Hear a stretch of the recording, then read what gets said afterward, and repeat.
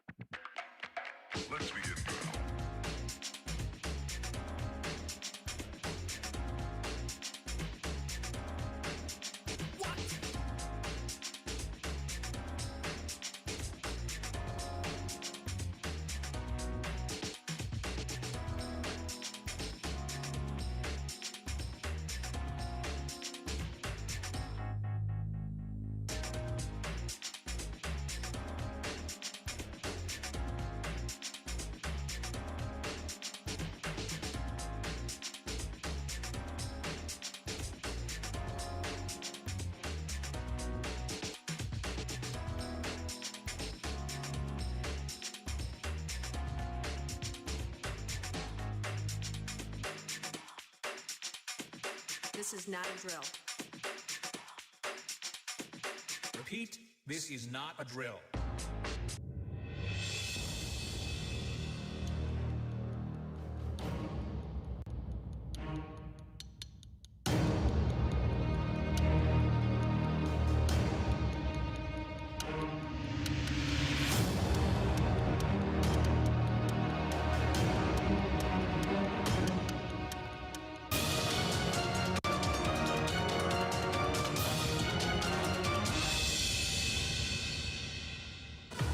This Infantry Outdoors livestream is brought to you in part by Jace Medical. Be prepared with Jace Case. Mayhem Studios. Add a little mayhem to your media with the best in the biz. ZW Designs. Get your websites, apps, and logos created for you and your business. OneLeaf.ai. Innovative night vision. And donations from viewers like you.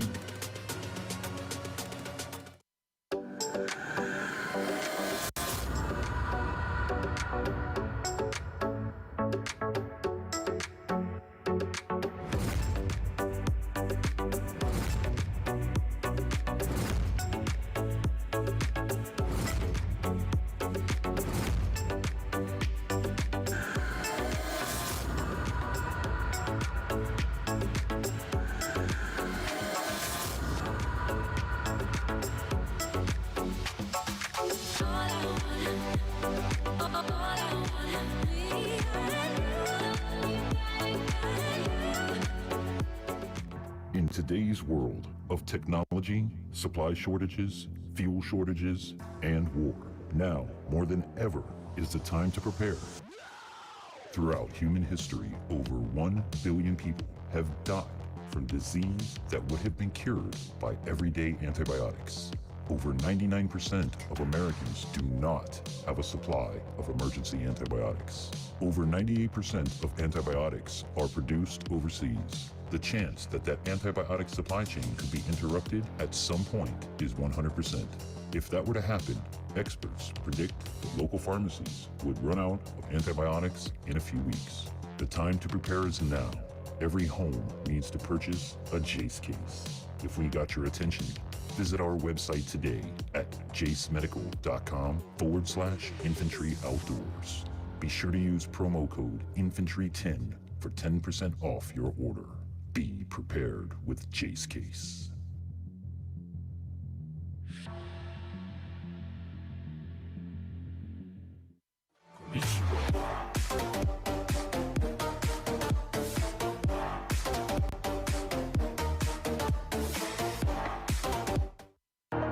My name is DJ Infantry, and I am legally blind. My passion for the outdoors has taken me to some amazing places, and I have done some incredible things, all with one mission in mind, to inspire you to get outdoors.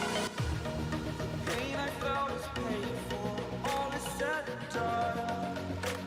Oh, I am restricted, fixed upon the web. I need to kick the habit that my mind is breathing in. Break out, I've got to see. Spent all my life holding all of it closely. I played it innocent, a feel of discontent. I'm finally facing it all, fearless. Welcome to Infantry Outdoors.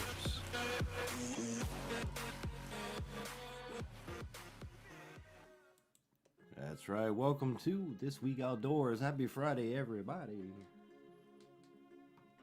There we go. Happy Friday, happy Friday, happy Friday. Hope you're having a good one. Hope you had a good Thanksgiving. Hope everybody had a good holiday. Hope you got your bargains and your sales and all that stuff out of you today. You know, being Black Friday and all. But, let me fix this volume real quick. There we go. Oh, excuse me.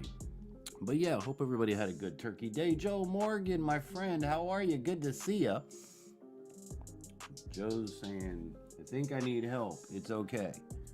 Well, if you need help, it's not okay. But we'll be here to help you, bud. That's for sure.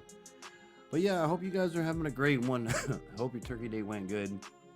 Mine went really good. I didn't get to live stream it because my tripods are actually in the deer blind. So I had no way to hold up the camera, and they won't have to drag out a bunch of lights and stuff. But this year, I figured, I'm not gonna do it this year. So if you were hoping I did, I'm sorry. Wednesday was a big night. I tell you what. I don't know if you guys know, I've partnered with Unique Prepping, with Zach over at Unique Prepping. And we've been doing a live stream every Wednesday for a while. And it's basically a handicapped version of, prepping. Where we tell you how to prep, but we tell you how we do it in our own unique ways and how we do certain things. And this Wednesday was our Thanksgiving show. And what an amazing, funny, hilarious, just outright great time we had, man. So if you guys didn't see it, I encourage you to watch this Wednesday's video. Because the scenarios of who did what and what did what and all that stuff, man, it just don't get no better. It just don't get no better. I cussed like, I've cussed like,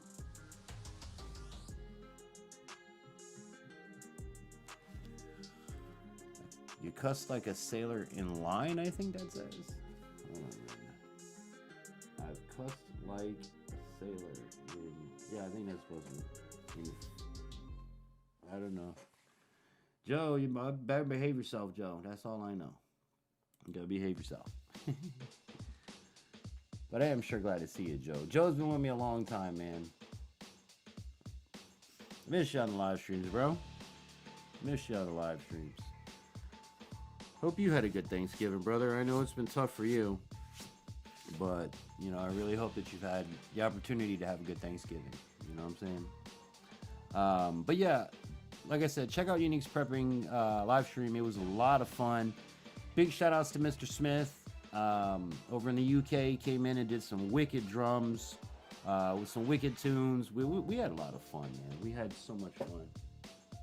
I'm trying to figure out. Let me see something. Yeah, that stupid overlay, man. Restream, you're killing me. But guys, if you have any comments, questions, or concerns about this program or any of my programming or any of that stuff, I'm sorry I can't get rid of the stupid DJ Blue Infantry thing. Restream, man. I used to not have to put it up there, and now I have to put it up there. I hate it because now it blocks my graphics. But anyhow, if you get any kind of questions, concerns, advertising, product placement, anything like that, there's the email, infantryoutdoors@yahoo.com. Don't forget to smash the like button, become a subscriber if you're new and you're not subscribed. Subscribe to us. It's absolutely free to do. Don't cost anything. And, hold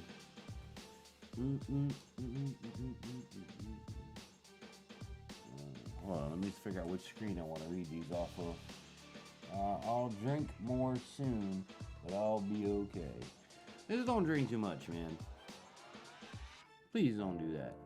I'd hate to hear one day that my friend Joe Morgan turned into a fish. We want you with us, Joe. Don't go doing silly stuff. But yeah, so there. Like I said, subscribe to the channel if you're new. And you're not subscribed, become part of the family. What else can we do here? Need to turn it off. But we'll just go back to this. So, yep, the holidays are here. I've been getting ready for Turkey Day all week to deep fry the turkey. This is how my week went. And what else did we do? We live streamed on Wednesday with Zach, which was a blast. I really encourage you guys to go back and check out that live stream. You're gonna laugh so hard, man. I tell you what, with the scenarios that the pictures we'll paint in your head in that live stream. And then, like I said, Turkey Day. I did all the cooking for Turkey Day. And then today, we went to the town. Sunday's my son's birthday. He's turning 13, so we went and took him into town, got him something for his birthday. For Black Friday, we ordered his cake. And then just pretty much hung out, ate food. I've been napping all day. I've been napping. I almost missed the live stream because I was napping.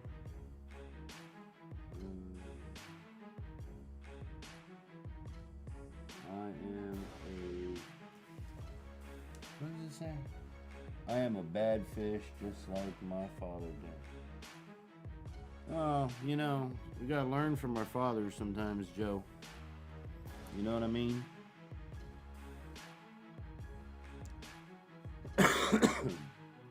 You gotta learn sometimes, buddy.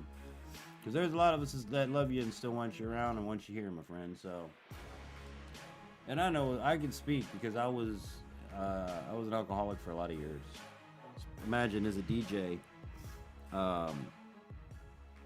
over my 20-year career, imagine the amount of alcohol I've drank from 20 to 30. Okay, let's do 10 years of it. So from 20 to 30, as a DJ in nightclubs and international countries for 10 years, I drank a lot, man. I was bad. I'm glad I was able to stop. Like moving up here, I haven't really drank anything. I don't drink anymore because, to be honest, there's nothing to do and nobody to drink with. So, you know, if I were to drink by myself, it'd be one of those, you know, bad things happen scenarios because there ain't nothing to do. You know, every now and again we'll go to bowling alley. I'll have a couple beers while I'm bowling, but that's about it, man. I think I need help. Well, right there, that right there says that you do, man, and you should probably get it. You know, I don't know where to get it. Go to your church. I was able, thank God, to get myself off of alcohol by myself.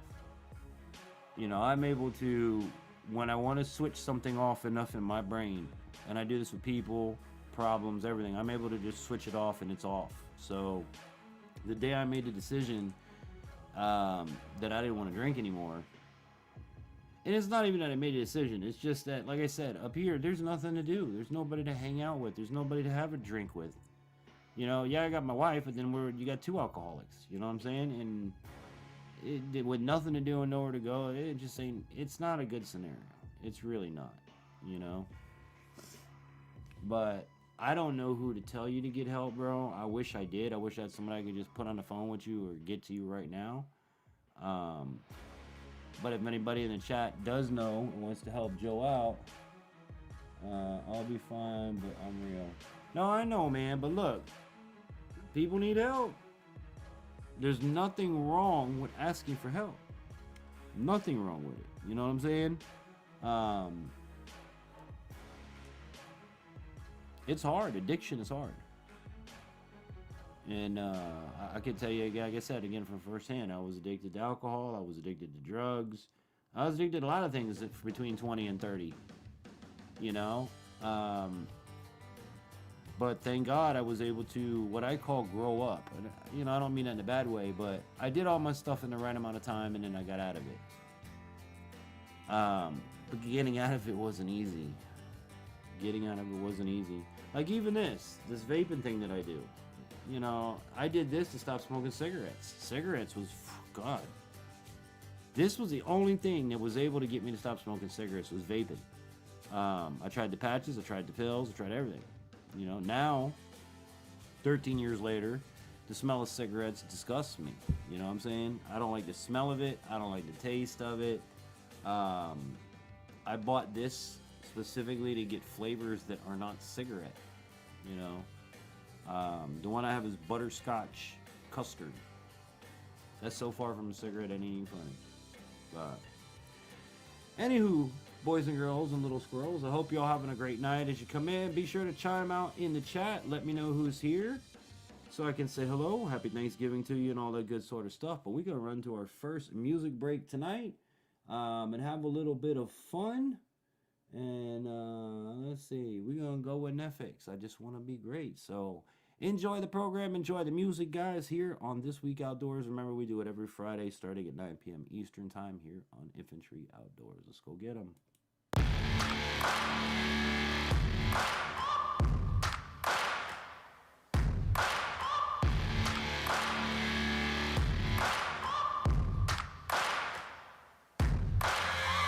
Searching for greatness in a sea of the dying and shameless, a sea of the aimless. I don't wanna be one of the nameless. I'ma wake up with the mindset that one day I'm gonna make it, and I don't think I'll be fine if I don't break my limitations. Don't try to stop me, I exist to write my own story. I'll make a decision if I want some peace or if I want the glory. Yeah, don't want a life that is complacent or possibly boring. I just want a life that is worth every day exploring.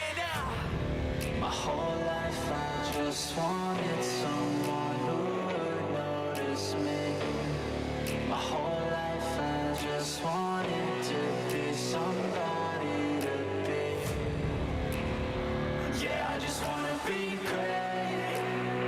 Yeah, I just wanna be great. Yeah, I just wanna be great.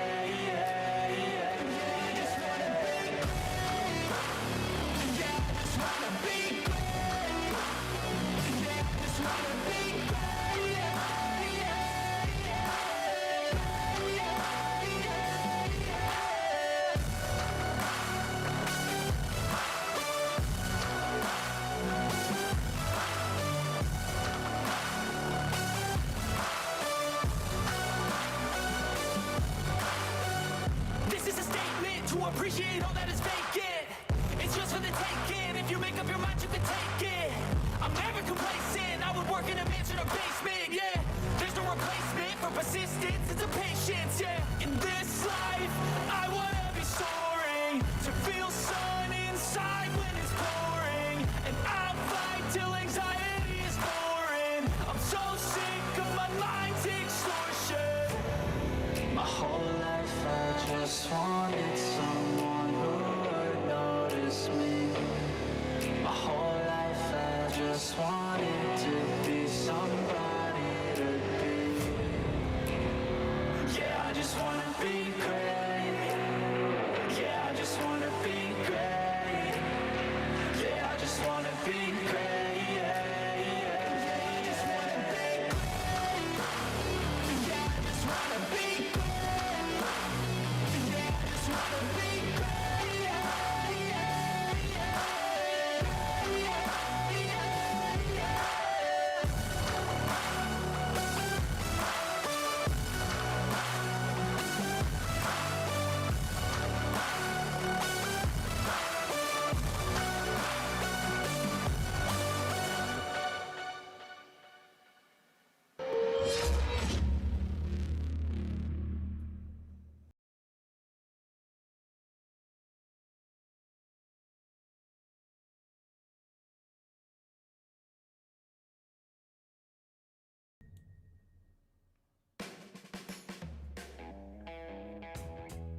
Alright, everybody, we back. Happy Friday, happy Friday. Hope you had a good turkey day. Hope you're having a good one wherever you are around the world. Welcome to This Week Outdoors.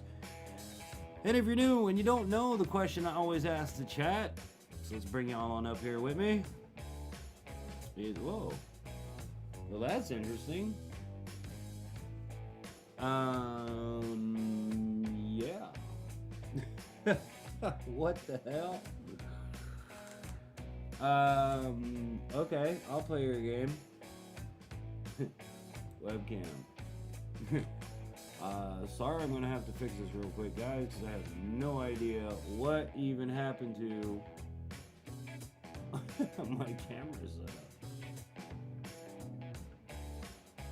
Big holy spicoli. This isn't supposed to be that big, I'll tell you that. Lord have mercy on my soul. They some went crazy with my daggum, what you call it, system here. Alright, so now we need a chat overlay, which I don't even see the chat overlay.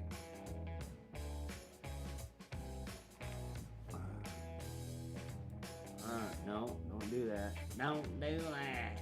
Grab the chat overlay. Alright, where is it? Where is it? Hang on a minute. Why in the world this happened? I have no idea, bro. I have no idea. Let me see. Chat overlay. So which part of you is the daggum overlay?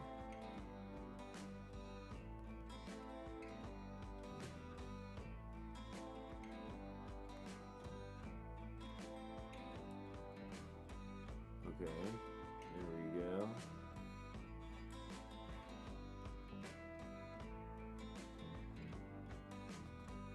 Alright.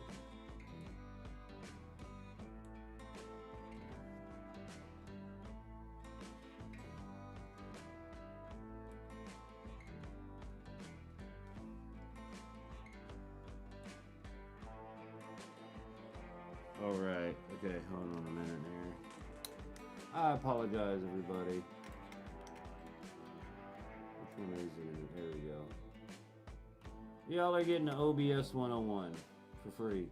I won't even charge you for it. Resize. Alright, so then we lock that back down, and then I have to apparently get the damn embedding for the chat. Embed in stream. Bum bum ba bum bum. Copy that.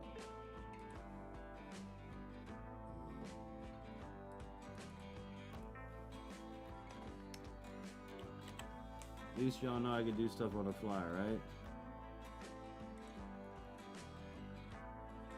Shut up. Alright.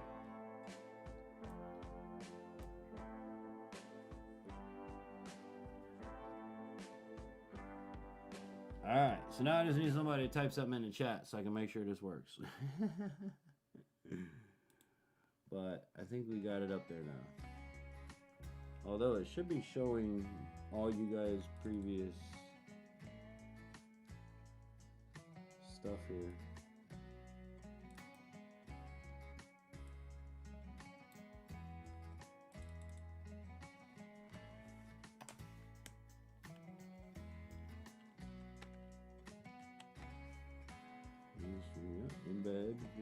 Yep, embed, yep.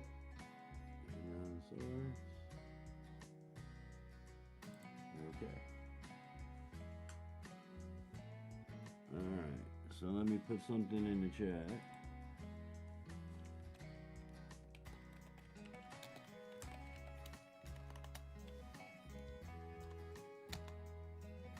And see if it pops up on my screen up here, because I still don't see the damn chat.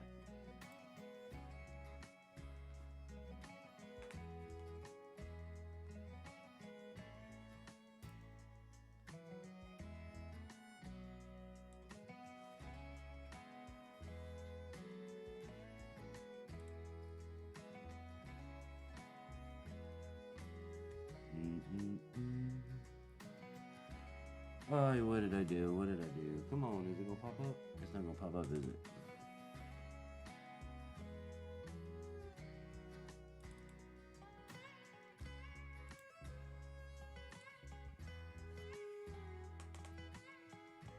Did I copy the wrong? Let's see. Sorry about this, everybody, but I want y'all to be able to come up and all that good sort of stuff. Alright, so copy that. Who's that?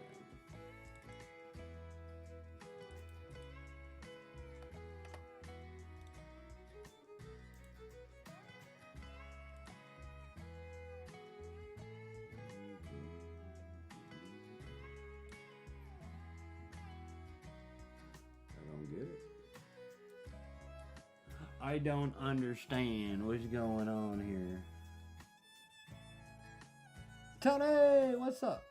How are you, brother? Happy Thanksgiving to you, man.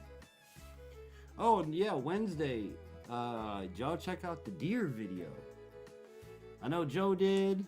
I know Terry did. Yeah, Terry, you check it out, or Tony rather, checked it out. Why is the chat not coming up? What's going on here?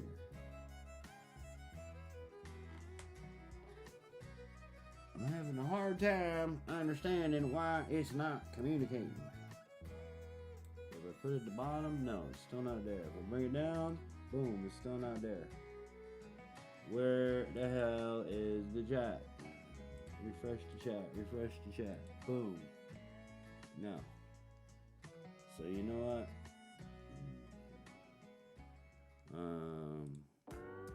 Let's make a new one. Since it don't want to cooperate. Get rid of that one. And we'll just outright make a new one. It's in your browser source. Anybody that says OBS is hard, I mean, it's not. I'm literally doing this on the fly. Browser. And we're going to go to existing. We're going to go to chat overlay. Okay.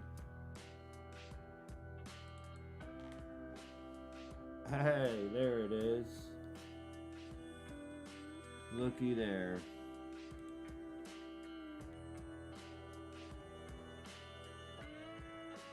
Looky there, infantry. And then to resize it, we hit shift. Make it bigger. Bring it out a little bit.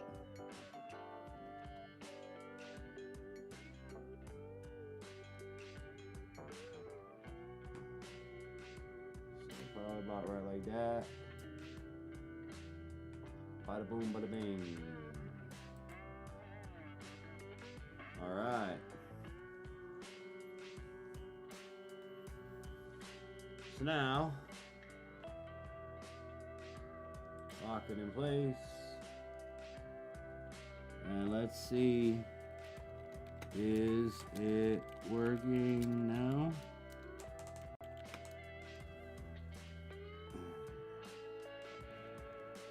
Oh, it's popping up. Go away. Damn, weather's popping up. Why does this pop up? Go away. Oh, what did I do?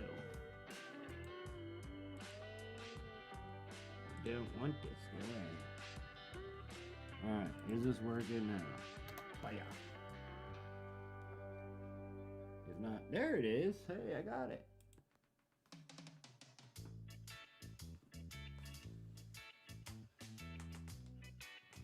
That's weird. Why is the chat going backwards?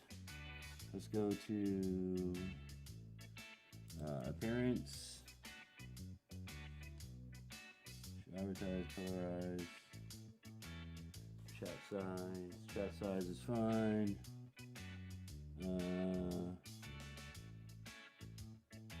View counter. Okay, so it's not going to be an appearance.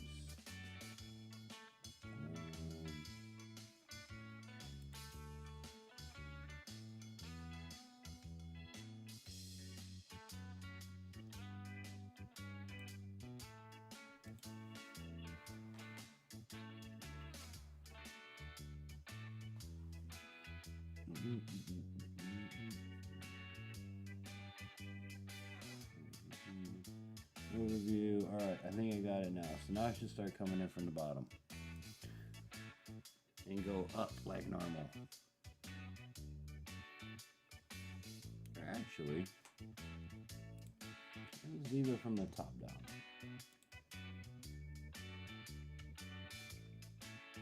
Bottom, top. There we go. Alright.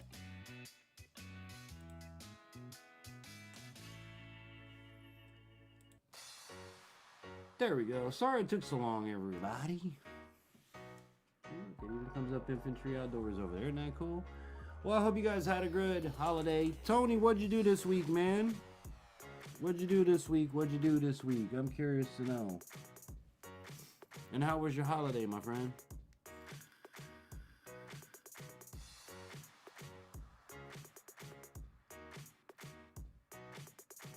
Mine was busy chefing it up. I don't know about y'all. You know, we had deviled eggs, we had stuffing, deep fried turkey, corn on the cob, mashed potatoes, gravy. I just ate one of the turkey legs today, man. I was like, I love leftovers. So.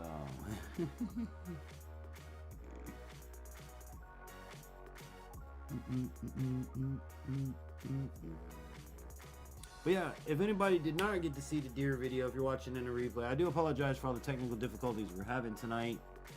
I don't know what happened. I came into my studio the other day. The cameras were off. They weren't lined where they're supposed to be. That's why you can actually see this mic arm. Normally you don't ever see the mic arm. But I'm just going to roll with it and let things happen the way they're going to happen. You know? So when you come in, make sure that you say hello in the chat. Give us a thumbs up. Let us know that you're here so that I can say hello and happy Thanksgiving to you. I hope that you're having a fantastic day wherever you are around the world. Remember to like, share, subscribe. Don't forget to follow us across all social media platforms as Infantry Outdoors. And check us out on Rumble, guys. Make sure you link us up on Rumble as Infantry Outdoors, because there you can watch content we can't post here on YouTube. So I'm also trying to, in the process, I'm going to be live streaming over there as well. So this week Outdoors will be hopefully on both YouTube and Rumble, because again, we can do things and say things on Rumble we can't do and say on YouTube. Thank God for Rumble. Any of our uncut stuff, like if you notice my latest deer hunting videos, if you want to see how, you know, the skinning footage or the cleaning process, well, you got to go over to rumble.com and link us up over there. So yeah, follow us on all socials. Oh, and don't forget about our second channel, The Blind Gamer. That's right, you boys playing video games. Oh shit, you better watch out. But yeah, come on over and join us on YouTube. Just put in the @ symbol, The Blind Gamer Infantry, and you'll see it. It's a blue eyeball. It says The Blind Gamer. It's really cool. And of course, it's on Rumble and Kick as well as The Blind Gamer. So whichever platform you feel froggy, come on over and jump, and well, we'd love to have you. So yeah. So Tony, if you're still in the chat, man, what's going on with you? How was your week? What'd you do? I don't know if you're still typing, and I know we got a delay, but I do want to give everybody a chance to say what's up. Tell me what you did, because again, being up here just running my mouth is no fun. I like talking to you guys. You guys make the program what it is. So without you, yeah, it wouldn't be happening. Well, I think I got to sneeze.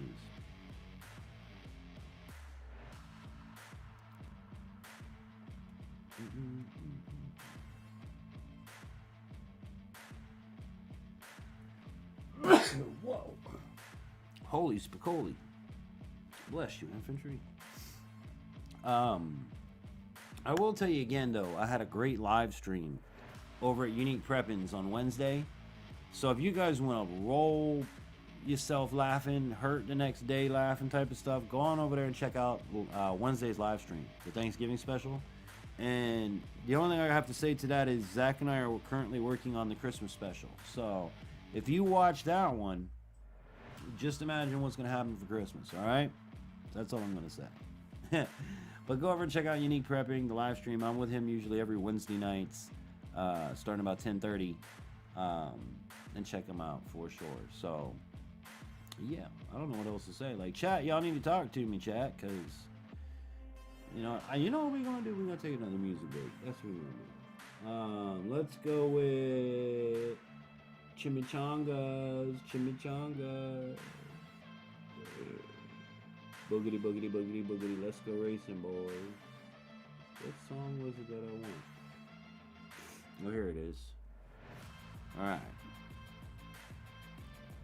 Do, do, do, do, do, do, do.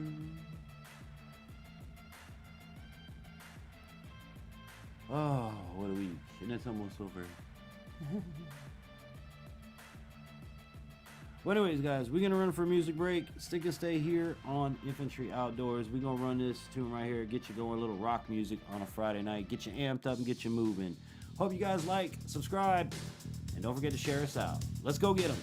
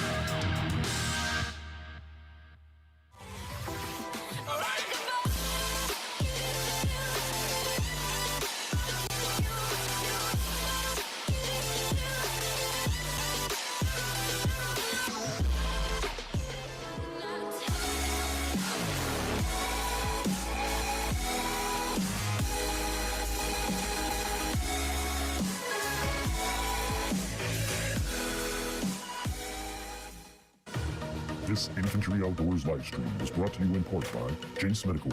Be prepared with Jace Case.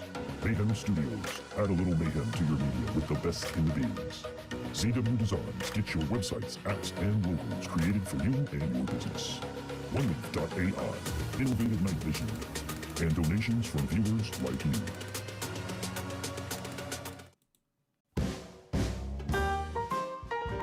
Alright, we back like a Cracker Jack.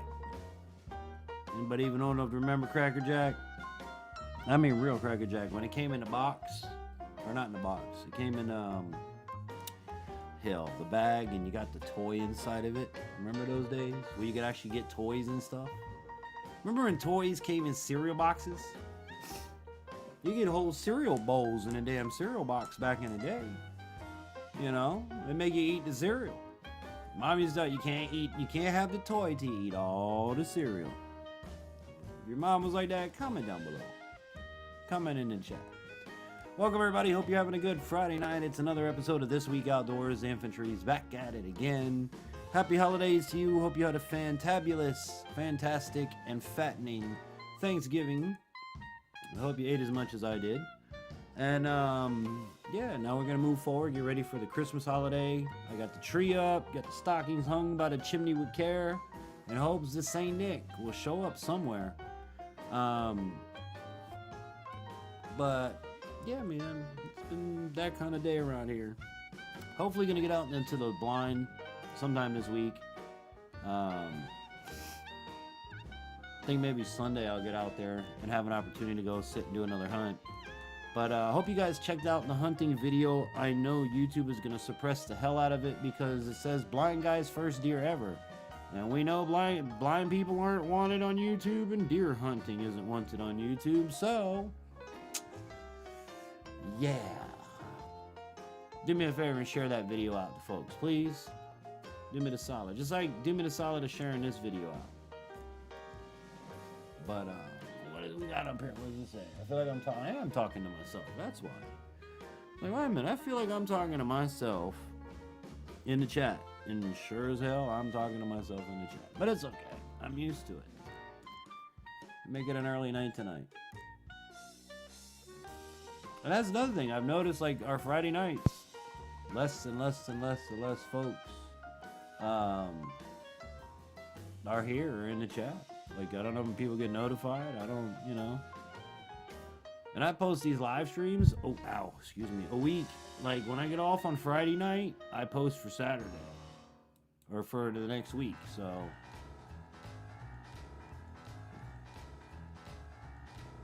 I know, I was hoping maybe he'll still be here. We'll see how long we go tonight. I mean, if nobody's here, and I'm gonna be out of here soon. But Mr. Smith, if you watch this in the replay or you hear me, man, y'all need to check out Mr. Smith. For real. The man's a wicked drummer out of the UK. Phenomenal personality, fun guy to hang out with. I hope to have him on the show one of these days. And just have a good time, man. He's an amazing person. Love picking his equipment apart. I'm like, yeah. He's like, infantry, I thought you were blind. I'm like, yeah, no, but I know my equipment. He's like, how do you even see that? I'm like, well, mind you, my eyes are like this far from my screen right now, but I'm geeking out over your studio equipment. Because, you know, that's where the DJ comes from. I've been in the music industry my entire life. So it was fun to be like, yeah, dude, you know, I know all of that equipment. I know that Mackie board. I know that processor that you're running, you know? But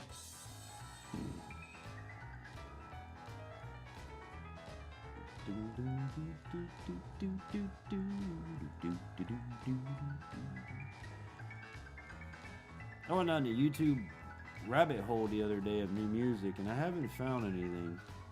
That's another thing, and if anybody watching in a replay, if you have any, if you're a musician, artist, group, whatever, and you want to get music to us, write to us at infantryoutdoors@yahoo.com. I'll put it up here on the screen for you. And the only conditions is it has to be YouTube appropriate. I'm not going to pay to play your track. These are all free tracks taken from YouTube's audio library, which gives me free reign to use them. and to be monetized. So don't have your record company come knocking at my door to pay you any money to advertise and play your music. That's just not gonna happen. Catalina, hey, infantry! My Thanksgiving was great. How was yours? I deep fried the turkey and it didn't burn. That's for sure. Came out perfect like always. But yeah, if you're an artist and you got music that you want to get up here on a Friday night, write to me at infantryoutdoors@yahoo.com. And don't forget to subscribe, become part of my infantry. Make sure that you ring that bell so you're notified every time we live stream on Fridays and every time we post, which I post on Wednesdays. It's not every Wednesday, but I post on Wednesdays. So, like this week, if you go back and you look, you'll see the deer hunting video. My very first deer ever in my life. Took me 10 years to get it, and I got them. So make sure you go over and check it out. You can follow me. That video took me 2 days to put together. All right. Like legit, I wanted you guys to be right there with me every step of the way. I had a wonderful Thanksgiving. That's awesome, man. I'm glad. I'm so happy. That's the best part about the holidays, you know, just having a good holiday. See, for me, for Thanksgiving, I have Thanksgiving and my son's birthday, either on the same day or around the same day, depending on what in the 5 years. Every 5 years, he falls on Thanksgiving. So like today, we took him Black Friday shopping for his birthday gift, so he got it a little early. He wanted earbuds, and I was like, well, what better way to get him earbuds than go on Black Friday? So we did that today. But yeah, man, Thanksgiving was good. I was gonna live stream it, like I said earlier, but which I told you guys on Zach's stream. But by the time I got outside, it was already dark. That was number one, so I would have had to bring out lights. All of my tripods right now are currently in a hunting blind, so I don't have to keep hiking them in and out of the hunting blind. So I didn't have that. There's Tony. Infantry, did you clean that deer or butcher shop? We cleaned it first, and then, yeah, I know you didn't get to see it on YouTube, but we cleaned it, we quartered it, and then I put it in, took it to the butcher shop. I got 60 pounds of hamburger meat. I got 2 tenderloins. I got the 2 back straps. I got the steaks made out of what could be made out of steaks. And I got something else. Now, next time around, I'm going to get jerky cuts. And I'm going to get sausage made. My birthday was yesterday. It falls on Thanksgiving every 4. Oh, look at you. Happy birthday. That's awesome. Yeah, I've got my mother-in-law's is today. My son's is on Sunday. So, you know, you're in that group now too. See? That's pretty cool, man. Every couple of years it falls. Like every 5 years we get him a turkey. He gets a deep fried turkey and a birthday cake. So it works out good. I mean, either way, he gets the deep fried turkey and the birthday cake. Because they're always like days apart. Sorry guys, I'm adjusting you because now you're at the bottom of my screen. I'll tell you what, man, when I redo this studio, I'm gonna be so happy because I'm trying to figure out different ways, like between this and the gaming channel, to live stream, because the one thing I don't want to do is have you guys see the monitors, and not to say that I care that you see how close I have to look to the monitors, but I don't want you to see that. I don't, you know, so I set up my studio in a way where I can see my monitors and they're just out of frame where you can't see them. But when I game, I have to put the monitors a different way. So I'm trying to figure out now, before I this next year build my desk, what way I want to do it. Because on the other channel as well, like even the mic, you guys can see the mic is in frame. Normally it's not. I don't know what happened in my studio, but I came in and everything was all shifted and weird. And hell yeah, cool infantry. I always process my own. I want to learn, because be honest with you, I was watching some YouTube videos of guys butchering out deer, and it's not hard, from what I've seen. But I don't know. You know, nothing's ever hard when you see it on YouTube. But it cost me $130 at the processor for my deer. And if I take them and I go do jerky cuts this next time, I'm looking at around 200.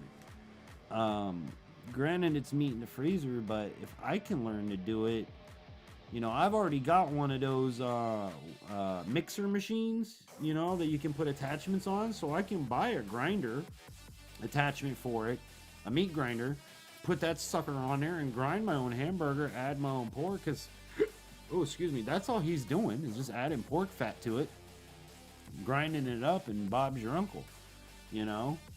But I would love to do it myself, you know, take the cuts home and do like this, you follow this and cut that and you get a roast. Because I like to have a roast. You know, I like to try different stuff off of it. The fun part of it, Tony, honestly, was my 7-year-old, who's never had deer before, has been so excited to have the deer. So since he never had it, I was like, okay, well, let's start with something that I know I'll get you to eat it. That'll make chili. So I made chili. And before I put the meat in the chili, I had the boys eat the meat by itself. And oh, they loved it. Man, they were eating on chili every day, like till it was gone. So, alright, so Tony, I've got my own grinder and mixer. Oh, nice. Yeah, see, that's what I think I'm gonna do. Mr. Swiss drum playing was so good. I hope he comes back to another live to play some more. Oh yeah, man, he was awesome. You've never tasted deer? It is, if it's cooked the right way, you'd think it was beef. You would not know, like if I gave it to you and you just ate it, you would think you're eating beef cooked the right way. Some people like it a little with a little of the game still in it, which when we say game, it just has a gamey taste. I don't know how to explain it. And it's not a bad taste. It's just that's what would tell you you're eating deer. But on the average, anybody that eats deer, it's like eating beef, you know? But it has no fat. None. Like you will mess up deer in a hot minute if you ain't paying attention to it. Like even to make the hamburger meat, you have to add pork or beef fat or some kind of fat to it because there is next to no fat on a deer. Nothing like deer meat. It's great. Oh yeah, 100%. And my son Logan, he's been like, Dad, I want to do when we gonna have the tenderloins, Dad? When we gonna have the back straps, Dad? Now, mind you, he's 7 years old. He's 7 years old and already going, hey, Dad, I want the back straps. So I went and bought a pack of bacon, and I'm gonna make him a bacon wrap back strap on the barbecue grill. I think is what I'm gonna do with him for that one. Or maybe just grill the back straps and do the bacon wrap tenderloin is what I think I'm gonna do. Tony, you're a deer guy. Which way would you say? Bacon wrap the tenderloin and just grill the back straps? Or, because to be honest, this will be my first time cooking it. Can you make burgers out of the deer meat? Yes. Yeah, that's with the burger meat that I have. You do the same thing. You put your egg, you put your breadcrumbs, you put your seasons, make your patties, and you can have deer burgers. Or you can make deer chili. Or you can make hamburger helper with deer. Or you can make deer stroganoff. Or you can make, there's a lot of things. Whatever you can use hamburger meat, you would use deer meat. You know, anywhere you would use beef, you would use deer meat. Deer stew. There's so many dishes. Deer roast. I'm sure Tony knows way more than I do. Again, this is my first time ever doing this myself. I've had deer as a child, deer growing up. I've never got one. This is my first one, and I've never cooked or prepared or eaten one. So, infantry, our deer in southern Minnesota has some fat. It's really good meat. Backstrap, don't need bacon. Okay, so bacon wrap the tenderloin in and just grill the backstrap.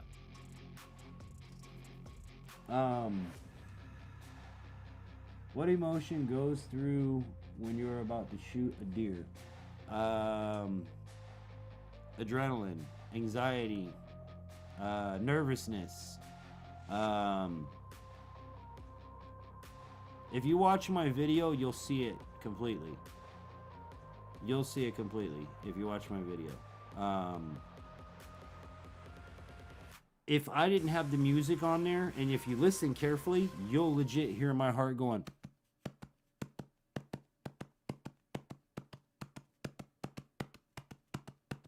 As I got closer to shooting that deer. My thing is, again, this is my first time ever doing it. I'm completely by myself. The gentleman that let me have the land does not babysit me. So every decision I make and every action I do is my own. So with that said, would never have done this before, I was afraid to miss or not hit the animal in the right place or do something to make the deer suffer. I don't want to do that. I want to hit it, drop it, and be done. You know, I don't want nobody to, I don't want to suffer. I use every part of the animal that I can. But again, you're talking about someone with my vision with an animal out to 100 yards. And I did it. I dropped him at 75 yards. It said between 75 and 80 yards. He maybe ran 20 yards and that was it. That was it. Down and done. Perfect shot. Straight through, upper shoulder, right through the lungs. But again, I would encourage you to check out my video, Catalina. You'll literally see every ounce, every piece of emotion, everything that was going on. Because I have a camera facing me. I have a camera facing outside into, you know, where the deer are. And then when I have the rifle up, I have the NV100 camera on my scope. So you literally get 3 different views. And if I look onto the trail camera footage, I can probably pull trail camera footage and get the video of it. I have it on like 4 angles. I don't even think about it anymore. I've been on a farm my whole life, and it's part of the life. That's right. That's right. And for me, I mean, I've done trapping. I trapped all last year.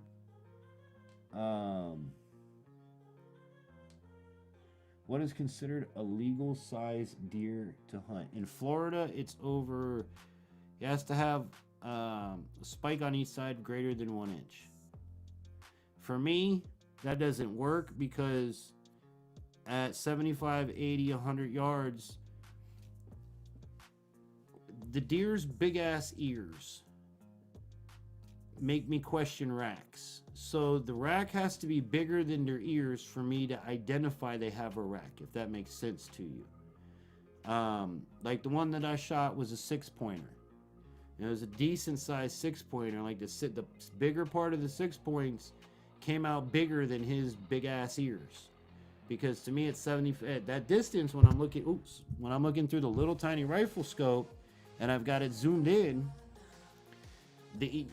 sometimes the ear, like the does, that's why I was telling my buddy, he don't want me to shoot no does, he only wants me to take out the bucks. Well, you're not going to have that problem because the antlers have to be a decent size for me to identify it as a racked shooter. And I'm not horn hunting. I'm not out here to get a massive 12. I mean, I love to, but I'm not out looking for the big 12 point or the 15 point or 18 point or the freak. I'm looking to put meat in the freezer. So with me, if it comes out and it's got a rack big enough for me to see, then it's going down, Charlie Brown. Oh, and then I think it has to have a spread of so far as well. You know, from point to point.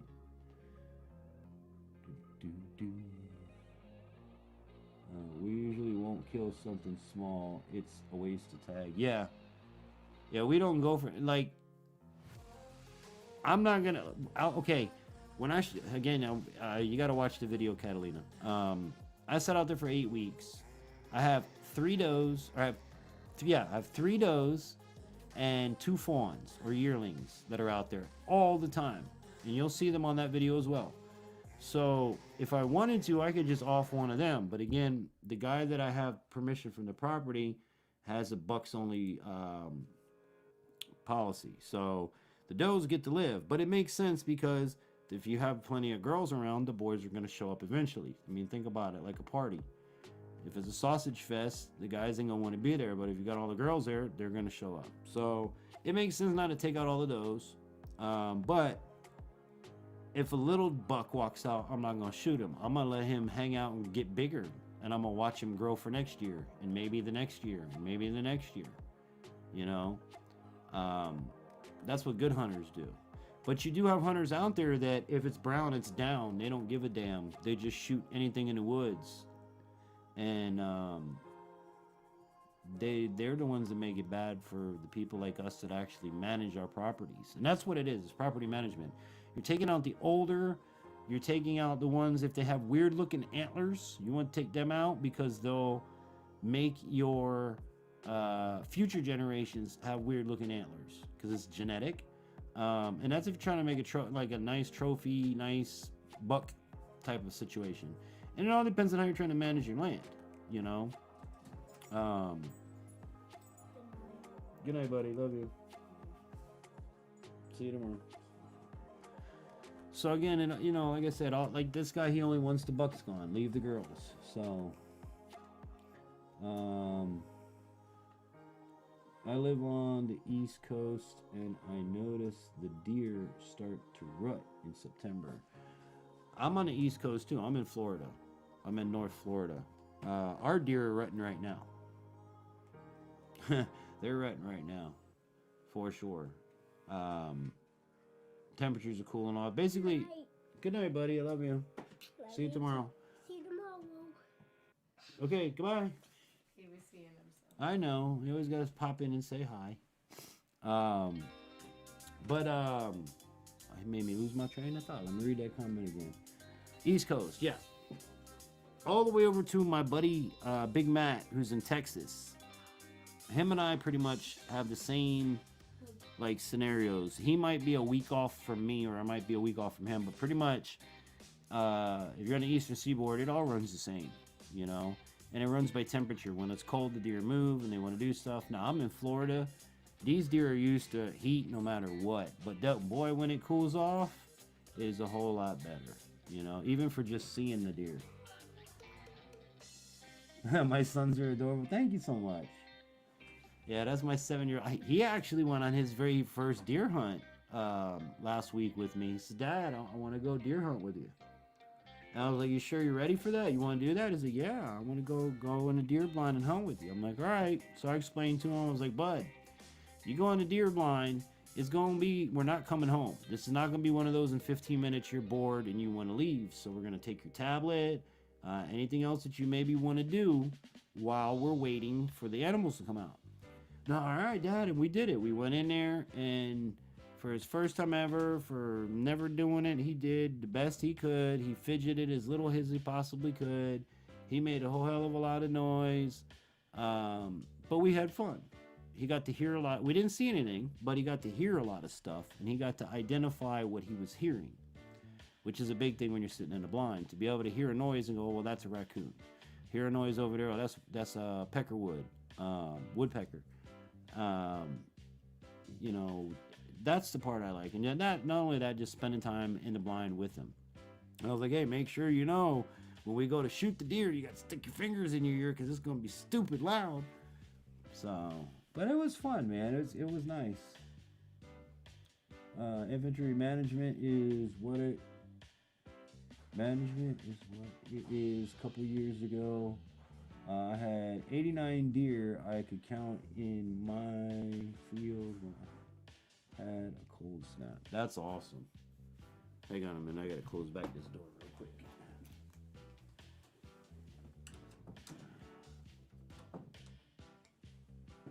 Anybody else's family members open doors and never close them back? That's awesome, dude. 89 deer. Huh. Pretty cool. Well, I'll tell you what, guys. We're going to take a little music break right here.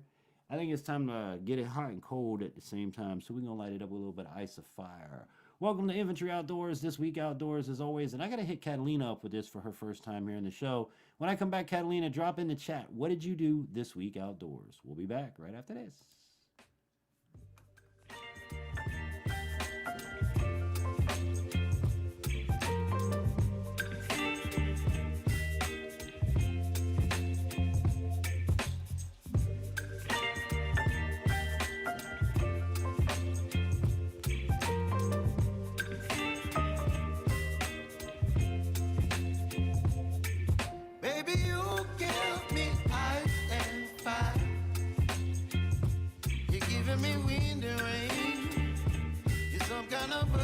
fine.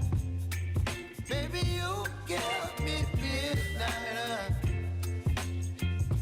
You whip up my appetite. Don't leave me here high and dry. Oh, but I don't wanna jinx it, baby. And twist myself at the spine. Don't wanna overthink it, baby. It's just twist your body and mine. Baby, you give me ice and fire. You're giving me wind and rain. You're some kind of butterfly. Baby, you give me midnight. You whip up my appetite. Don't leave me here high and dry. Oh, but I don't wanna jinx it, baby. Let's not get ahead of my time. Oh, but I don't wanna miss you, baby. So I stand up and speak just my mind. Oh.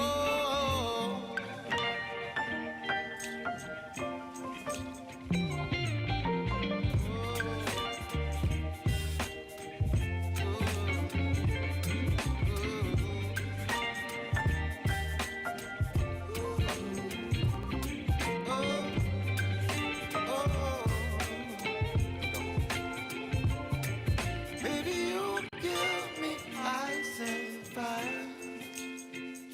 You're chilling wind and rain. You're some kind of butterfly. Baby, you give me midnight. You whip up my appetite.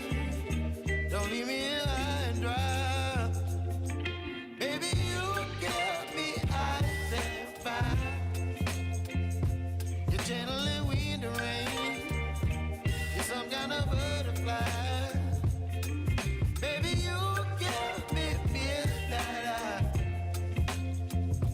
You whip up my appetite. Don't leave me here high and dry. Oh, oh, oh,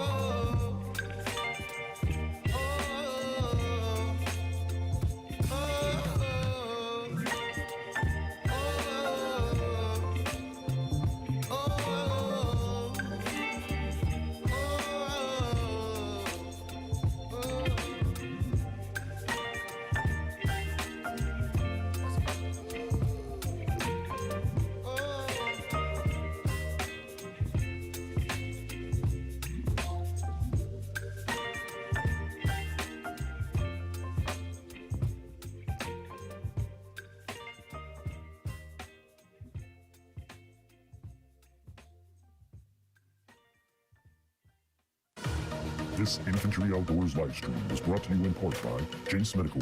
Be prepared with Jace Case. Mayhem Studios. Add a little mayhem to your media with the best in the biz. CW Designs. Get your websites, apps, and logos created for you and your business. OneLeaf.ai. Innovative night vision.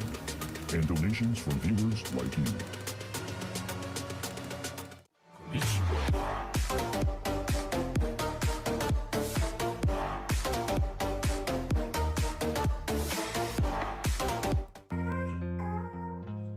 Just like that, we back.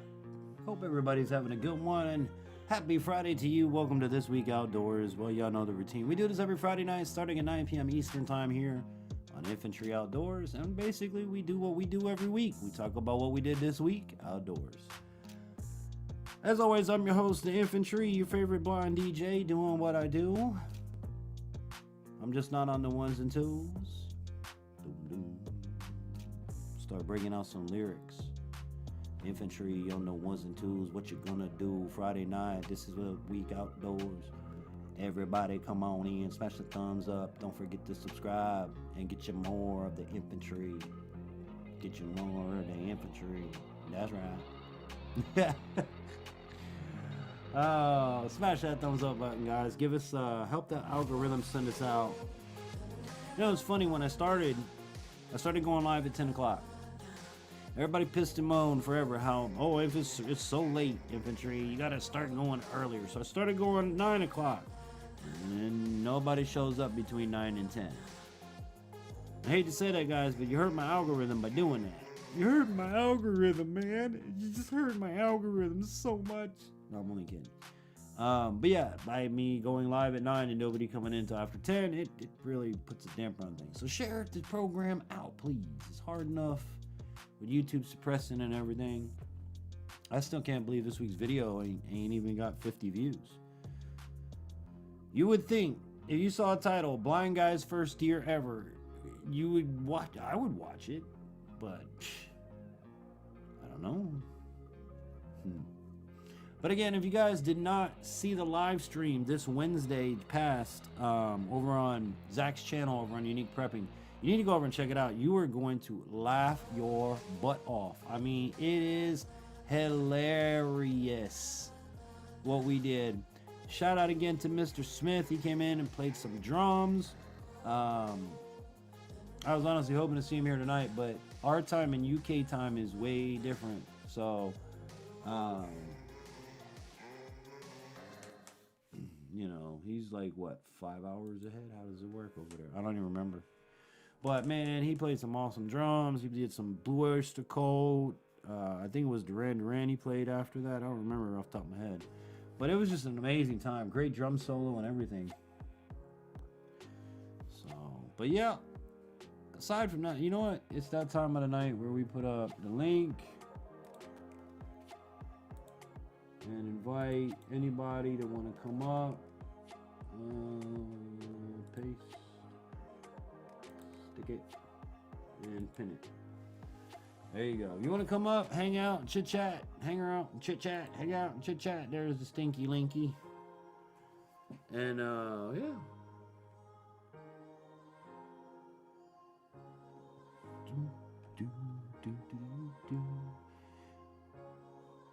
And as always, too, I hope you guys had, like I said, I hope you had a great Thanksgiving. As we move forward into the holiday season, I hope you guys have a great holiday season. I know Zach and I are planning a Christmas special, which God help you guys on the other side, because it's going to be wild and off the chain. But it's going to be a lot of fun. If you like Thanksgiving, wait to see what happens when two cripples put together Christmas. Yeah.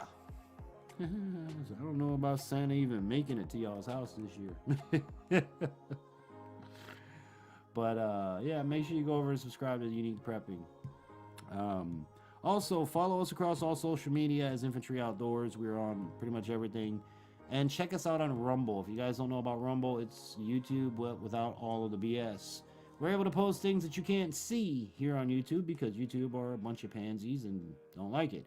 So, subscribe to us on rumble.com/Infantry Outdoors. Also, you can subscribe to my gaming channel over there too. Rumble.com/The Blind Gamer. And that's the name of the second channel, is The Blind Gamer. So make sure you check us out. If you like video games, you want to come see a blind guy play video games, I'll definitely surprise you. You know, come on over, hang out, become part of the Discord team. I really haven't had too much time to come on here and record because my kids have been home. When you only have limited bandwidth and one kid's playing Fortnite and the other kid's on a tablet and you want to play Call of Duty, it just doesn't work out. But I do a lot of retro games as well. We do a lot of newer games, Call of Duty, Fortnite. You know, whatever I feel like playing that day, really. And of course, you can follow that on Kick as well, The Blind Gamer. So, yeah, we got a lot going on. And of course, remember, if you have any comments, questions, concerns, music you like to get up here on a Friday night, advertising, product placement, or anything like that, it's infantryoutdoors@yahoo.com. And don't forget, you can get our merchandise, our t-shirts. They're linked down in the description box below, and they are found exclusively on Amazon for right now.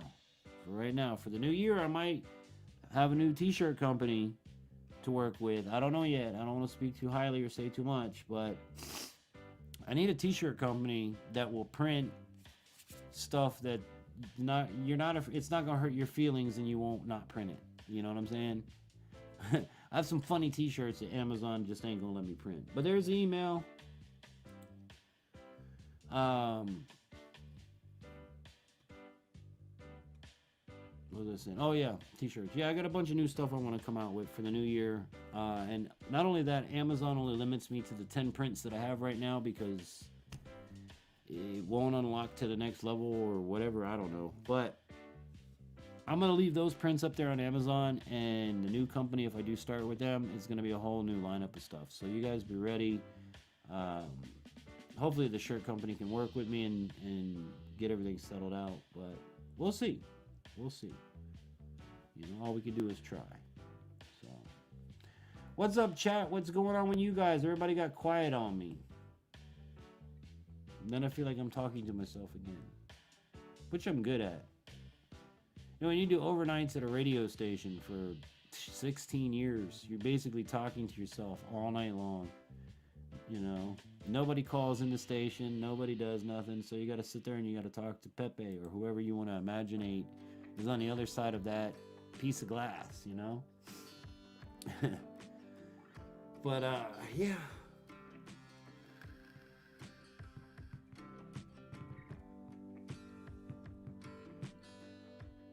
I don't even have any videos to pull up this week because I really haven't been watching much. I mean, I have, but nothing really. Let's see. I don't think so. It's just been your basic stuff.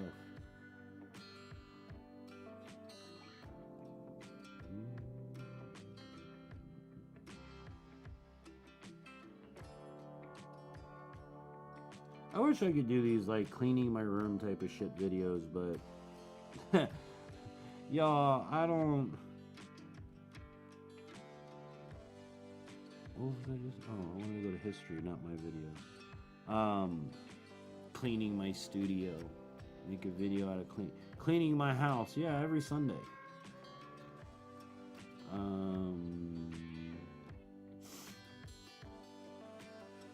Yeah, nothing really outdoors related this week.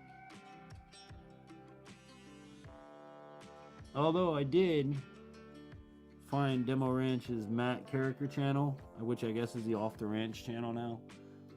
If you go to Matt Carricker, he's got a deer with a damn arrow through its head. That's nuts.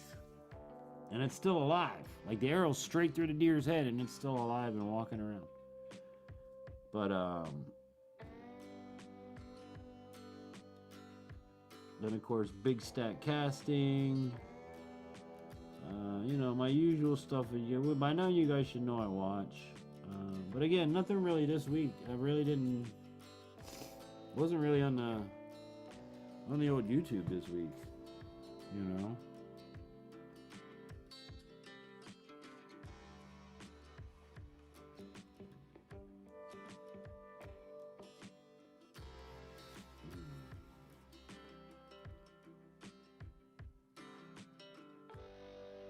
Well, folks, if nobody has anything to say, I'm gonna give it till like 10:30, unless we get moving and grooving. Cause maybe not even 10:30.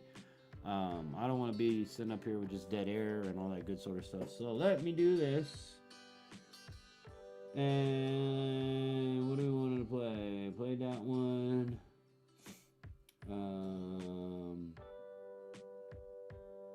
Which one? Play that one. Let's play. I guess we're going to play this one. We're going to play another music break here on the Friday night. Hope you guys are having a good one. Drop something in the chat. There he is, the Rights Trapper. What up? He finally made it. See what I mean? Come in after 10. 10 minutes start at 9 o'clock, but they come in after 10. So we're going to jam out right now.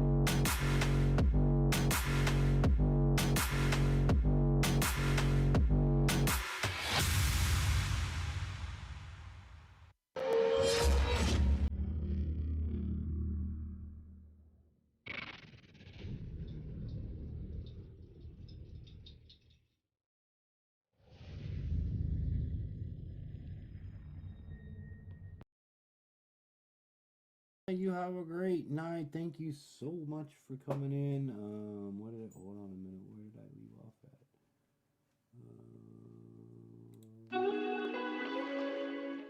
at? That'll work. Thank you so much for coming in. You have a blessed night, my dear. I really appreciate it. And don't forget, I'll be back live with Zach on Wednesday with an all-new topic. And Coyote, my man, making a turkey tomorrow on the trigger. Nice. Coyote does it. See, Coyote's like me. I do mine in a deep fryer with a big old bucket of peanut oil. And Coyote does his on a trigger. Now, I did it one time, Coyote, where I had one bird. It wasn't a trigger none, but it was barrel smoker. All right, with a double tray. So you had your cold tray, you had your liquid tray, and then your item went inside of there. So the cold tray would stay down there. The liquid tray, I would either use apple juice or beer or something, right? Depending on what it was. And that would go in the liquid tray, and then you'd have the item in there. Excuse me. And then I always smoke it with really good wood. Now, I'd start it early as hell in the morning. And then, of course, by dinner time, it's ready. You know that deal because you're doing the trigger. Well, in that time, this one year, we went through 3 deep-fried turkeys, plus the smoked turkey. And I'm talking about 3 16-pound deep-fried turkeys. Because deep-fried turkey, 16-pound deep-fried turkey takes 43 minutes to 45 minutes. Maybe 50 minutes at best in a deep fryer. Turkey in the oven takes several hours. Turkey on this smoker takes a whole lot of hours. So what I did is I made the first turkey as like an appetizer. You can pick and part, and all that stuff, and eat it throughout the day. And then turkey number 2 was at dinner time. Okay, so while we're eating dinner, turkey number 3 is in there cooking. After dinner, turkey number 3 would come out, he'd cool off. That'd be for take home and leftovers. So that's how we ended up doing it. And there wasn't anything left over. Big Matt, what's up, buddy? Good to see you, man. Hope you had a good Thanksgiving.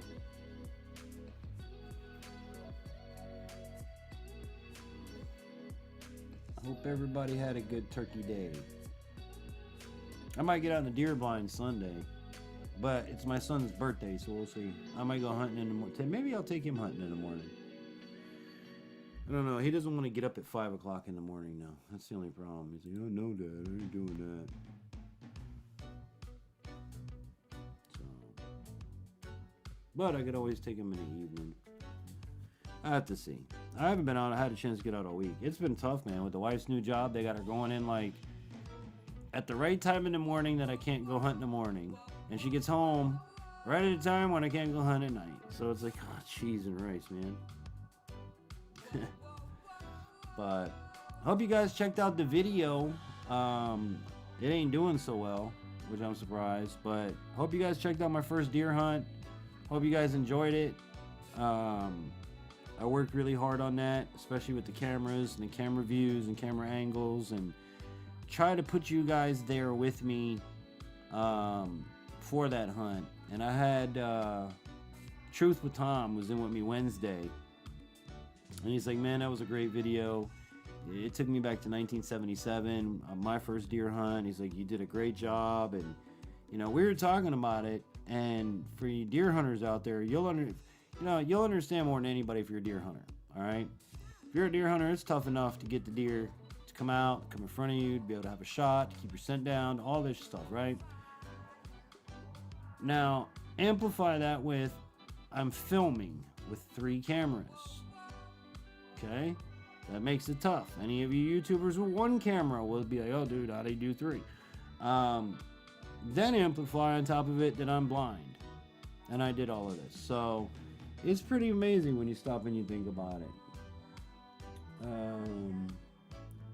I'm planning to cook about 7 hours.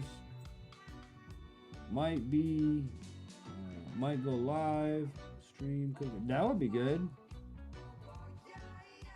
But it's gonna be early. That's good. See, my problem was I was gonna live stream the deep fry yesterday, but by the time I got around to it, stupid time change. It was dark. and I don't want to have to pull my studio lights out. And the real reason I didn't do it is my tripods are in the blind, so I didn't have to hump them in and out again. I just left them in there for the next hunt. So I don't even have a damn camera. Yeah, English is tough, bro. I don't even have a camera tripod to put a camera on because they're in the deer blind. So, hey, what up, Gardner Josh? What's happening, bro? Good to see you. But if you live stream, what's tomorrow? Friday. I'm home with the kids all day, so I may join you. I gotta find something to do. I might even live stream on the gaming channel tomorrow. I don't know. We'll have to see how much internet bandwidth my kids will let me have.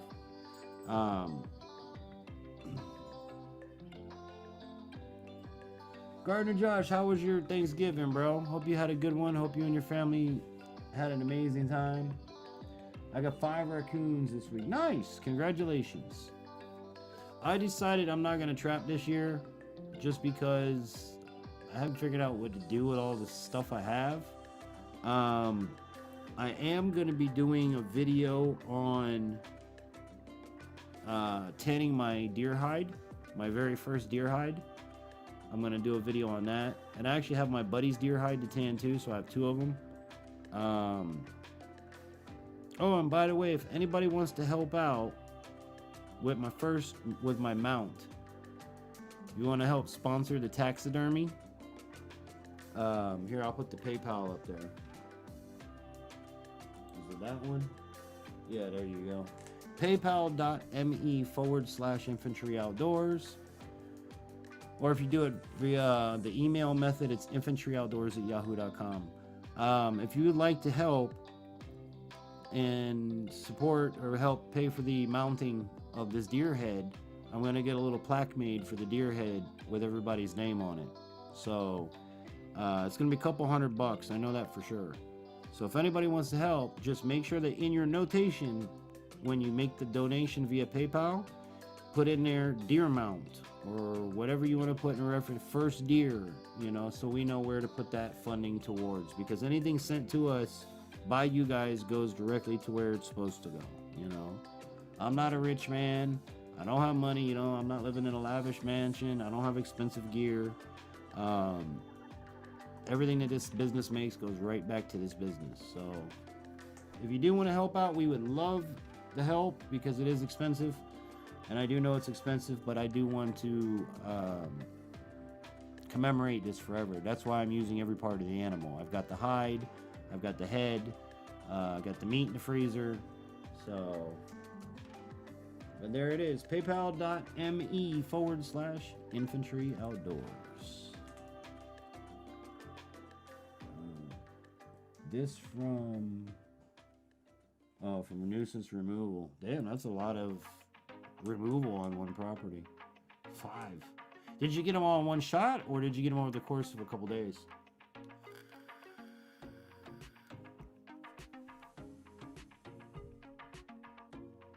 But yeah, the whole reason I opted not to trap this year is just because I haven't figured out what to do with the furs that I have already. And I still have like 2 or 3 raccoons in the freezer. I got like 4 squirrels in the freezer I got to fur out.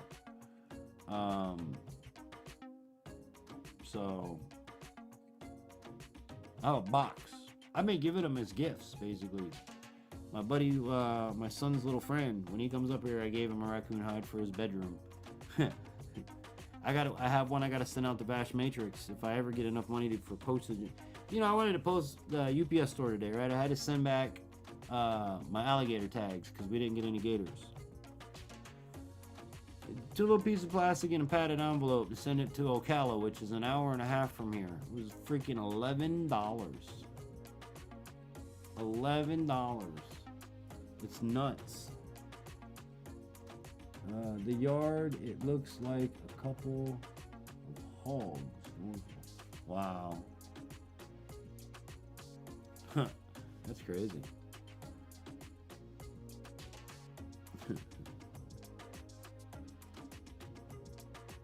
Nuisance trapping's fun because you never know what you're walking into. At least I think it is. But then again, all trapping is fun. as I've said in my videos, it's kind of like Christmas every day because, you know, when you go out there, you don't know what's gonna be in that trap. Is it a raccoon? Is it a squirrel? Is it a possum? Is it a skunk? Is it a fox? Is it a vulture? I've caught a turkey vulture in a trap. Bobcat, it could be anything.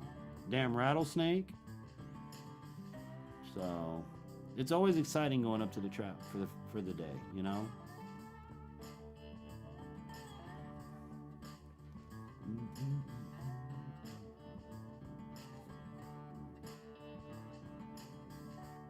I dropped my shorts today. What do you mean I dropped my shorts today? What do you mean you dropped it? Look, old man, ain't nobody want to see you dropping your shorts, alright?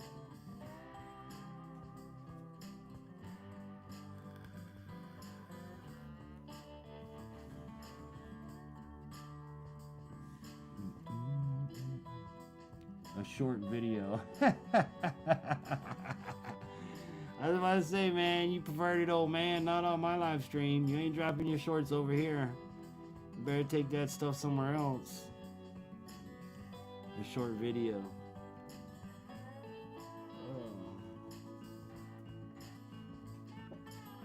Oh man. Tired today, and I have no idea why. I think it's all the turkey and the food, and I think I might want to get done. I'm gonna have a piece of cherry pie.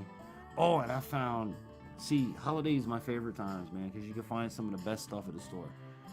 Peppermint bark. I found peppermint bark today, and I haven't been able to stop eating it since I found it. So your boy's gonna gain weight this holiday season. 'Tis the season to my belly be pleasing, you know. But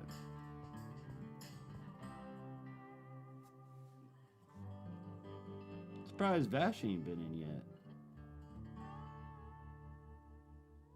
And I know I ain't missed him because I got the chat right here today instead of over there. I have it over there too, but I'm reading it from over this side today. I actually got my chat in my OBS where I could see it. It's a full big ass page now. Well, not big page, but big enough for me to read.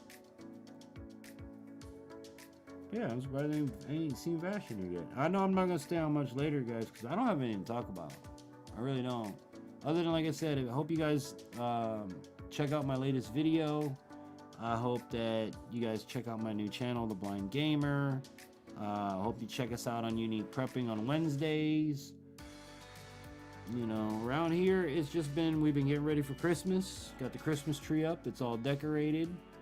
We can't seem to find a star, so I got to figure out where the star is and get that up. Hey, infantry and all. Independent Many, what's up? How you doing? Good to see you. Thank you for coming in.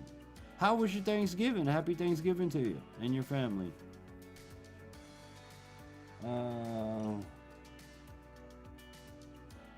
My comments are not coming through again. What do you mean the comments are not coming through? What comments not coming through? I got your comment there. All right, here, I'm gonna backtrack and you tell me what comment didn't come through. So, my comment's not coming through. Then above that, a short video, LOL. Then above that, I dropped my shorts today, you pervert. Now I'm gonna stop there and you tell me if I'm missing something. Because that's what I have on my screen.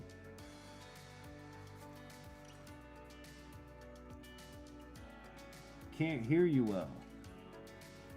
Can y'all hear me? Coyote, can you hear me 5x5? Am I 5x5 tonight?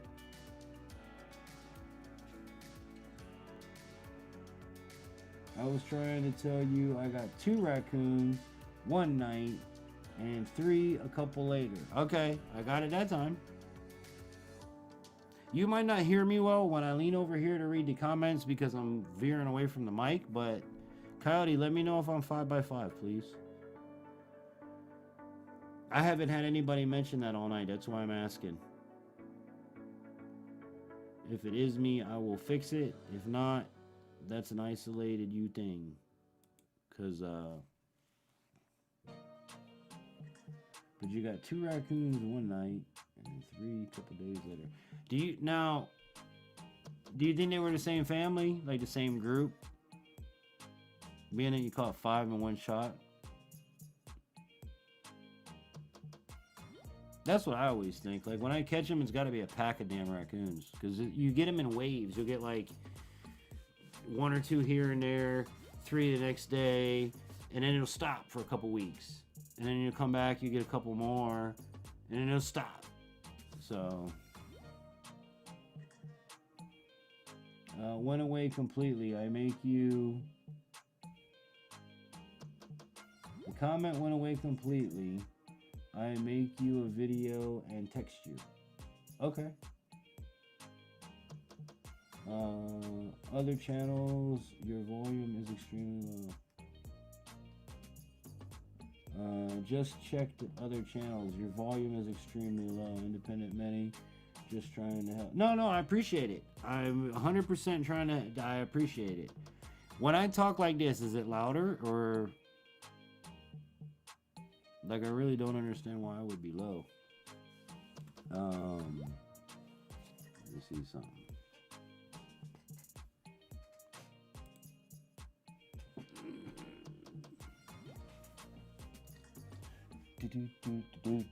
Let's go to audio.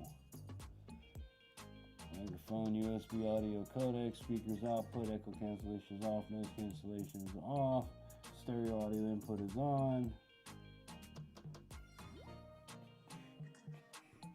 All of that is fine.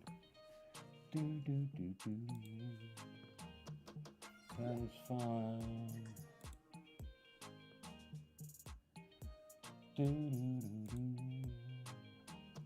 Okay, everything's fine there. Let me check the chat so y'all can tell me what's going on. I don't understand. Hold on a minute. I gotta backtrack. Your 5x5 says Coyote. I don't understand why that happening. Outdoors with Big Matt. Matt, what are you hearing? Not much. Whisper volume. The right's trapping. It's happening everywhere, not just here. Okay, but here's the question. Is everybody experiencing my low volume? Is it me? Or is it you? Because that's what I'm trying to figure out. Coyote says I'm 5x5, so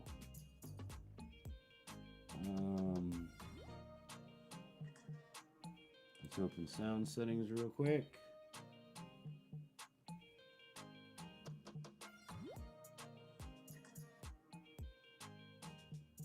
Check.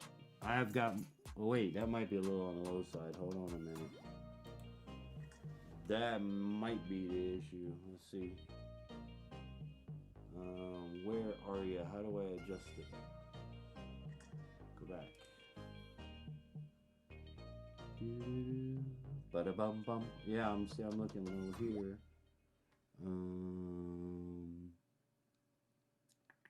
Because I need that music to come back real quick. Alright. Hang on one sec, whoever's backstage. Device properties. Oh, there we go. Let's try bringing this up.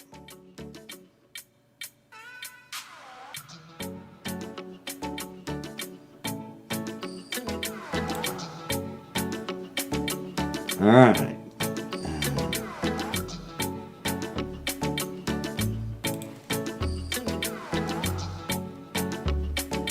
Yeah, now you should be able to hear me a whole lot better. Let me know in the chat if I just fixed it. Anything about volume, you're good. Okay. Everywhere. Way better. There you go. See, I'm telling you, I came in tonight and something f***ed up my studio, dude. The chat screen was all messed up. Like, the gremlins came in is what I think had happened.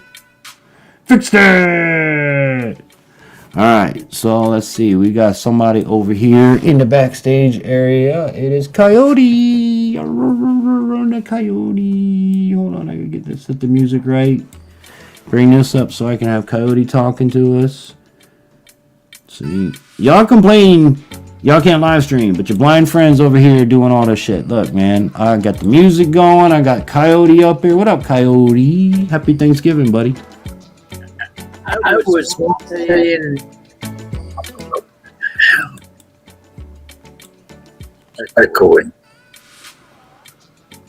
Try it now. You're not echoing on my side.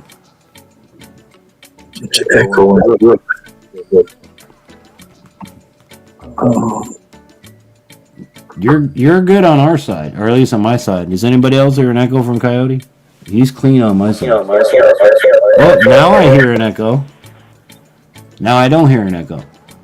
Hello. Are you good? Are you good? Every time I pop out 3 seconds later, I hear it again. And that's through what? Your speakers, or you got headphones on? I've been asking if I find something. I still haven't had help. Coyote, do you see the settings wheel in front of you? And the echo translation is pressed. It's on? Yes. Okay. Mode. Stupid. No, I never said you were. Look, I'm going through my settings tonight too. Maybe you have a gremlin. That's all I'm trying to say. Shit. Does anybody else hear an echo from him in the chat? Good to see you too, Tony. Hope that you're having a great one. Be better. You sound fine on my side. There's no echo, so it's only on your side.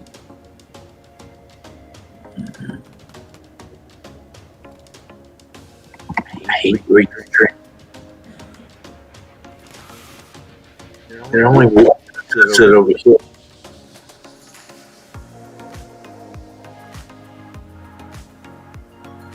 No, I'm not with you too. I did that.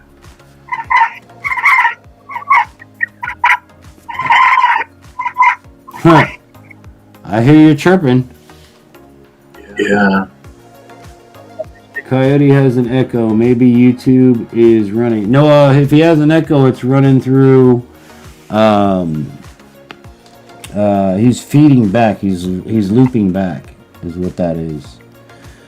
Not that he's doing it or anything, but that's what's happening. He's getting a loop.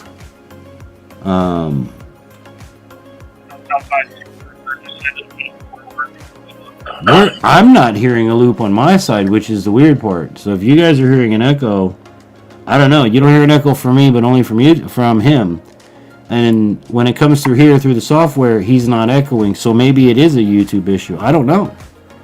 I hear it. I am very good.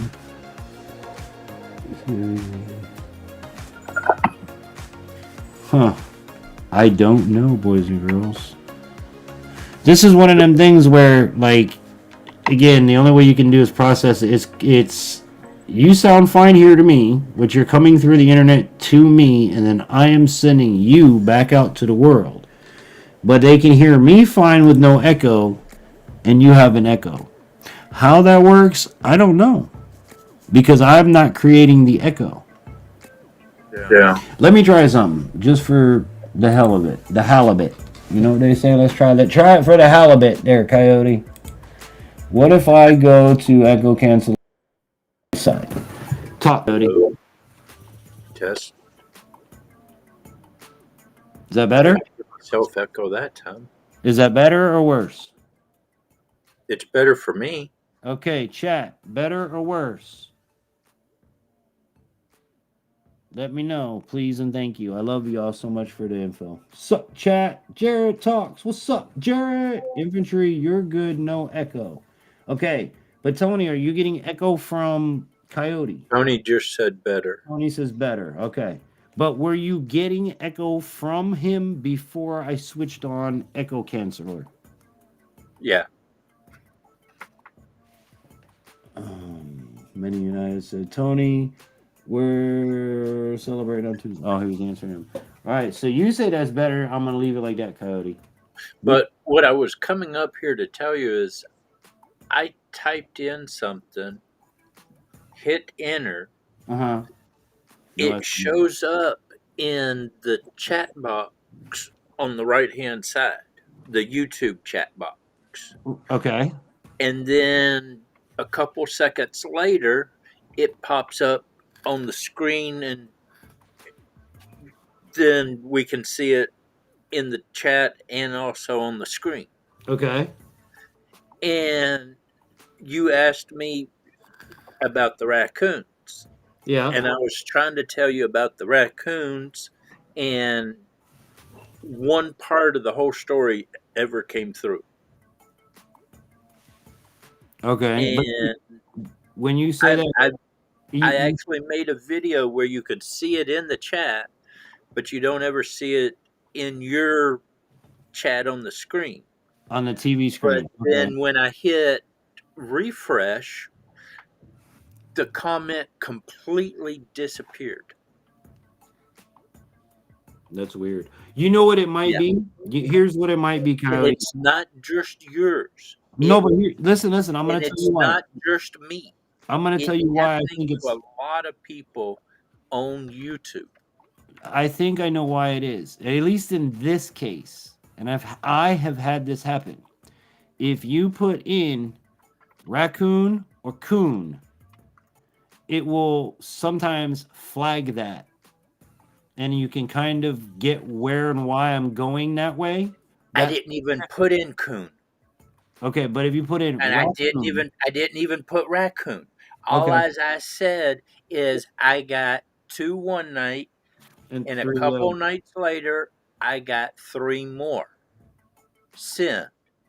Then I said they are I have trail cameras out, and I have evidence of 2 more coming in and messing around the traps, but they're scared to go into the traps, so I think they're trap happy, and I might have to go shoot them.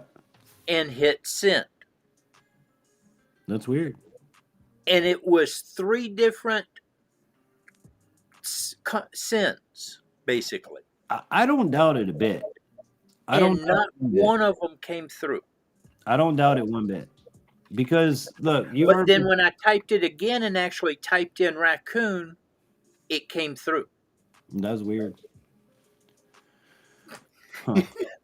Hey, look, man, it's YouTube's world. I'm just trying to survive in it. But the other night, I was on 3 other lives, and the same thing happened. And I made a video of it and sent it to Big Matt and one of our friends in the UK, or Wales, or wherever the hell he is, Ryan. And they're both just like, I ain't got a clue. Dude, I stopped trying to figure it out a long time. That's why I was like, when we were talking about the echo thing, who's experiencing it? Because if only one person in the whole chat is experiencing it, then it would be an isolated incident. That's a you thing, and we'd have to figure out on your phone or device why you're hearing an echo. Now, if multiple people are hearing it, then we have to backtrack from you guys and work backwards. From you, there's YouTube. From YouTube, I'm using Restream. Everything in Restream Studio, in my studio, sounds perfect. There's no echo, there's no delays, there's no nothing. Everything is crisp. The board is lighting up. Like they said earlier, I needed to bring the volume up. Well, that was the internal volume of the computer. I didn't. Again, there's a gremlin in here tonight. But the only when you did that, I had to turn my volume down a little bit, but. Oh, I went from 30 to 90 in output. Then you started not you were over modulated, basically. Okay. You had too much sound pushing through, and you were overwhelming the speaker, basically. But it wasn't loud, it just was overwhelming for it. And so, but then I came up and I started echoing, and whatever you click last, and I'm Echo, not I put on the echoing echo now, cancel. I turn on and echo cancel. you sound better now than before, and then when you started over modulating, you sound better than both of that. Whatever you're at right now, don't change it. Okay. Yeah. All I did was turn on the echo canceller in Restream. You know. And I was going to ask you, do you want to see a good reason to have trail cameras? Yeah. All right. You know, you're blacked out. We don't even see you right now, so. You don't want to see my ugly mug. Yeah, right. See if I can do this. I can do this. Oh wait, you have to click that button so you share the audio, and then you have to click that, and then you have to do that. Okay, you should have a little button down there. You should have something on the screen saying share this. Yeah, hang on 1 second. I'm getting text messages. I just want to make sure it's nobody off, hey, infantry, this or whatever. It's probably me. We'll be available Monday night at 10. I'll have to get back to him. I don't know yet. All right, so let me see what we got going over here. Now you're over on the other screen. All right. Oh, shit. I got 2 screens. The bottom one, click on it. Hold on. I got infantry, coyote, Big Matt, stand by for just a minute. Stay in the basement. All right. Well, bring him up because he'll. Well, hold on, because I got to figure out how to do this to where we're going to see it. Just give me 1 second. I ain't forgot about him, but the screen is farther away than normal. Coyote. Oh, no problem. All right. We're getting a loop. Turn me off. I'm gonna leave, and you play your. Okay. But I have this trap down here, and this raccoon. Oh, come on. Don't stop playing.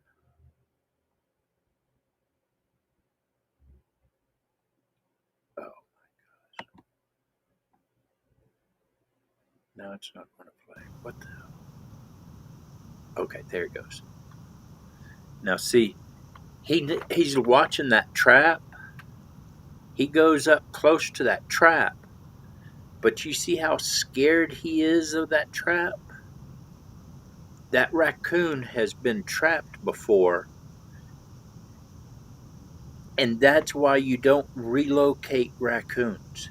Because once they've been in a trap, you won't hardly ever catch them in a trap again. But I can sit here and watch all these different trail camera videos. I'm going to be putting it together and making a video to show this. But even using live traps, it's hard to do.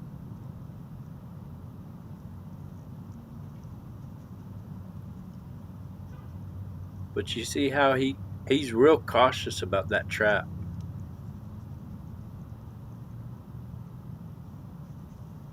But that is a big raccoon.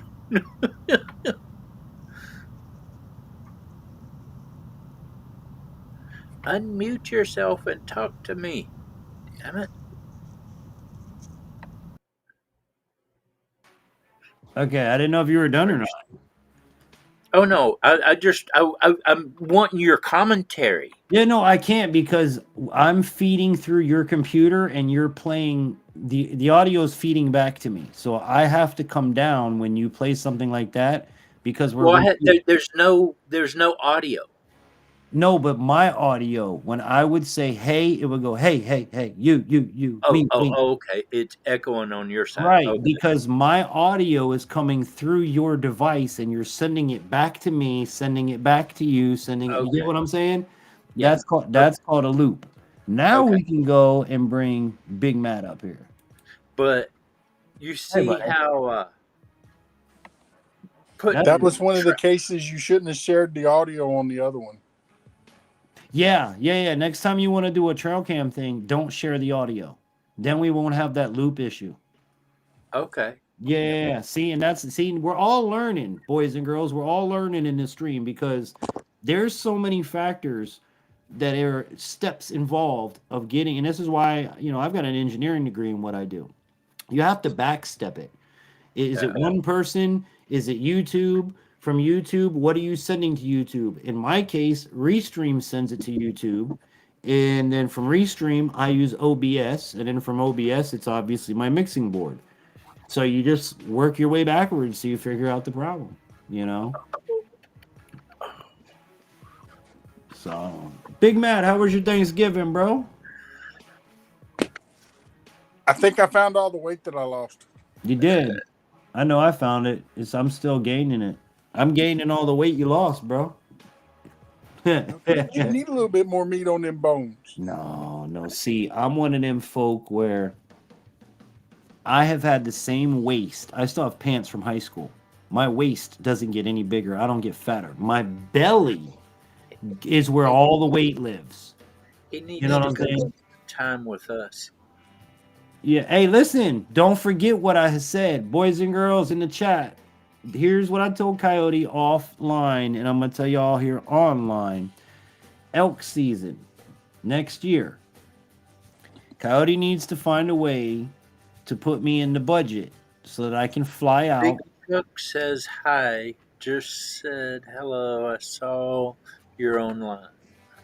Hey, what's up, Doc? That's Dr. Mandel, my favorite motivational doc. Happy Thanksgiving, bro. I haven't had a chance to reach out and call you yet, but I'm going to because I want to hear about your holiday and how the family are and everything. But thanks for coming in, bro. I got my first deer, Doc. Check out the video. I got my very first deer a few weeks ago. After all this time, man, I finally did it. But next year for elk season, Coyote needs some help. Okay? And I've offered Big Matt and infantry out here for elk season. That would be the ultimate scenario. The only reason why you're saying that is because you want me to carry both of y'all up and down the mountain. Yeah, you know what? You ain't carrying nothing about me, old man. We're going to ride in the side by side. Excuse me? I ain't that old. Y'all know. Look, listen, son. We're going to ride in the side by side. We're going to ride in the side by side, and you're going to walk through the woods and scare them out to us so we can shoot them. And then you're going to carry the animal back up to us. I got it. That's why Big Matt comes. You want Matt there so you can put that horn helmet on him and the orange jacket and send him out there so they think he's a big ass elk. And that's what he's trying to do, Matt. Don't let him. He showed me the elk hat. Hey, infantry, and the only reason why he wants you there, so if a cougar gets after him, he's got something to bitch in front of him. Yeah, feed him. That way I can get away. Yeah, he gonna trip me and run and let the cougar eat me. If a he ain't bear gonna let him cougar, eat you. He might bite you once or twice, but he gonna shoot you. That's all that is. Out, that I got to have somebody else to distract the animal while I shoot at it. But no, his plan is for me to drive y'all up to the top of the mountain, drop y'all off, and then me drive back down to the bottom. And I'm just going to be sitting in the side by side the whole time, carrying you two around. Yeah. But see, I'm scared to let Matt walk around the woods. Somebody might shoot at him. I think he's Bigfoot. Crap. There is a Sasquatch. Yeah, there is a Sasquatch. His name's Big Matt. He even has a YouTube Unless channel. I can find a supersized orange suit. But on a serious note, it's a Stay Puft Marshmallow Man. On a serious note, Coyote, if you get me an infantry up there, you have to get the unicorn onesie and wear it through the woods. Oh, jeez. On a serious tip, though, we are trying to get it in the budget. I want to be able to go out there and help Coyote next year, give him whatever help he needs. If we can get me and Matt out there, that would be the ultimate scenario. So if you guys want to help out, you can reach out to me, to Coyote, to Matt. It's basically just a plane ticket there and a plane ticket back. give up. Like that's mid bow season for me. Like I was telling Coyote. And Tony, I've never been, and I don't think infantry's ever been elk hunting either. No, I have Hey, not. Tony, come on. I have never been. Go to my channel and watch some of my videos. You can see where I hunt. I got a big enough camp area. Matter of fact, I'm gonna put it up, but I know y'all can't see it because it's in a little ass window. I don't share beds in my camper, but we definitely put up some tents. Um, Infantry and Coyote have the camper, and I'll sleep in the truck. Oh, yo, I should have made the video today, but it was too hectic. The wife washed the dogs today. oh Lord, mine still can't be washed. She went. I don't know if I told you guys. She got fixed 2 weeks ago. So that was a real interesting day of getting a dog fixed because we live an hour and 40 minutes from the vet. Oh Lordy. Yeah, the vet's in Ocala. So getting her there wasn't the problem. I mean, it was because we had to be there between 7 and 8 in the morning. So I had to get my wife and kids up at like 5 a.m. to go drive the highway to go take the dog. And then we couldn't pick her up till 3:30, 4 o'clock almost. Now I'm an hour and 45 minutes away from my house. What the hell am I going to do? I'm not going to drive back home. So what do I do for the whole day? We ended up driving. Find the Bass Pro Shop. No, well, no, that was Gainesville. That's coming back home. That's coming back home. We ended up calling my wife's father and driving another almost hour south. I was almost to Disney to go hang out with Grandpa for the day. We hung out.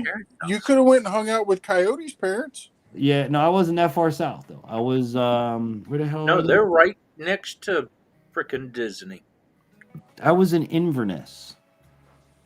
Yeah, that's not far from St. Cloud. That's what I'm telling you. I wasn't that far from Disney, dude. And I only did it because we don't ever see they don't ever see Grandpa and Grandma. And we didn't have anything to do. I didn't want to drive home and then drive back and then drive home. But then at the end of the day, I don't know if anybody's ever had a dog fixed before. I've had it where my fixed dog broke open in the truck. Ooh. And the guts. I had to push the guts back in and rush to the hospital. So with Mika, I looked at the lady and I'm like, ma'am, how well did you do my dog? Like, she goes, well, because she's a service dog, we took extra measures to make sure things were better. She goes, try not to, no zoomies, try not to work her, don't let her play for the next 2 weeks or so, and this, that, and the other. I'm like, okay, well, here's my fear. I'm an hour and 45 minutes drive. I have to take this dog now, an hour and 45 minutes. She normally rides in the back of the truck with the kids. Like, we have a truck with a double cab truck, whatever, 4-door truck. So it's usually a kid, the dog. And the dog, she puts her back feet on the back floorboard and her front feet, like she lays across the center console so that she can stay next to dad and look around with dad and be with dad the whole time. Kind of like Yoder's. Right. Well, you can't do that after you've had your gut cut open. Nope. So what I ended up doing, because I'm such a good daddy, is I brought her crate, I put her crate in the back of the truck, and me and her rode an hour and 45 minutes together in the back of the pickup truck, laying down, just enjoying life. She was high as could be. Like, she's just staring off into space. And, I'm laying there. I'm like, all right, we're good. We're going to be home soon. And every time she'd whimper, I'd, go in the cage and I'd pet her. But that's how we made it home. When I had Dingo fixed, now I give it, I didn't have the hour 45 minute drive. I only had a 15-20 minute drive. Yeah. But I backed up to the door. They freaking brought him out, laid him in the back of the pickup truck, and I was in the other F-150 that had the canopy on it, and I'd already made a little bed back there, and I closed up the canopy and wrapped him up in the blanket and drove home. When I got home, he was still laying there. Yeah, they dope them up pretty good. They and, they do. That's for sure. They dope them up pretty good. and I made sure the daughters were here when I got home, and I backed up to the uh, garage door, and we all grabbed a corner of the blanket, and we brought him into the garage, and I laid him down here, and Did you have to do the Did the space helmet? Did you have to do that with him?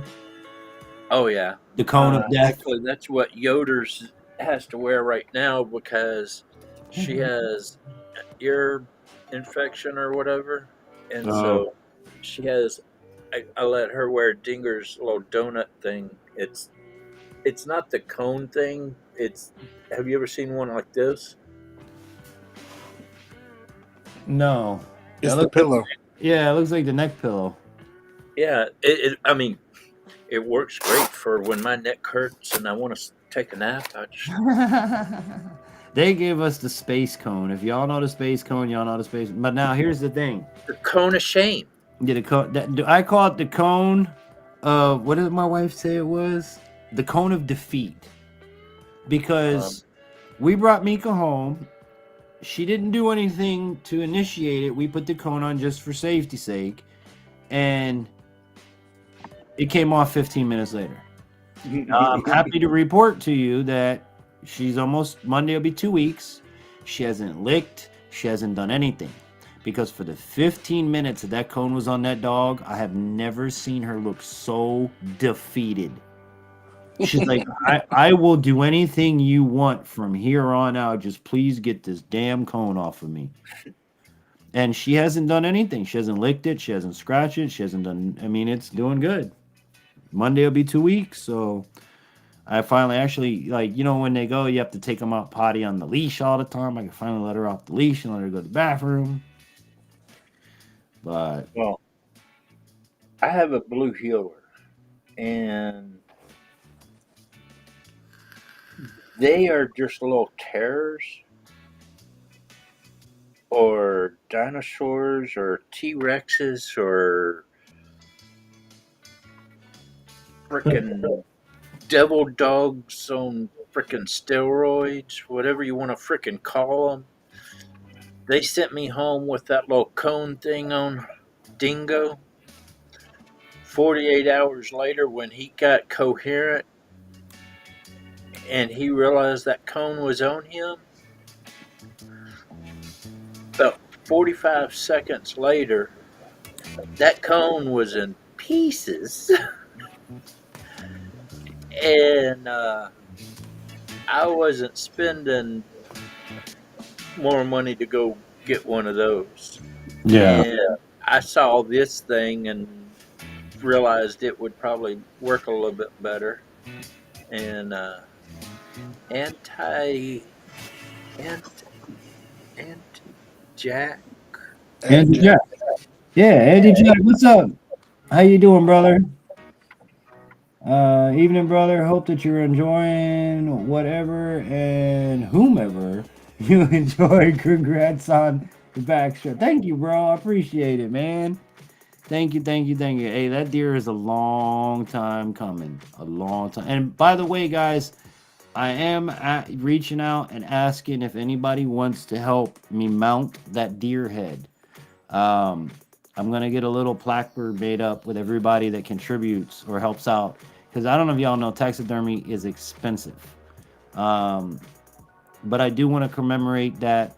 I have the head; it's in the freezer. I also have the hide that I'm gonna do myself. But if anybody would like to help get the mount done, I will put a plaque with all the donations. Everybody that donates on the plaque as a remembrance. I also have the casing that I shot the deer with. That's going to go on the plaque as well. So infantryoutdoors at yahoo.com if you want to reach out to me, or paypal.me/infantryoutdoors. Or use the email if you do it that way. Infantryoutdoors at yahoo.com is our PayPal email.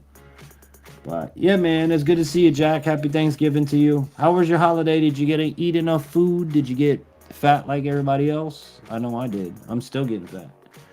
I'm eating all that food that I'm eating all the weight that Matt's putting down over here. Matt wanted to lose some weight, so I'm gaining it for him. Yeah. See, ain't I a nice friend, bro? Yeah. My belly's just gonna get big. I got one of them Santa Claus bellies. I do, man. I have like no chest. I have no ass whatsoever. None. I have like if I were to sit on someone, you'd hurt because it's straight bone on you. But when I gain weight, that belly gets big as shit, man. Are Anybody you else? sure you don't just need to be wormed? No, man. That's how my wife has even named it the family belly because my daddy had it, my grandpa had it, my uncles have it, my little cousin has it, I have it, my sons have it. It's just that's how everybody in my family holds their weight. Some people hold it in their upper body, some people hold it in their ass. We hold it in our belly, you know. I I try don't not to know hold it. the. I just let it out every night. Well, that's easy for you. You're missing 8 feet of intestines. Yeah, Six. right. It's like a fish story, man. It grows every time you tell it. No, it's always been 6. That's this year. Last year was 4 feet, wasn't it, Matt? Yeah. Yeah. No, Yeah, it was 4 feet last year. Foot and a 6. half the year before. That some bitch grows faster than a tapeworm normally would. Oh, don't tell me about. Don't let me tell you about the time I had worms. No, no, no, no, no, no. We're good on that, buddy. We're good. This is a family wholesome program. We don't want to hear about your worms. My mom and dad were missionaries, and they drove a bus down to frickin' Mexico somewhere, way down South Mexico, almost into the next country, and they got back and she was having issues and she went to the doctor, found out she got She drained the water. no, she got skin parasites or something Oh yeah, from yeah, a yeah. fly, and you could she could they were in her legs, and she could put her leg up on the couch or up on the footstool, and you could see the things going through her skin, and it was like, oh hell no, I'd be That cutting sounds my like legs off. that sounds like those black flies. No, no, it's not the balk flies where it's just right here. You Yeah. you can see the thing going down the arm and back Oh up. no. I'm good. I mean I'm it's like good. under the skin, and you see the skin You just know, I'm kind of. good. I'm good. And I'm good. I'm man, good. she sent me a video of that one day, and You know, I'm man, good. I'm good. No, no.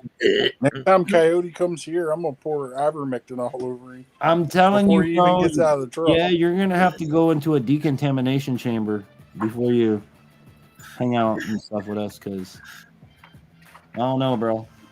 I don't know. Oh, and speaking of ivermectin, boys and girls, if you want to find a way to stock your preps with ivermectin, time to throw in one of them shameless plugs. You no longer have to go to the feed store to get it. You can reach out to our friends at Jace Medical, and you can now get ivermectin at Jace Medical. You can order it with your prep case. You can order it with your Jace case. You can order it independently.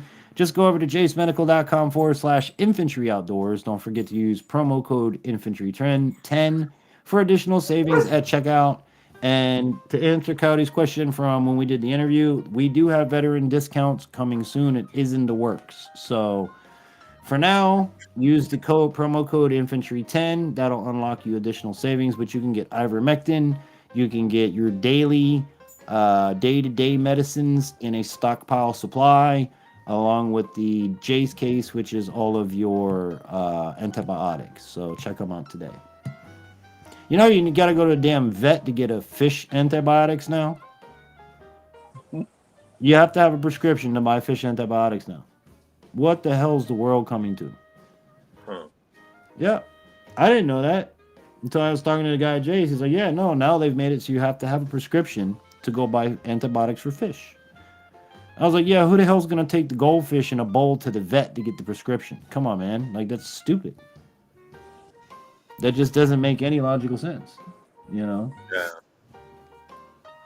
But Well, right now there's a lot of things that don't make sense. oh yeah. Oh yeah, it's like the old saying goes, the world's going to hell in a handbasket. Might be a shopping cart by now. The handbasket got too full. Oh Lord. Well, saying who's driving, it's more like a freaking Yeah. shipping or a giant But here's ship. here's the thing that I've never understood, okay? Now, call me stupid or call me not in the chat because you guys may or may not, but I look at it as this way. The US government is nothing more than a company. Okay, they're not the government, they're a business. They're a business funded by taxpayers. So, first and foremost, when I have a service that I am displeased with, i.e., internet, phone carrier, would you stop, Missy? I'm able to stop services with that company, no longer pay them. Well, first and foremost, why can't I do that with the government? If I'm unhappy and I don't want to pay for the services and I don't want your services, then I should have the right to. Hey, you need to go out of here if you're going to do that. Stop. You should have the right to do that. Now, secondly, obviously, a majority of the people that represent our company do not want the person in charge to be in charge. Why in the world does it take so long to fire that person? Because if you were at your day job and you fucked up a whole bunch of times, you'd be fired a lot. Am I right or am I wrong? I mean, am I seeing this stupidly or wrongly? No, you're Well, basically to say it in the terminologies that you're saying is basically HR is filled with his side people, and they ain't going to fire him. No, but that's not the point. Because again, you're a company that works for me, the people. If if 51% of the people say you're fired, you're fired. You work for me. You don't work for anybody else. You are my company and solely my company. So if the people that own, which is us, the people, don't want you, you should be fired. Especially, and I also think that they need to employ, instead of fucking with the Second Amendment, they need to employ a clause or an amendment that says anyone in political office that attempts to go against the Constitution you upheld to defend should immediately be removed from office. That's what they need to put in there. Stop trying to put an amendment to take away the guns. Put in an amendment in there that says if you are an elected official, you will be charged and fired if you fuck with the Constitution. Mm-hmm. That's what I think should happen, you know? Because again, we fund the company. We are the people the company is here to take care of, watch over us, wipe our ass, take our sniffling conversations when we have a problem. That if you don't like it, then don't get the hell out of your job. You don't like your job, get out. Well, there's already a rule What's up, Rattle Trap? and a law that Trap fishing. Happy Turkey Day, bud. hey, Rotor Trap, there's already a law and stuff that if you accept bribes or anything from another country and all that, then you're supposed to be taken out. Yep. And he's taking bribes. That's all. So that's all why part is of he my still point. there? Why does it take so long to get fired? Everybody knows But you did it. basically, Nobody. like I said, HR has got his side of the people, and until the HR realizes that he needs to be fired. Yeah, but 76% of the company says, or more at this point, says get him out. So 76% of the ownership. But in bigger companies and stuff, HR is the only people that can fire people. So it doesn't matter what the company wants. Well, then we need to whatever. fire. We need It's to what fire. We the people HR. we need to fire HR then. Yep. You know, because think about it, guys. It's not rocket science. It's a business. It's a company. It's not a government. We pay. And here's another thing that y'all got to think about. Why in the world do I have to pay you when I earn money, then pay you when I take the money I've already paid you?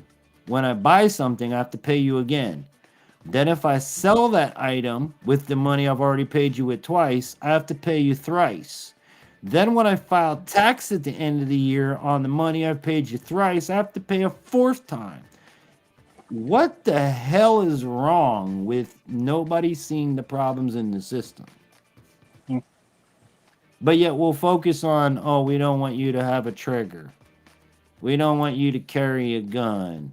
We don't want you videotape in public. We want you to shut your mouth and not say what you're saying right now. Infantry, you're probably going to get demonetized.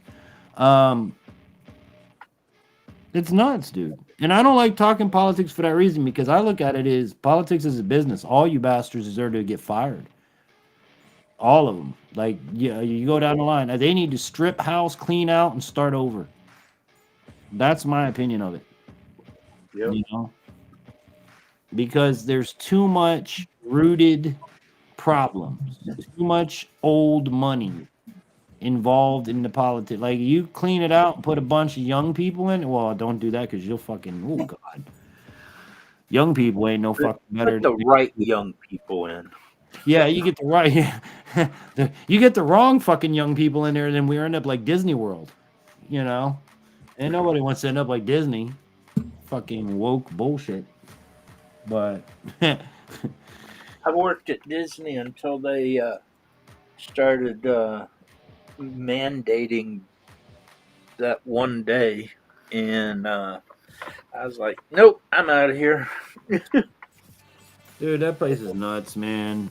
You know, here's my thing, right? Like, I don't know if you guys even follow Disney, but I got kids and stuff like that, and my wife, she likes Disney a lot. I boycotted Disney when the 4 remaining smoking sections in all 4 corners of the opposite ends of the worlds of the park were removed. And now, in order to smoke or vape, you have to leave the park, i.e., leave security, leave everything. Go vape and come back into the park. That's when I boycotted the place. But when it went even further is this new Snow White and the Seven Dwarfs movie that they're trying to put out with their woke concept. Yeah. I have a problem as a movie lover that I don't mind that you redo a movie as long as you're staying true to the original movie, because I remember the original cartoon Snow White and the Seven Dwarfs. I grew up with it. I had it on VHS tape. At no point, and I don't want to say this wrong or sound like a racist or anything like that, but if you want a character to be Latin, Black, Jamaican, Haitian, Puerto Rican, Polish, then create a new character. Mm-hmm. Don't try to. I don't know the right or wrong way to say this. Don't try to take a superhero or person that's already created and change their identity to fit your ultimatum. Just be creative and come up with your own damn character. Don't be that lazy. That just shows how lazy you really are, that you can't even come up with your own fairy tale. You have to take a fairy tale or superhero or someone who already exists and turn them into something that nowhere in the storyline of the story or the comic book or whatever did what you're doing actually happen. And that's the issue I have with these movies, dude, because it's ridiculous. Well, the movie originally was called Snow White and the Seven dwarfs. Correct. But what happened to the dwarfs? Oh, and supposedly they had to re-CGI dwarfs in there because they took the dwarfs out and made them. I forget what it was, but they made them something else. Well, they weren't dwarfs. Not in the new version. This new, yeah, they were freaking bullshit. full-grown men and stuff, and people complained about it, and so they have CGI'd them into dwarfs now. Right. And it's like, a lot of franchises are doing things like that. Like, I don't remember, and I didn't follow all of the comic books, but I don't ever remember Captain America leaving and there becoming a black Captain America. I don't remember Spider-Man having a black version of Spider-Man in the comic books growing up. And that's kind of like what I mean with this is like they'll move off a timeline to make this person a Spanish version or whatever. What was the recent one that they did? I was telling my wife, The Little Mermaid, for Christ's sake. Did you see the new Scooby-Doo's? No, not recently. Well, I don't know what you mean by new. I've seen like the Scooby-Doo movie, cartoonish movie, like half movie, half cartoon. Which one? It's an hourly. I'll send you a link to it. Okay, I love. Hey, dude, I'm a big Scooby-Doo guy, Shaggy. I love Scooby. You kind of look like Shaggy. I do. Forget that. Well, thanks, Scoob. Because that's not there anymore. I believe it. Scooby is not. Yeah, no. See, growing up, Shaggy and Scooby were the two stoners. Even I knew that as a kid. And then you had the pretty boy, which was Fred. And you had Daphne, which was supposed to be the pretty girl, but I didn't think she was very pretty. And then you had Velma, which was the nerdy girl with the glasses. And looked better, in my opinion. Now, she's Daphne was all that. Man. I really didn't think that. But what is it now? She's an advocate for what? Black Lives Matter. The new Velma? Yeah. Is an advocate for BLM. Yeah. And they don't chase ghosts anymore. So what the hell is the story about? What are they chasing? Hopes and dreams? The rights of the people. Oh, Jesus, Lord in heaven. See, this is what I'm talking about, how things get ruined. And why do they get ruined? Because someone was too lazy to come up with their own character. Oh, let's just make this person. I remember back in the day when they said, well, you don't have this, so they brought in Scrappy Doo. Scrappy was a little shit, too. Yeah. He really was. But, yeah, man, and that's been my thing with the whole movie thing is it's like, if anybody's old enough to remember the Goonies, all right, take the Goonies and and I don't mean this in a bad way, but take all the white kids and make them black, and redo it to where it's not the Goonies, and that's what you end up doing. Why don't you just write a new tale of, if you want black people to be involved in it, write a black tale about it. You know what I mean? And you could even take it a step further. Sons of the Goonies. Well, yeah, you could do that. Well, they're supposed to be making the Goonies too eventually. Have you seen She-Hulk? No, but I hear they train wrecked that one too. Oh, I saw parts of it, and I was like, no. And mind you guys, in no way am I meaning this in a bad way, because like Black Panther, I'm a big superhero person. All right, I watch a lot of, Guess what makes her mad? Huh? Guess what She-Hulk gets mad about most of? What? Her girlfriend not loving her? Pretty much.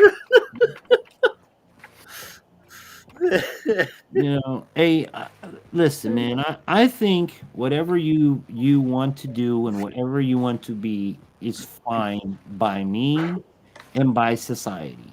So if you want to be, shove it down my throat. That's it. That's it. Don't make me have to accept and be like you. I've had gay friends as long as I can remember. I've had all Because if kinds you of want to do that, then you better get your fucking hunting gear out. Because next weekend we're going fucking hunting, you faggot. exactly. And listen to me. I had a gay friend that would absolutely go in the woods and do that. He'd help you gut it and all. He wasn't like the normal. I mean, he had his gay issues, but he was a normal person in the most part. But him and I could joke around and have gay jokes with each other, and I could mess with him and he could mess with me. Why? Because we understood I'm not gay. Yeah. You can be that way all you want. I'm not. I'm gonna go and I'm gonna bang every girl that comes around you because you're gay. And that's how it works. But he understood that too. And we never had a problem. He never forced his life. I used to go to gay bars with him, you know, just to go get free drinks, you know. As bad as that is to say. And then I got offered a job to DJ, and that went to a job they offered me to dance. And I'm like, oh, I ain't dancing. No, you can pay me to DJ, but I ain't dancing, son. No, That's a no. scary thought. Yeah, I'm telling you. Hey, but 20 If year old it's anything like Shaggy, it's not going to be good. listen, 20-year-old me looked a whole lot better than 40-year-old me, okay? Blind man spinning on the pole. Damn right. Shake that Look, I booty remember ass. this guy, the owner of the club, told Oh me, wait, listen, shake that itty bitty ass. if you don't make $500 a night dancing for me, I will give you 500 on top of whatever you do make. I I'm can like, hear, I no, can hear it's him not in the happening. background going, "Shake that white boy Yeah, ass, no, boy." no, no. No, see, but look, see the thing back in the 20-year-old era, I didn't even have a white ass. My ass was as tan as the rest. I was on the beach all the time.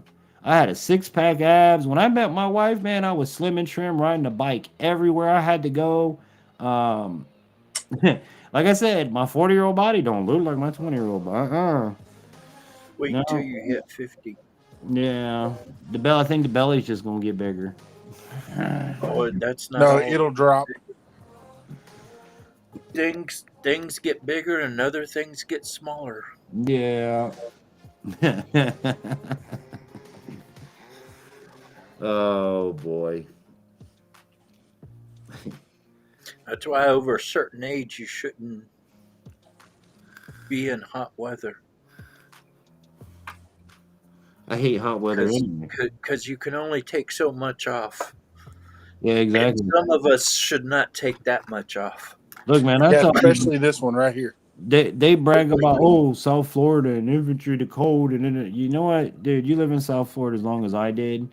You learn that you have 3 temperatures: hot, hotter, and holy fuck. And when it gets Right? and when it's holy fuck, you're legitimately sitting in front of your AC naked, sweating. We Like we had vent blowing on your ball sack, you're still sweating.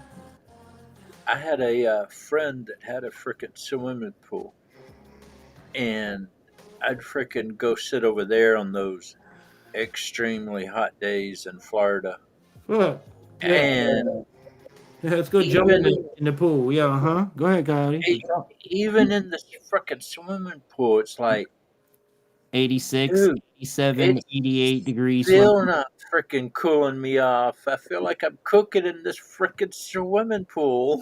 I took a buddy from Canada fishing in the summertime. He came down for a couple of days in the summer, so I took him out to the glades. And I'm like, look, I'm gonna be honest, we're probably not gonna catch nothing because you've come at the wrong time of year. We'd have to be out here at like 3, 4 in the morning. The minute the sun comes up, you got a half an hour to catch fish, and then fuck the rest of the day. But we're gonna go try anyway. So we went out. Go fishing at night. We, we went out to Sawgrass Rec Center, and I was like, so how warm does your water temps get up there in Canada? And I forgot what he told me, but it wasn't shit. Like it's ours in the wintertime is warmer than his warmest water. So I said, do me a favor, look at my graph and see what that water temp says. He looks at it and his jaw hit the floor. The water temp's at 91 degrees. Crap. I said, put your hand in that water outside that boat. He put his hand in. He's like, dude, it's like bath water. I was like, now you understand why we're not going to catch nothing today? Now you understand why I say you have 30 minutes from the time the sun comes up to catch fish. because by the time the sun is up, it's too fucking hot. They're either way down deep or they're so far up in these lily pads, you're gonna need an excavator to go get them. Mhm. And Matt's the same way because he's in Texas. So I think the only difference is I think I have a little bit more humidity than him. But other than that, it's the same scenario in the summertime. You It can't. was pretty warm when you were here, Matt. And that river that we were at, freaking, before we got there, he's like, my foot's a little bit swollen. He comes out of it about 30 minutes later and he goes, I think my foot's gone down some.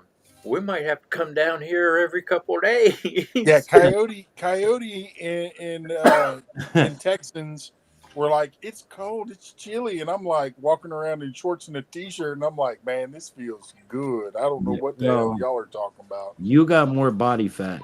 See, folks with more body fat, I've noticed.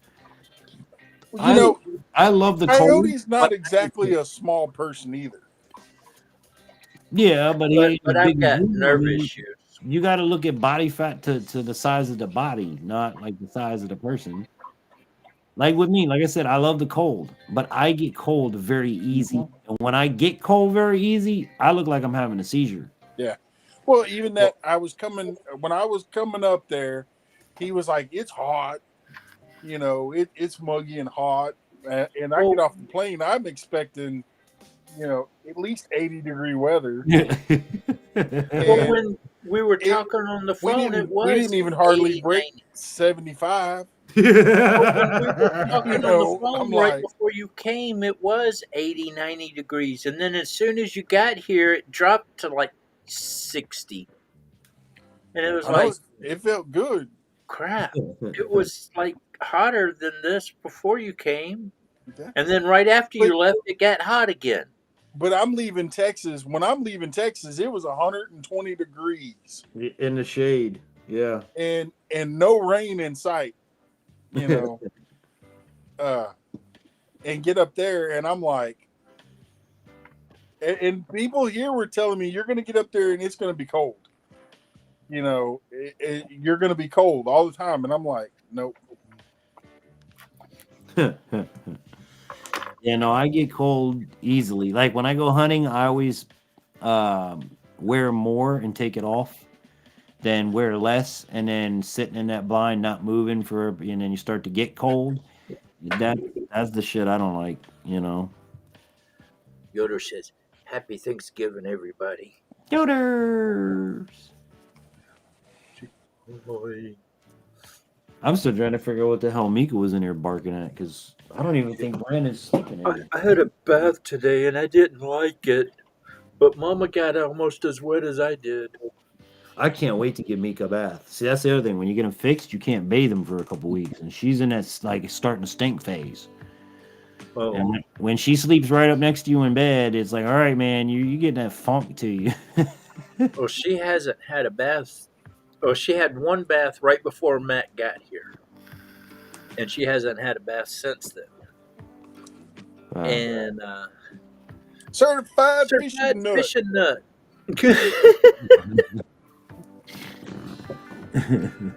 Now, see, if I was still a kid, we'd say jinx. My kids do that. My kids do that. Logan got me the other day. I forgot what we were saying. He was like, jinx. I'm like, oh, crap. But, Oh, I don't know if y'all saw the thing. Did I send it to you? What? You know how you send me a bunch of shit, dude. Slug bugs and whatever the one is. It's not on Be That anymore. It's Tesla titty flops. Tesla titty flops. So every time you see a Tesla, you flop your titties or her titties. Oh man, it's funny you mentioned that because we were going. We had to go to the store today, and Natalie, my oldest daughter, goes, "Slug bug, red," and I'm like, "Coyote just sent me that." You know, I had to ask my kid. They know about slug bugs and punch buggies, but I was like, yeah. I still haven't given them the answer yet. They're still pondering this one. I said, but do you know what a double slug bug is? Wait till Daddy finds that one, and I'm gonna give it to you. Because for them, growing up playing punch buggy was fine because y'all fuckers can see. I'm the one that always got hit. It was a lot of fun for y'all. So with my kids, they know what a slug bug is, but they don't know what a double slug bug is. Hey, let's see. And I know you two do because you're old enough. Let's see if anybody in the chat put in the chat what a double slug bug is. If you know what that is, put in the chat. Let's see if anybody knows. Because y'all know the punch buggy. That's the little Herbie Beetle, any beetle bug car that VW makes. You give somebody slug bug red, boof. Slug bug blue, bah. I never got to see the damn things that hit anybody. So And now they got the VW vans, like cargo vans. I haven't seen that. But I tell you, my daughter has beaten it all. We pulled into this one park and we come around the corner and my daughter goes, 2 mating elks. And I'm like, what? And I turn around and look out in this field and I'm like, yep, those are 2 mating elks.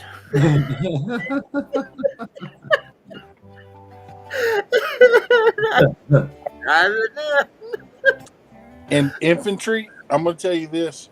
You get up there to Washington and I'm with you, you're going to hear a lot of deer crossing. You hear a lot of deer crossing? Yeah, every time you pass a sign.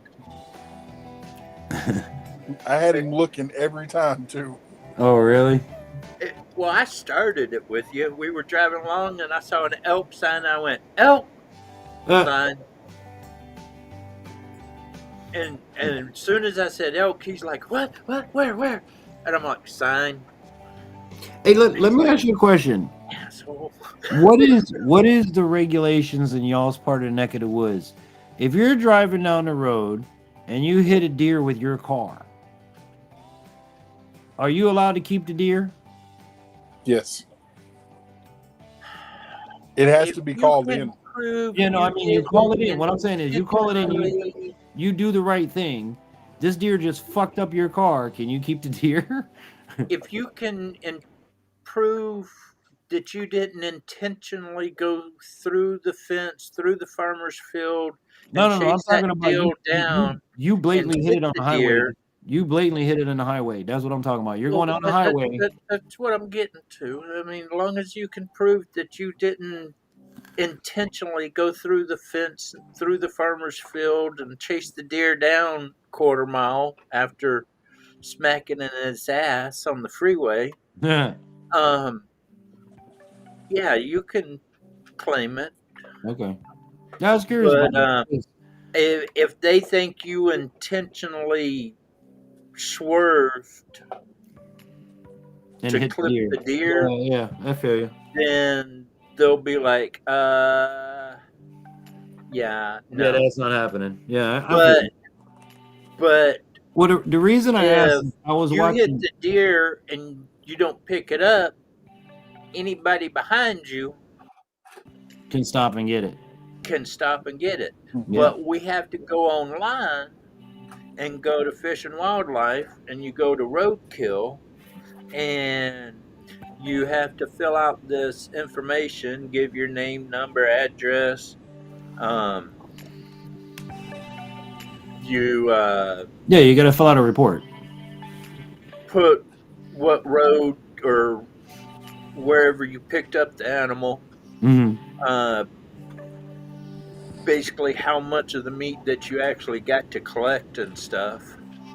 I do that every once in a while, and I'll even get some of those ones that most people won't get. Yeah. Well, I know with a trapper license in Florida, if it's roadkill, you can pick it up if you have a trapper's license. Yep. What I'm saying is, well, the reason I asked this is because there's a YouTuber I watch called Yappy. Yappy went on a deer hunt. He got a deer on his deer hunt. On the way home from the deer hunt, he smacked the deer and fucked up the whole front end of his truck. but it was never said whether or not he got the deer, he got to keep the deer or not. I don't know anybody personally that smacked a deer that can answer that question. So that's why I figured, I you know, know some states, yes, you if you hit it, you can take it. But there are some states that if you hit it, you can't take it. But the next person that comes along that wants it can take it. actually, I'm gonna Google. But because you're the one that hit it, they consider it that you killed it illegally, Right. so you have to leave it. Let's see But what then that turns into a roadkill situation. And 3 years ago, 4 years ago, Florida. If we you hit it, voted you and we legalized it. keep it. See, for us, we just have to get with the police, and they got to come out, and then they'll sign you a tag here, See, we a don't state even have tag, to, and that's it. we don't even have to call the police for it. Well, I But think now, when you hit the deer, I Now, think you might have to. this is as But per Google in Florida. It's now that they're what I'm referencing is what to do if you hit a deer in Florida. That's one of the options. So it says what to do when you strike a deer. Do not touch the animal. The deer, in attempting to move or get away, could hurt you itself. Remove your automobile from the roadway if possible, and then call the police. Now, the thing says, can you keep a deer that you hit with your car? First, you have to obtain a salvage tag from the Department of Natural Resources. This requires that you fill out a simple form. Then you either have to inform the Department of Natural Resources or local law enforcement that of your intent to keep the deer. You can do this by calling them directly or contacting them online. So there's the answer to that. yeah. Now, see, my here in question, Texas, you just call when you call the sheriff or the police department, Hmm. they can do all of that right there. Boom, it's done. now see, that makes me ask another question. The way you read that, if you hit a deer and it's dead, then you can do a salvage tag and get it. Well, what this But says here, if can it's you not dead, they want you to get away from it and leave it the fuck alone. right, let it die? But if I've got a frickin' pistol on me, can I dispatch that and put it out of its misery? If its back 2 feet or something are broke, Not or not here.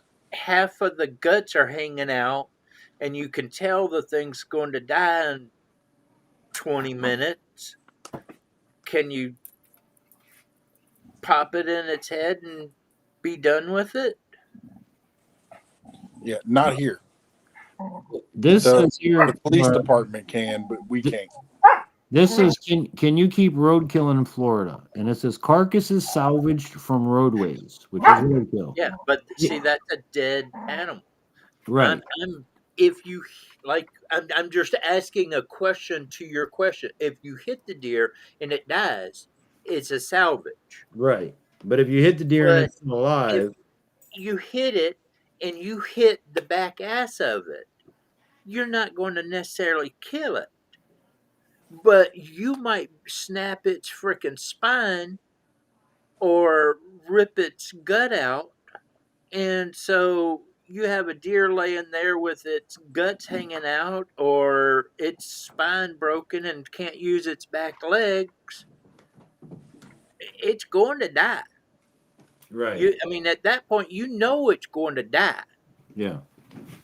Can you put it out of its misery? I Or guess like that in would be Matt's situation, do you have to call the police and then wait for the yeah, freaking two, yeah, 3 hours for them yeah, to come out to yeah. fill out their freaking report? And it may not even be the police. In my case, it may be FW. You have to wait for FWC to show up.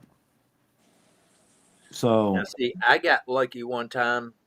I was out in the woods and I was driving down the road, and I don't know why I just all of a sudden stopped, and I was like, "This is a cool." And just as I was about to say, "This is a cool spot," this deer walks out into the road and leans up against my truck, and I'm like, "What the hell?" And I mean, it's on the front bumper, just leaning up against the truck. And I got to looking at it, and I realized it was skin and bones and kind of just sickage looking. And I honked the horn, and the deer kind of rolled its head back and looked at me. And I kind of just barely went forward and kind of nudged the deer. And he wobbled and almost fell to the ground, but leaned back up against the truck. And I called the game warden real quick and said, "Hey, I got this going on. You want to come out here and take care of it?" He goes, "You got something that you could dispatch it with?" I said, "I got a 22 pistol with a suppressor on it with a full mag." He goes, "Well, take," I said, "and I'm a trapper." He goes, "So you know exactly where to shoot to drop something?" I said, "Yes, sir." He goes, "Do it." And I said, "Yes, sir." And right there on the phone, I freaking popped that deer right in the back of the head with the 22, and it just collapsed right there. And the bullet hole that I shot it in, maggots just gushed out. Mm-hmm. And I was like, "Oh my God." And he's like, "What?" And I'm like, "Maggots right out the bullet hole." He goes, "Brain dead." wow. And I was like, "I don't know, but I ain't touching it." And he goes, "Well, do me a favor. Drag it about 10 yards off into the woods." And I was like, "Can I put it in a different spot?" And he goes, "Sure." And I threw it on top of the truck, drove it about a quarter mile down the road, and threw it up on this one place and sat there for 2 days and shot coyotes off of it. Huh. Hey Coyote, did you see? I know you follow Demo Ranch. Do you know Matt changed the Off the Ranch channel to Matt Carricker, right? Didn't realize that. You got to see the video he posted today. There's a deer, no bullshit, with an arrow sticking through its head. It's perfectly fine, walking around eating, but the arrow is both parts of the it's fucking stuck halfway through its head. Check out that video, dude. I don't want to put it up there because I know it just came out today. I don't want to get copyrighted. But dude, this fucking deer's got an arrow sticking through its head. Perfectly fine. Perfectly fine. I saw a video the other day. I sent it to Matt. Oh, try to find it. Tony wants to know, Coyote, was that deer out in the woods driving down the road? I was driving down the road, and the deer came and crossed the road. But was it out in the woods or was it? Yeah, Okay. It was a back road. Back road, yeah. Yeah, it was out in the middle of the woods. I was on a forestry road. I was 10 miles away from the closest paved road. And that forest, or the game warden dude, he was on the other side of the county and was like, "It's going to take me 6 hours to get there." I said, "I ain't sitting here for 6 hours." That's when he was like, "Just shoot it." Yeah, exactly. That's pretty cool, though. That's good to know. And it's good to know the rules, man, because you don't want to get in trouble. I mean, there's people that say, "Yeah, you hit it, just throw it in your truck and leave." But what happens if you get pulled over down the road? What happens if somebody sees you? You know, That's why the police officers can tag it with a state tag and give you a little piece of paper you got to sign. Yeah. Something I always recommend to any new hunters out here in Washington. Anytime I talk to new people, I'm like, first thing, go on your phone and download the hunting pamphlet to your Yeah. phone Yep. Get the and brochure. save it so you can pull it up without any type Internet. of internet. Yep. Switch it to offline. Yeah. And then also make sure you save a hard copy in your backpack. And when you're out and about, look at your hard copy if you can't pull out your phone and look at it. But make sure, like, if the game warden's there, I mean, if he knows that you got your pamphlets with you, I mean, he knows that you're serious about your laws. Yeah. And, Yeah, but also, it's a whole lot better to know, show you're trying to learn than it is to say I didn't know. Because what they're gonna say to you when you say I didn't know, ignorance to the law is no excuse. And I've had yep, that said to me a bunch of times. It well, is your responsibility as the hunter to know what the hell you're doing before you walk out your door. something I've also done is the first year I was out here, I frickin' found out who was in charge of the area that I'm going to be hunting. And I got his cell phone number and I called him up one day, half year before frickin' deer season. Yeah. Said, "Hey, I'm new to Washington. Yep. I ain't new to hunting, but I'm gonna be hunting your area. I drive this vehicle. I carry these weapons with me. I'm usually by myself, but I have my service dog who is licensed and trained and has orange vest, is always on the leash and the woods, And that's what I so, was gonna suggest when you were so saying on and so on." And is I let him know who I am. And so about 3 weeks later, I was out there surveying stuff, and he was driving down the road, and he saw me. He goes, "Coyote?" And I'm like, "Yeah."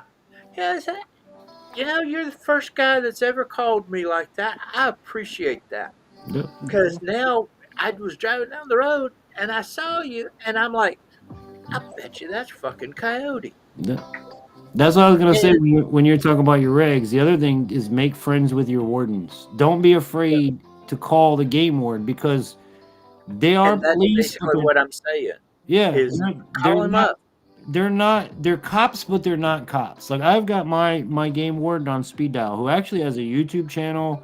I met him through calling the warden's office 3 years ago when I moved up here, and I still call him every year. Hey, dude, just want to check in, make sure everything's good. How's your season? Um, when I had trapping questions. See, my thing is like I expressed to him, like Coyote said, hey, I'm a new hunter. I'm new to it, but there's a twist in this whole thing for me. I'm visually impaired. So while I'm busting my ass trying to do every right rule and reg in the Don't book, be 200 yards away trying to give me hand signals because I can't see them, damn it. right?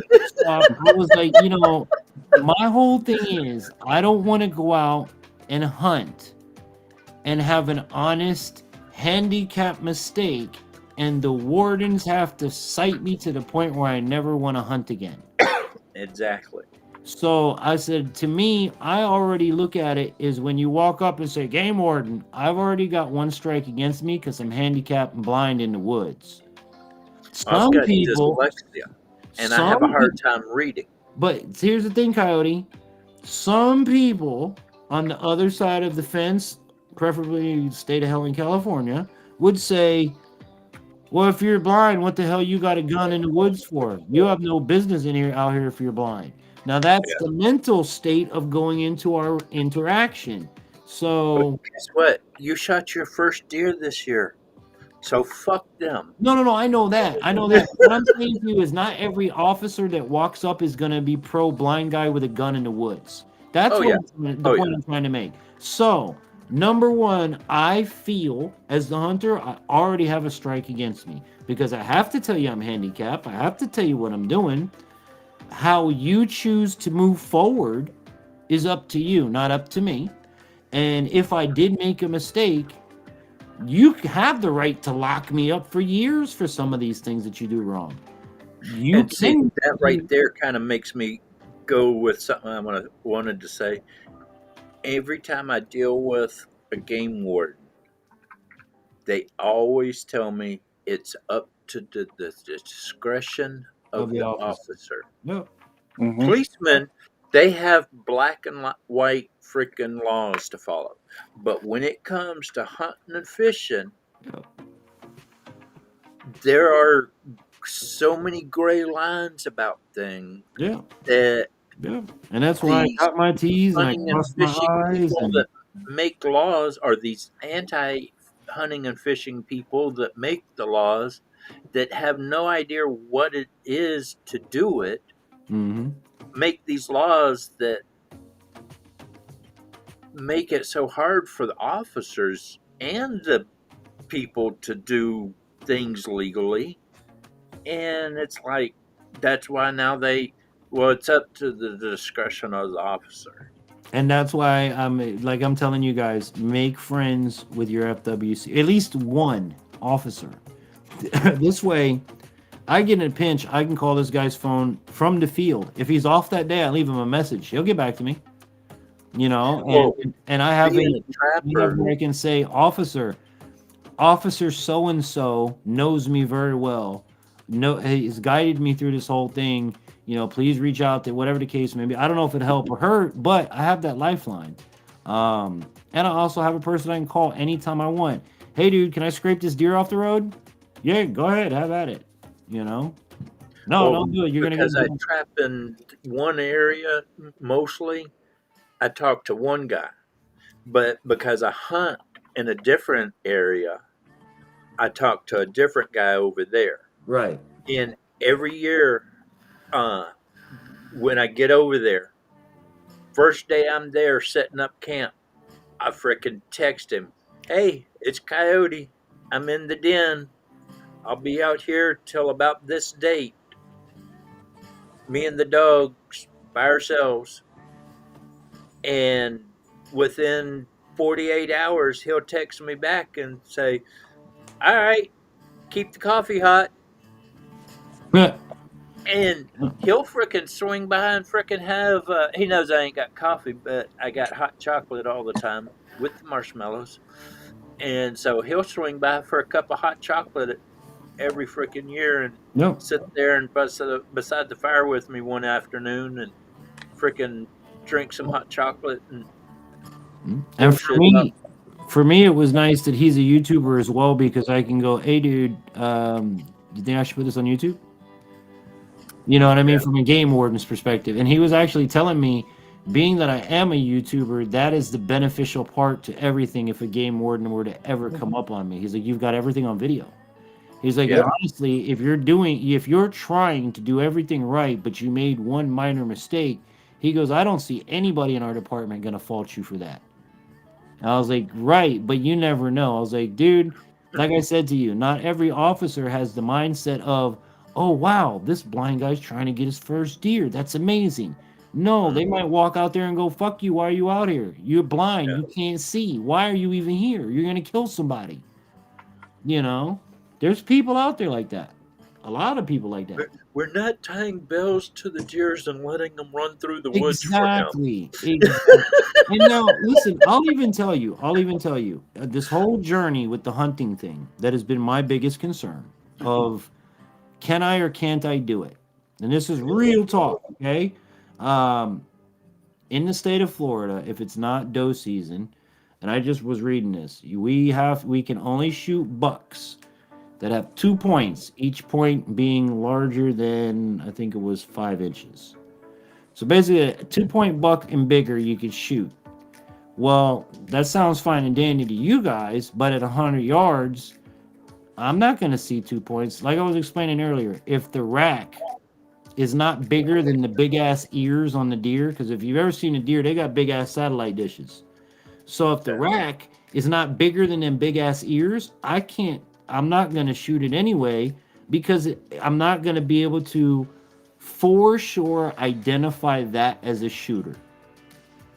And And see, that's something going into this that was my whole biggest fears. Yeah, I might have 15 deer out there, but am I going to pick the buck out? Can I pick the buck out? here in Washington, we have 3 different types of deers. And when you hunt one GMU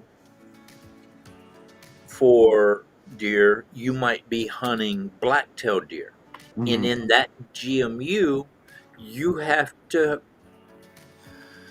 only have 1 inch of antler. Let me actually. So it can be just a spike and 1 inch of antler sticking up. But then you go to the next GMU. How many points does a deer need in and you're hunting mule deer. And you have to shoot a 3-point or bigger.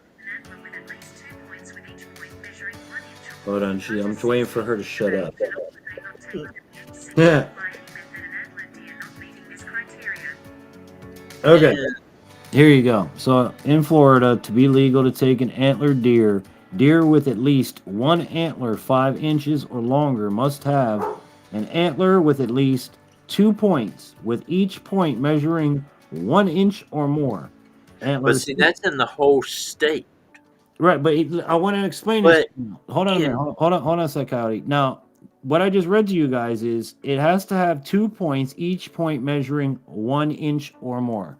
Now, do you think your blind friend at 75 to 100 yards is going to be able to fucking see a 1 inch? Like, come on, dude. That's a Chinese penis. I'm not going to see that.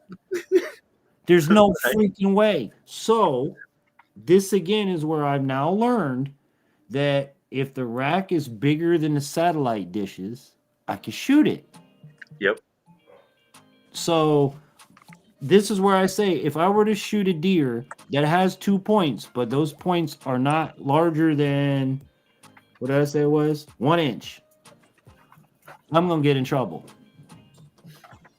So it's not even worth it for me to try for that. You know what I'm saying? Hey, Infantry, can you drop the link to your DNR friend? What do you mean? What, his channel? Yeah, his channel. I don't know where it is off the top of my head. I don't even, like, right now I couldn't remember the name of his channel if I had to. But I know his physical name. Well, that don't physically do any good. No, I know. I'll get it to you, though. I'll call him tomorrow and ask him. But here in Washington, when you're on this side of the mountain, you're hunting black-tailed deer. You only have to have a spike. You hunt the other side of the mountain, and you're hunting mule deer. You have to, in certain GMUs, you have to have a 3-point or bigger. Mm-hmm. And that's here in Florida too. Different management areas have different regulations. But Florida's flat. Yeah, it's swampy and bushy, but sounds like my ex-girlfriend. Yeah, it's swampy and bushy. But you seen the hills and mountains I'm going up and down? Oh yeah, no. Look, I was talking with Truth with Tom yesterday. We were talking about that. He's like, infantry, dude, you're flat ground out there. He goes, where I live, you'll never see a 75, 80, 100-yard shot. He goes, the hollers and hoops out here, you might get 30, 40 yards. Mm-hmm. Oh, see, I'm the other way. There's spots I could make 100 yards is short for coyote. Yeah, because you're shooting across 5 mile. There's places I could make a 5-mile shot. Yeah. And that's the thing too. Everywhere is different. Every place that you hunt is different. But the problem is I couldn't legally make that shot because you can't shoot from ridge to ridge. You can't shoot over a body of water. Yeah. So you can't shoot over if there's a creek. You have to go to the other side of the creek to shoot. I have a question for you. Here's one. Let's see if anybody knows the answer before I Google it. But being disabled and with my disabled placard, all that goes out the wind for me because I can shoot from my vehicle. All I Yeah, got to you have do to is permit. pull it over, Yeah. stick the gun out the window, and shoot. Yeah, I could get one of those too. I just don't because I'm not mobility impaired. I'm visually impaired. Save that for somebody that needs it. But here's a question for you. All right, and then we're gonna get ready to start winding down because it's getting late. It's only 9:00. Yeah, in your time. Um, It's it- 4:20 somewhere. It's 4:20 somewhere. It's always 4:20 somewhere. That's a good one. If a deer is swimming across a body of water during hunting season, can you shoot it while it's swimming across said body of water? Shoot it in the water. Do what? Cannot shoot it while it's in the water. Okay. Texas, what do you say? Nope. No. Okay. Now I'm going to Google it and see what good. How did I doubt you guys? I just Now, if it's going across a river or a creek, then yes. No, I mean this thing is But physically if it's physically across swimming, a body of water. It doesn't matter if it's a river, lake, ocean. It's swimming across. but if it is physically swimming, you cannot shoot it. Okay. So let's ask Google now. It has to have Can all you 4 shoot hooves a on the deer ground that is before you swimming? shoot. According to Realtree, some states' regulations read in a way that it's illegal to shoot a deer standing in a lake, pond, or stream, but say nothing about creeks or brooks. Other states say you can't shoot a deer that is swimming, but can shoot deer that is just standing in water. All right, everybody got that? Now, if you're on the same side of the creek that the deer is standing, you can shoot it. Mm-hmm. But if it is on the other side of the creek, you cannot shoot it. But if the body of water, creek, frickin' whatever, is big enough that the deer has to swim, as soon as its feet leaves the bottom and it's in a swim, Yeah. can't shoot. Okay. And see, boys and girls, this is why we're going to go right back to the beginning of this whole conversation and learn your regs before you go hunting. This is not a scenario where you ask for forgiveness, because forgiveness is jail time, fines, loss of hunting privileges, they'll confiscate your equipment. It ain't a joke. And that's what's always scared me about hunting is I want to do it and I want to do it right. But man, if you mess up, God, are you in trouble? Yeah, because they can take your vehicle. They can take even your house. Yeah, they can take your house. Anything that is involved with the hunt, they can take. So they can't really take your house. But if I'm out there in my camper and I've got the truck and the side by side and the camper, they can take all of that. Yep. Everything I have in the woods with, they can't come here to my house and take my house, but they can take my camper, my truck, my guns, my side by side, your my ammo, generators, everything. All of that, all my camping stuff. And then good luck getting it back. So, like I said, guys, do your homework. Do your homework twice, thrice. Make friends with your warden in your area. Make friends with a warden, and make sure that warden works in the county you're hunting in. That's an important thing because every county, every city, every wildlife management area, every DNR, whatever the hell you call it where you live, they're all different. They all have different rules. They all have different regulations. They all have different permits. They all have different tagging systems. Like here in Florida, we don't have a deer tag anymore. I shoot the deer, I bring it home, and I have 24 hours to go on my cell phone and go, hey, I shot a deer. And when you talk to your, as I call it, your local warden, talk to him respectfully, but don't talk to him. I mean, don't talk down to him and don't talk up to him. Yeah, talk to him like a decent friend. Yep. And don't try to talk like you're there to learn something, because you are. Yeah, don't talk from experience, talk from learning. Yep. Because I guarantee you, the experience that you've been taught is not probably correct. And that's something I'm learning as a hunter because people do things. You're in the backwoods. Oh, ain't nobody gonna find out. Yeah, well, somebody's gonna find out. You know what Yeah. I'm saying? Like it's just not worth it. So to take the time and to find, I mean, like I said, it took me 10 years, 10 years of learning, 10 years of watching videos, of talking to people, of putting boots to ground, flying out to Arkansas, going St. Cloud, hunting last 2 years up here. I found, or I shouldn't say found, I spotted 4 drones this year What, looking out for? when I was out hunting. Yeah. And I think they were game warden drones because they weren't flying. They were flying. They're probably out They there with. were well. They were flying the roads. Huh. It was like they programmed the drones to fly the roads. To look in the back of people's trucks.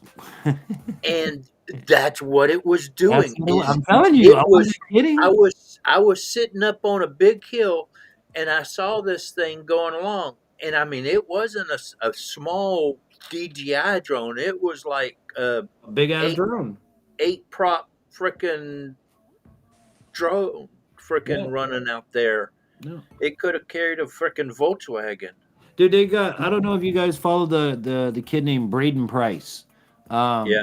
Okay, I don't know if you've seen a video where he has a buddy who has a hunting retrieval service. I.e., Yeah.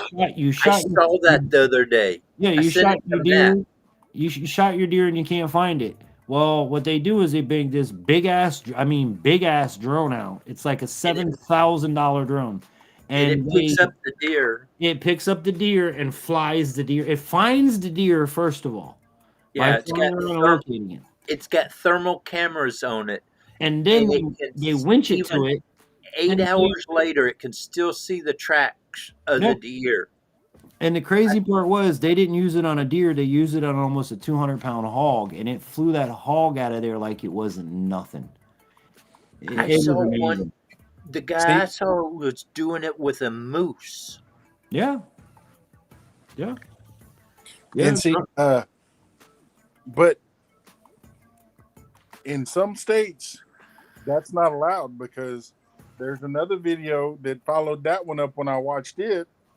That was the DNR guy was there flying his drone trying to help him find his deer, and then said, "I cannot legally tell you where to go, but I can tell you that it is down." Well, that's probably because he's DNR. Yeah. That's probably the only reason, because he's DNR. Well, I don't think they're allowed to help you even if you ask for it. No. I shot a deer. My second deer I shot, I couldn't carry it, and the game warden drove out. Actually, I couldn't find it for a long time. And the game warden came out, and he found it.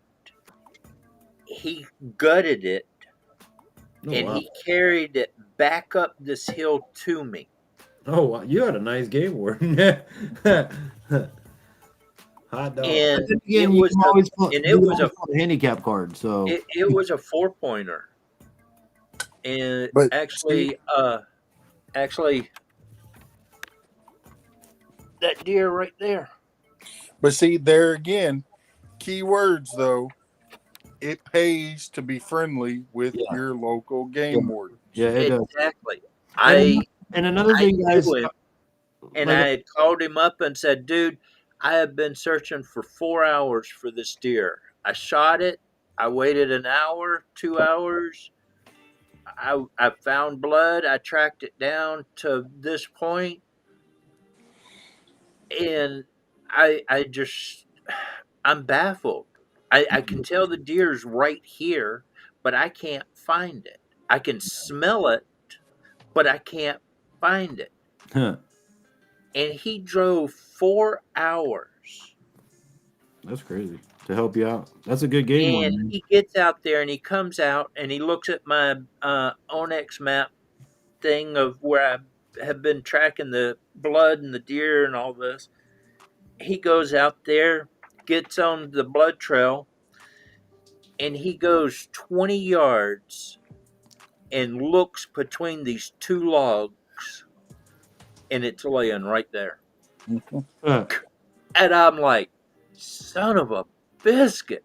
It had rolled between these two logs and into a little crevice. And unless you were standing right on top of it, you wouldn't have seen it. yeah. And he went a different way than I went, and I stood on the other ends of the logs and didn't see it. And he went this way and stood on top of the logs right above the deer and just happened to look down and was like, oh, there it is. And he said he pulled it up on the side of the log, pulled the guts out, and threw it up on his shoulder and just carried it out. Huh. And I'm like, no way in hell I could have carried it out of there. Hey, do you guys use a drag strap? Are those beneficial? Yes. Yeah.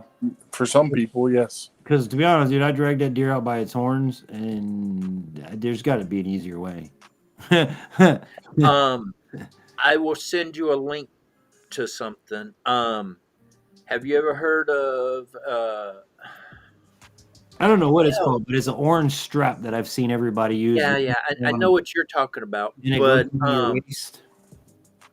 a deer dolly. A deer dolly. Yep. It's Does got that sound like it bicycle is? tires. Yeah, that's what I was gonna say. Does it sound like it is? It's legit a dolly? Yeah. Yes. Oh hell I've got one. That's awesome. And it actually has an attachment, and it'll attach to my side by side. And I can use that too. and you can attach it to a bicycle or anything like that. But it has it's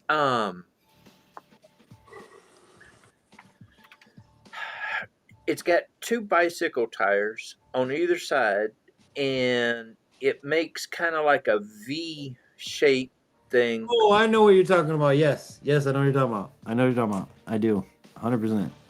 And you lay the deer up there, and Just roll his ass out. yeah, Something I did want to mention to you guys about the game warden things is if you're a content creator and you are out in your community, when your community has fairs and gatherings and get-togethers, this is a great opportunity for you to meet your wardens because the police, fire, and wardens, Smokey the Bear, everybody's always at them festivals. And a lot of the times that's how we meet our wardens. And I make sure that I re-meet our wardens and I hand business cards and I say, look, I'm blind guy in the woods, just keep me in the back of your brain, infantry, DJ, blind guy, whatever the hell makes you remember me, just in case, you know what I'm saying? Because when you're out in the woods, they're your lifeline and they're your death line at the same time. So out here we have a master hunter program. that's another good thing too. Get yourself involved in classes. And to become a master hunter, you have to go hunt with a disabled hunter or help hunter out. Yeah. And I've been trying to get me a master hunter to go with me, but I've actually been bitched at my FWC people because most of us here, if you're in the outdoors community, you've seen the show The Wardens. Yeah. So what aggravated me was I watched several times over several years the two different wardens in the two different states that they broadcast from, right? And it's usually Florida and Texas. Well, it's not Florida. It was up north, like Massachusetts area. And I think it was Texas was the other one. But either way, here's the point of it. They do it from Washington a lot too. Both programs showed a day where the wardens took out handicapped people to hunt. in both of these states, there was a handicap dedicated day where you could reach out to the warden's office and pair up with an officer, and they take you out for a hunt. We don't have nothing like that in Florida. Mm-mm. The most thing that we have in Florida is what they call handicap accessible hunting areas. Yep. All this translates in English is it's a shitty spot with a ramp for somebody with the wheelchair. That is We not have handicap. duck That hunting is spots like that. wheelchair accessible. That is not handicap accessible. Um, and I've even reached out. I'm like, why can't we have a day like that? Why can't you have a day where you take the damn kids fishing? The wardens take the kids fishing. They do it everywhere else. Why not in Florida? Oh well, you get all them excuses. Like, man, y'all need to do more. You need to take the kids hunting. You need to take the handicapped people hunting. You need to take the veterans hunting, and you need to make a day, days for that. I know they have family hunt. I know they have youth hunt days, but I'm talking about the game warden takes a handicapped person that ain't never done shit and takes him out and gets him a damn deer and makes his life change forever. And that's the thing. But you said it. Now, I'm going to be honest with you. That is a lot of stuff just for the show. No, but it's if you look up those states, of which I've done my homework, those states offer those. So it's not for the show. It is a day, Veterans Hunting Day. Take a kid hunting day put on by the wardens. The wardens host it. But it's through the state that is it because the state funds the wardens. We almost started something like that here, but then stuff happened and Life went sideways. everything got defunded. Yeah. And the first thing that got defunded was the game wardens, because that was the easiest to get rid of as law enforcement people. Yeah. But Sad. if you look right here, infantry. Hold on. I gotta trade spots with you. What is that? What am I looking at? That's a It's deer the deer dog. wagon. Oh yes. Okay, the deer dolly. Yes, I have seen those. That is really cool. There's a bunch of different type, but I'm hoping. Y'all say a prayer for your boy, because if you follow this channel at all, I need some kind of ATV, right? Well, I talked to the uncle down in Naples. He has 2 mules, which a mule is a side by side with a dump bed. Any luck, God willing, when I go down to visit him, he's gonna give me one of those mules. So if I get to get a mule, it's gonna be game changing. And I could just put a deer in the back of the mule. you could go to Texas. And go to I know Texas. somebody that's got a few. Yeah, mule. Yeah, which kind? The hee-haw, or the actual? I only have one of those. Listen, I already have a stupid donkey out by where I hunt every morning. Fucking 6 o'clock in the morning. You need to video it. Yeah. Do a short of it and put it up on your channel. Like, Yeah, bro, do a short. That'd be a great. That fucking donkey is up before the birds, man. What you do is sit in your blind and make a short video going, "Damn jackasses don't ever shut up." I'm telling you, bro. Every morning, and it's you're filming a short and just Big Mac. Can you shut your donkey up?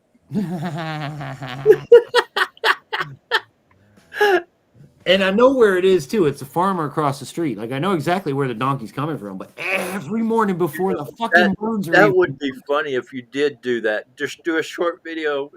Matt, shut your damn donkey up. And that joker's loud, boy. Like, mine. I can't get mine to sing for nothing. Well, I'm looking for one of those giant chickens. A donkey only makes that noise in distress or alert, generally. Have you seen the donkey with the giant chicken though? No. You know the chicken that goes, "Arr!" What are you talking about? The rubber chicken? Yeah. Yeah, my kids play with that every time we go to the store. I want to shoot them. Well, they got giant ones now. Oh my god. And this lady gets one and she gives it to her donkey. And he does. Oh. And he's He puts it flopping in his that mouth thing and he back flops and his head forth, up and down. and it's all Oh, jeez. and then he's trying to make noise with it at the same time, and it's just funny as ever. Hey, I have a pointer for you guys, and I'll let you know how it works out. But you might still be able to get some tomorrow if you go to Walmart right away. You guys have dogs, so I'm trying it out. I've heard a rumor. Have you guys ever heard of this little plushy toy called a Smushmallow? I've seen the commercials on TV.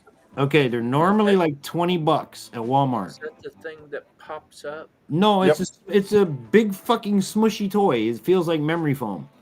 It's called a Smushmallow. They're normally like $20 at Walmart. They're now for the holiday. Well, that's where I'm going with you, sir. Hold on a minute. They're now $5 because of the holiday. So I bought one for Mika. Now we all know dog toys are more than $5, so fuck, I'll buy a $5 toy and see if it lasts.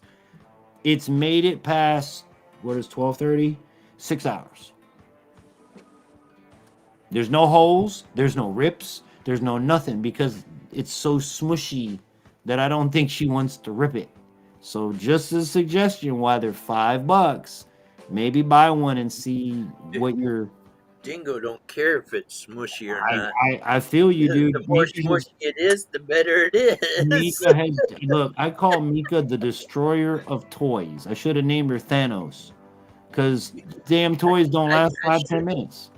But I should make more videos of what I let my dogs do.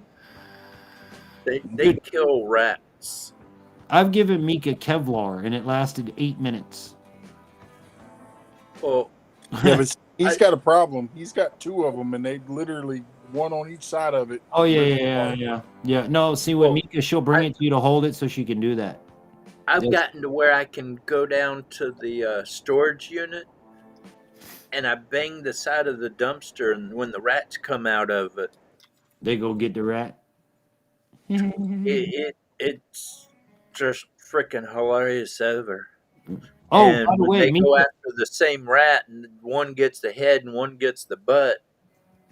And that rat don't last long. Yeah, Mika finally took into her leg bone that I gave her. She now likes the deer leg bone.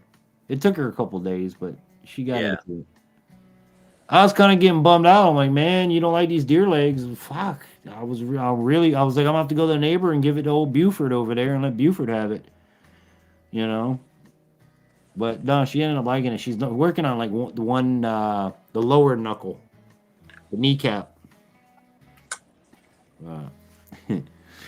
Well, fellas, I'm gonna get ready to wrap things up here because it's getting later, and I have the boys by myself tomorrow, so it's gonna be a long. day.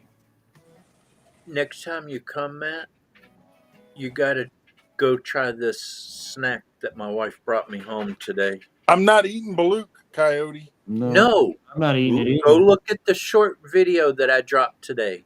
I seen it. No. It's what was it? Takoaki. Okay, so what's in the taco that's disgusting? It is basically a breaded ball like a pancake. Yeah. I thought he was gonna say a breaded ball like a nutsack. with a piece of octopus in the middle. Oh, see, I don't like octopus. If you said calamari, I'd be on board. Octopus, I don't like octopus.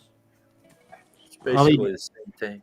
It does taste. It tastes different. No, it isn't. Squid and octopus, they taste completely different. Squid is. They're a little bit different, but they taste basically the same. They're 100% different. Guarantee you.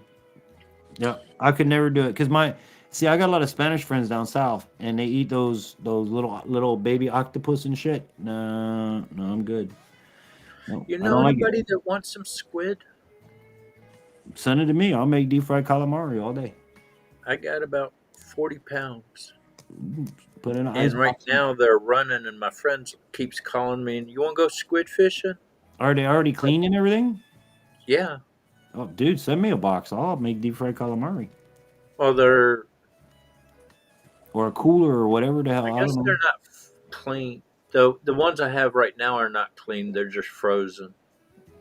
know. I had a Polish buddy named Leszek years ago, and he was straight from Poland. Like he spoke Pole, everything, um, and he spoke English with a heavy, heavy, heavy Polish accent. So we'd always go to this bar. You guys might even know it. Shenanigans. A lot of people have shenanigans where they live. And on Friday nights was a DJ, and I forget what the promotion was, but it was some kind of drink special. So we go there for drinks, hang out, try to pick up girls. But we'd always get a plate of alligator, and we get the calamari. And he'd always ask the waitress because there's two ways when you buy calamari at a restaurant that you can get it. One way where you just get the onion rings, and that's it. The other way, you get the onion ring, which the onion ring is the head, and the other way is you get the tentacles. Well, my buddy, being the way he was, would go to the waitress and say, I like to order the calamari, but do I get some head and does it come with testicles? He couldn't say the word tentacles to save his life. So imagine now you have a cute 20-something-year-old waitress looking at you going, you want head with excuse me? And he'd say it again. Yeah, does the calamari come with head and testicles? Or is it just head that I get? And I would be pissing myself laughing because I know what he means, but she doesn't know what he's trying to say. And I'm like, ma'am, he's asking, do you have just the rings? Or do they come with the rings and the tentacles? He can't say tentacles.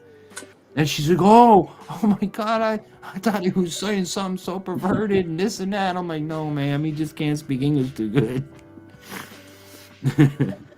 I tell you what, if you're ever in Japan and you're out on the rocks fishing with a bunch of old Japanese men, and one of them catches a fish and they decide to cut it up into sushi, try it. Yeah, no, I don't do sushi either. But if they catch a octopus or a squid and they cut it up and hand it to you and try it, make sure you don't get the tentacle part. Yeah, no, if they cut the fish in front of me, Because Coyote, it's if they cut usually it, somewhat still alive. look, and look, when you look, stick it in the mouth, that tentacle will suction cup to your roof. No, you're not. You're forgetting who your friend is over here. I live in Florida. If you cut up a squid and you hand it to me, I'm gonna put it on the hook for bait. It ain't going in my mouth. There's no fucking. I don't eat raw fish. No. It's good. I'm gonna look right at that Chinese, Japanese, dirty knees person and go, "Oh, thank you for the free bait. Put it on my hook and throw it back." But if you try to eat the tentacle part, make sure you cut the suction part a little bit, because if you try to eat the tentacle part without doing something to those suction cups, they'll stick to your throat or your roof of your mouth or something, and when you're trying to swallow it and it sticks to your throat halfway down. That reminds me of the Indiana Jones movie where they pick up the thing and the snakes are still moving and alive while they're eating them. Yeah, no, bro, I'm good. If it's moving, it's look, bro, I don't do raw fish. I don't do raw oysters. I don't do raw oysters in the half shell are so good. Yeah, no, you can keep your snot running down your throat all you know what that makes me think of? And I don't say this, I don't mean this like in a bad way, I mean in a funny way. If you eat raw oysters, you might as well be gay and take a cum shot in the back of your throat. That's what I think of raw oysters. You know what you need to try? Now, steamed oysters I'll eat. Cooked oysters I'll eat. Raw? No, that's like fried is the only way I'll eat them. Fried oysters, that's another thing. Raw, no. You need to try some Rocky Mountain oysters. It's funny you say that. I just watched Cowboy Kent had this Asian dude named Uncle Roger. I saw that one. Saw that? Oh, dude, I damn near pissed myself laughing. Oh, this Brokeback Mountain shit you bring Uncle Roger to. Yeah, he's slapping the ball sack. I've had him before as a kid. I've had him before. But like I was saying on Zach's stream the other day, I used to get made fun of at the Jamaican radio station where I worked at for many, like 16 years. Oh, infantry, how you eat nasty rattlesnake? How you eat this frog legs? How you eat this? It's so nasty. And I look at him and go, how do you eat cow cod soup? You nasty motherfucker. And I leave it at that. Now, if you don't know cow cod soup, it's COWCOD soup. Is generally eaten by the men in the Jamaican and Caribbean islands. It's made from the bull's dick. You eat bull penis. You're gonna sit there and bitch at me for eating frog legs and raccoon and squirrel. I don't put dick in my mouth, bro. You can say whatever you want, but no. You're nasty. I'm That's sending nasty. you something. That's straight up nasty. Coyote, would you ever put bull penis in your mouth? I'm gonna send you something. That probably means he did already. Did you Hey. put bull penis in your mouth, Coyote? You're not looking. Hold on. I gotta swap you. Hold on. You're too small. I can't even see what it is. What is that? A worm? It's a coon whistle. Oh, it's a pecker. Yeah, that's a liquor still. We use those in making moonshine. Yep. I got another one. That's the one thing that smart ass coyote is gonna always make fun of me because I'm not pulling that shit out the damn raccoon. I don't care. I don't give a damn.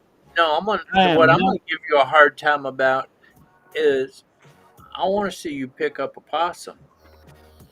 I did already. I showed you. He was dead as motherfucker too. I picked him up. I was like, look, Coyote, see? You don't remember? I showed you that one. He was dead as shit. I want to see you pick up a live one. He never said that, Matt, until right now. He never said live. He said, I want to see you pick up a possum. And you know that, Matt. Hey, DJ, I said I want to watch you catch a live possum. Yeah, y'all are reaching. Let me ask you a question. I even named a possum after you. I know you did. Let me ask you this question. Would y'all even feel bad at all if I went and did what you said to do and that motherfucker bit the shit out of me? Yeah. Okay. I would. Laugh my ass off. Okay.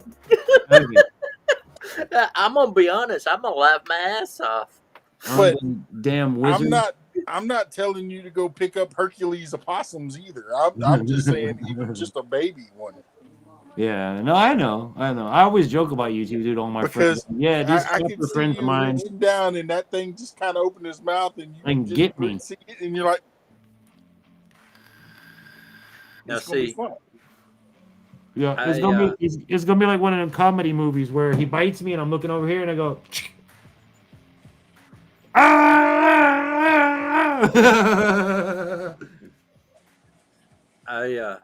I'm working on a video right now that I pull a possum out of the trap and I'm kind of antagonizing you the whole time about it. But what's funny is let me get the thing to the right spot here. This thing tries to bite me multiple times. Yeah. You want me to do that? Uh-huh. And you'll feel bad if I do get bit. At least I know Matt will feel bad. Funny as ever. Laugh. Okay. You see that? Did you just pop something up on my screen? Yes, I did. Okay, did you not share the sound? No, I'm not going to share any sound on it. Okay, hold on. There we go. Now all three of us can look at it. All right. Okay, I can't see the screen, but you need to make it. Oh wait, you can't because that's your editing program. Okay, go ahead. I got you. I can see. Okay, I'm waiting on the program to catch up with itself. Yeah. It's going through an external hard drive. Well, it's rendering. I can see it rendering on your thing right there. There it goes. Hang on a minute. Let me get back. Okay, now I'm going to open up this back door and reach in and grab him. Now you're turn around and pay attention. And mind you, this is what he wants me to do, everybody. This is what he's telling his blind friend to go do next time I trap one. Look at this shit. You're out of your mind, dude. Grab him by the tail like that. Yeah, grab him by the tail until you turn around and bite your ass. Yeah. Just keep watching. But No, I'm keep watching. watching. He I'm tries to bite me again. Look, again Yeah. he bites me. Yeah, and you want my blind ass to do that, where I can't react in time to not get bit. Yeah, I got you. Yeah. See, they're not that fast.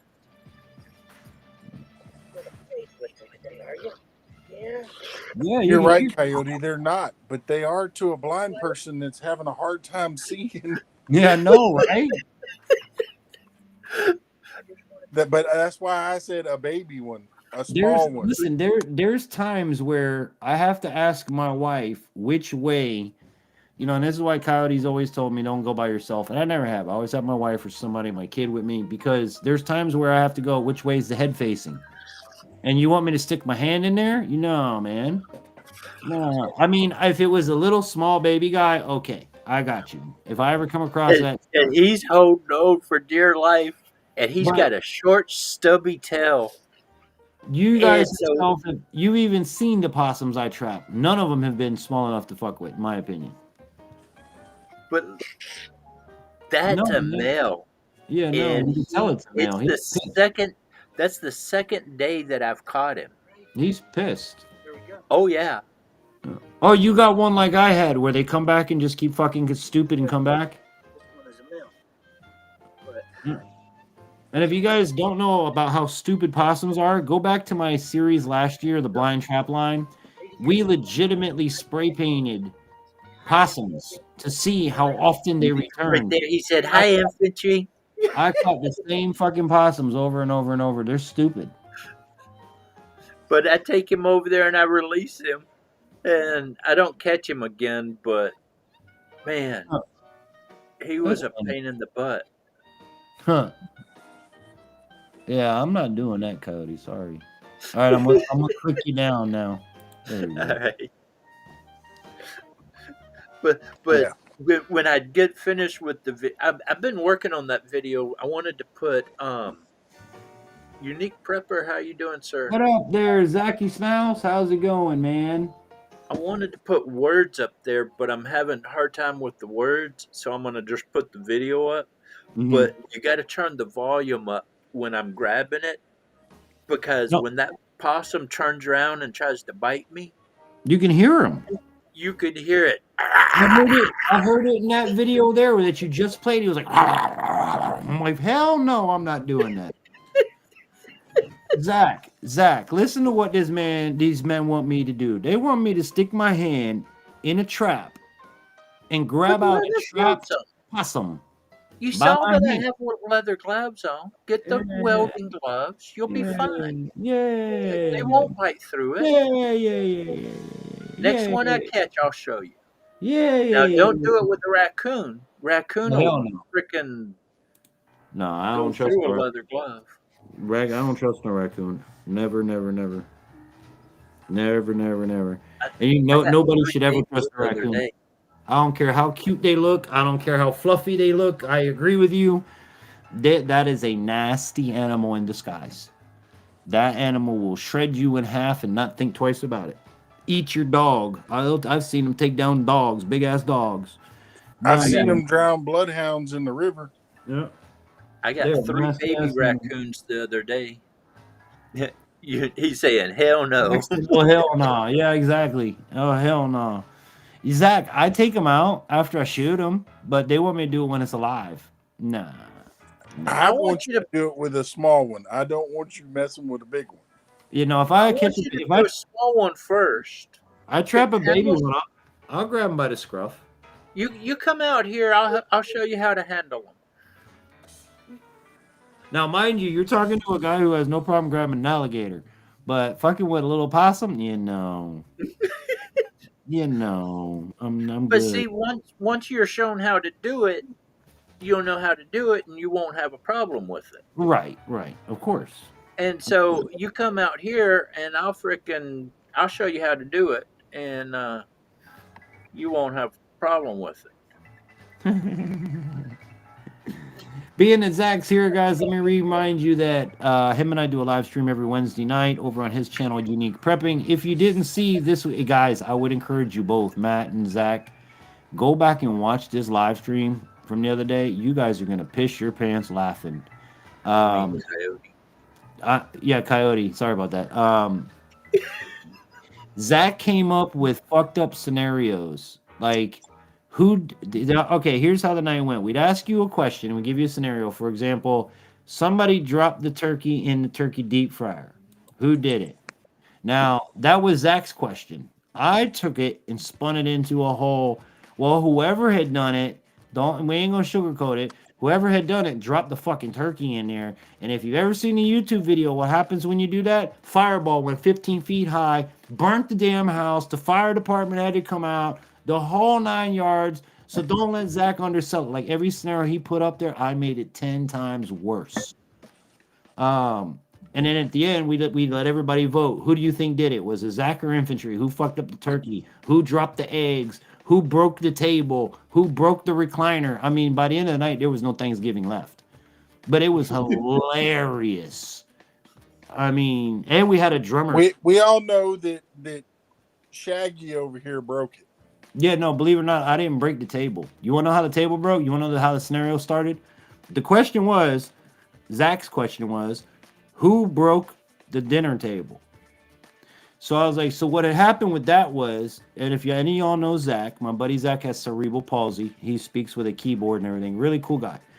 So the way that it broke was Zach was dancing on the pole on top of the table doing an OnlyFans shoot for Thanksgiving, and the table collapsed.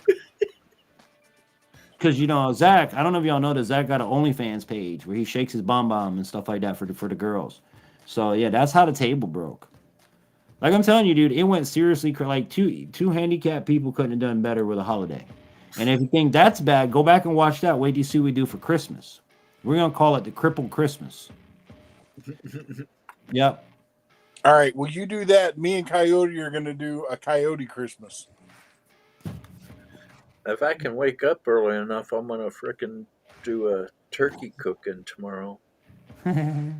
If I see you up there, I'm going to come join you because I'm going to be sitting around with the kids all day. I'm going to be sending you the link. Yeah, send me the link. I got to be there. You got to be there. Send me the link because the stupid YouTube fucking don't notify shit. Like I was telling Mayhem the other day, I'm like, you know, I just got notified your pumpkin carving video from like 3 weeks ago. It never told me he posted, never nothing. He live streams. I don't get notifications. YouTube's turning into a real bag of wieners. Yeah. They really are. And you know something? I want to tell y'all something right here, right now. And I'm going to give you actual factual numbers, okay? I purposely labeled my video Blind Guy's First Deer Ever, okay? And as we all know, YouTube is a bag of wieners. And anything that has to do with blind, handicapped, crippled, cerebral palsy, wheelchair, quadriplegic, paraplegic, all these words, watch, I'm going to get red flag for all of them too. They don't like it. So... Blind Guy's First Deer Hunt Ever, which should have had hundreds of views in the first week or days or so. At least I would think, because it's amazing. On YouTube, I have 37 views. And I was the first one.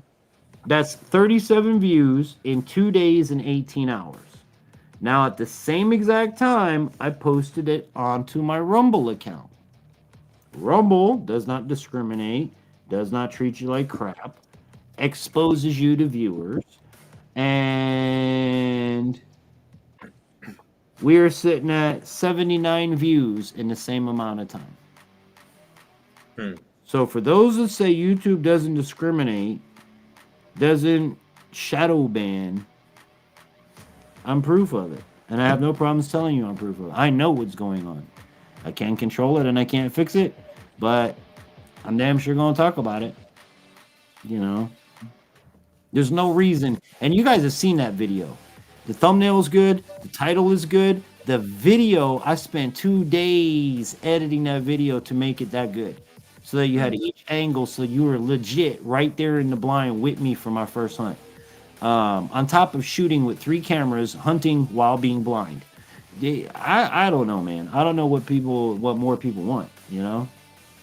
Like, I don't know. I think it's so hard to amaze people nowadays that you know, that's going to be the downfall. There's nothing amazing anymore because you've seen it all on TikTok, or I've seen it all on here, or nobody cares, you know.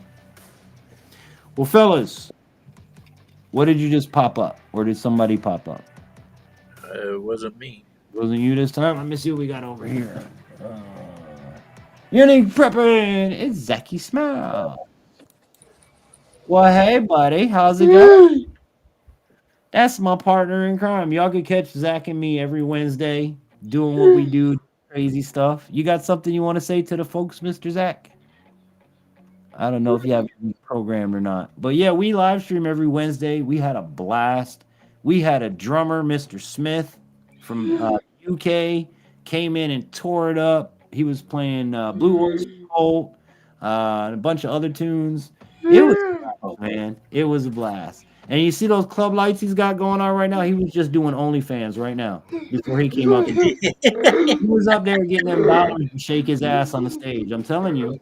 And that's why the table broke.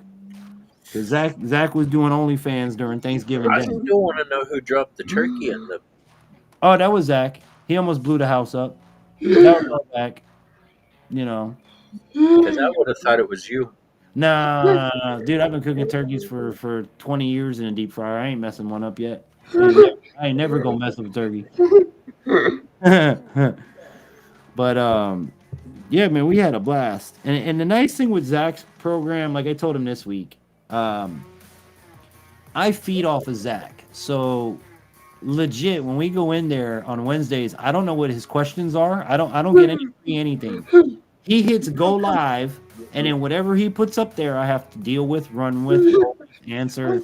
And it's cool because we don't really care because we're talking to each other what you guys hear or think. So if we say favorite blind guy, that's my favorite CP guy right there. We deemed his hand, that's the wild child. So if you ever hear about wild child, that's that troublemaking friend of his right there. It's always, you know, that's how we do on his program. And that's the nice part, to have somebody that we can joke around and kid, and he can poke fun at me and I can poke fun at him in good ways and lighten the mood of handicap, you know. Is he picking on you? Dude, pick on. If he picks on you, you just let me know.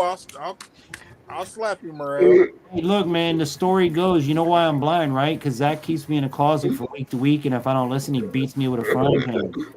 That's why I went blind. He clocked me in the back of the head. Hey, if you need a cast iron frying pan, let me know. I'll send you one.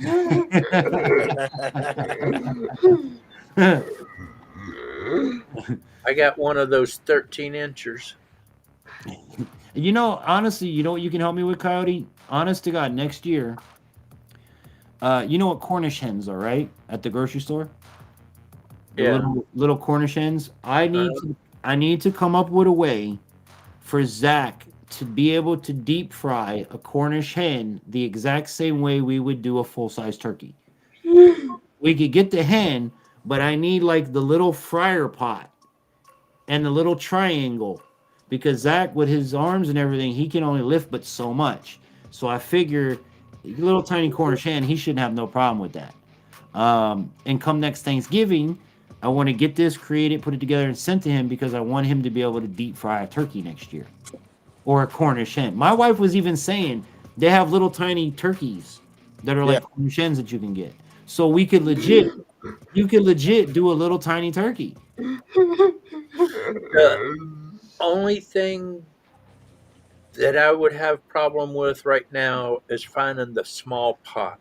That's where I'm gonna need help. Because I know where I can find the turkey holder, right, or the chicken holder.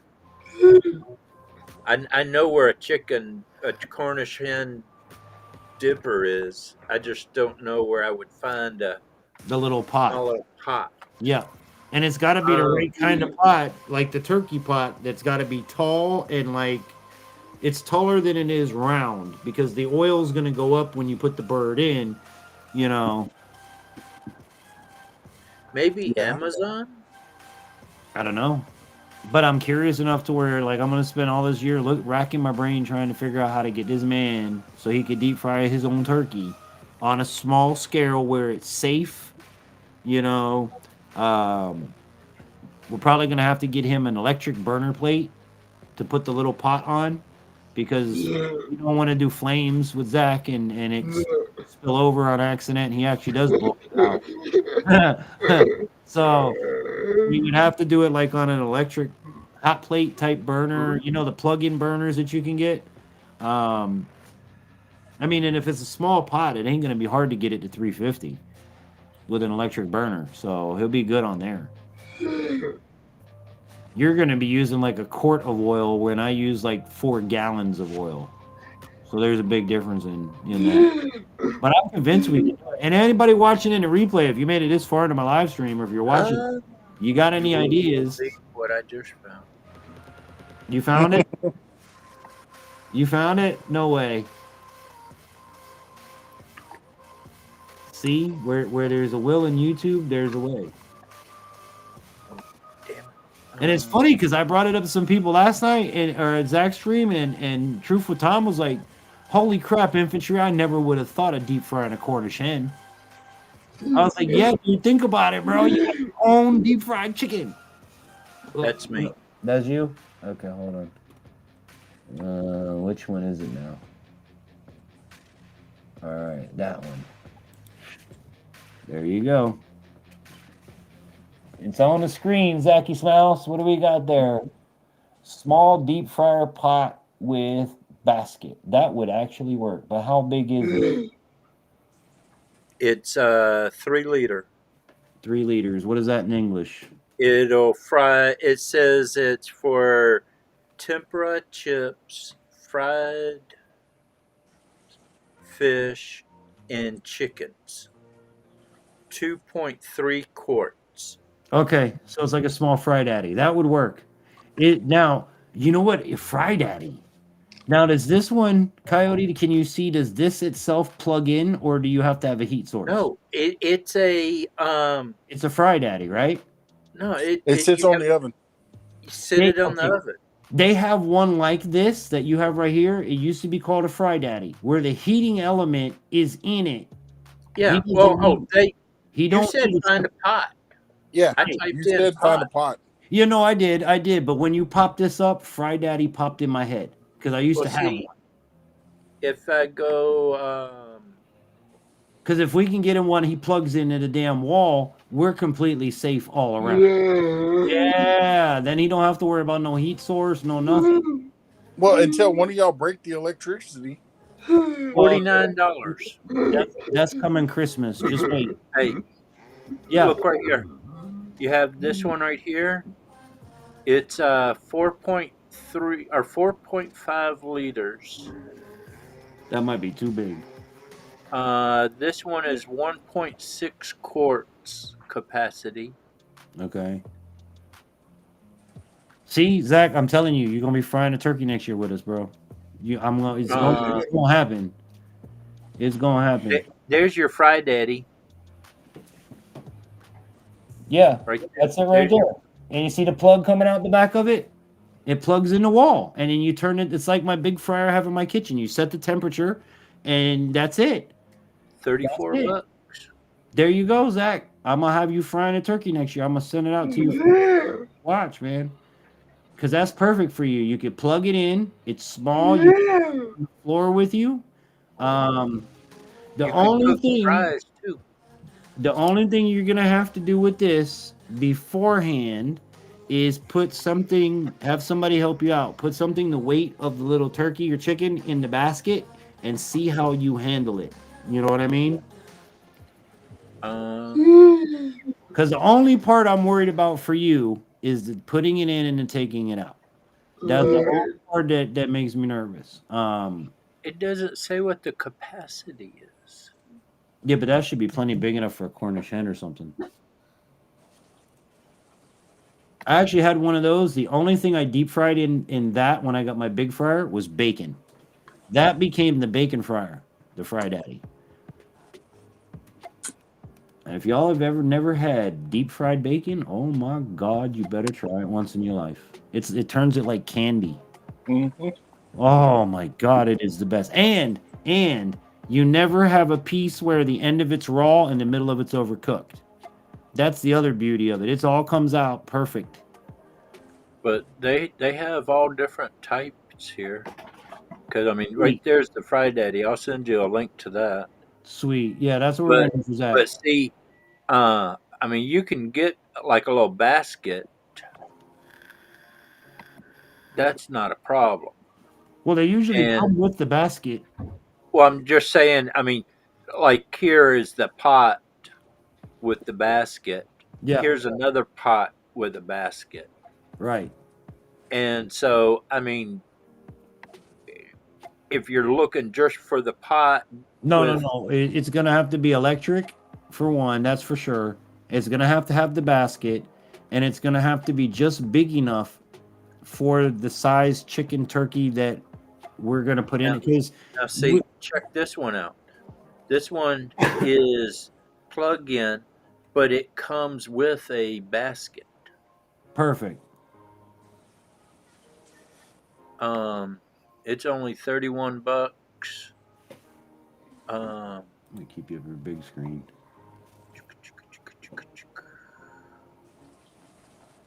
Yeah, because I mean, again, with Zach, the weight is going to be the thing. So the smaller, like, even if we get him the one for like this turkey thing, he'll be able to make French fries. He'll be able to make it's plantain 10 chips. inch high.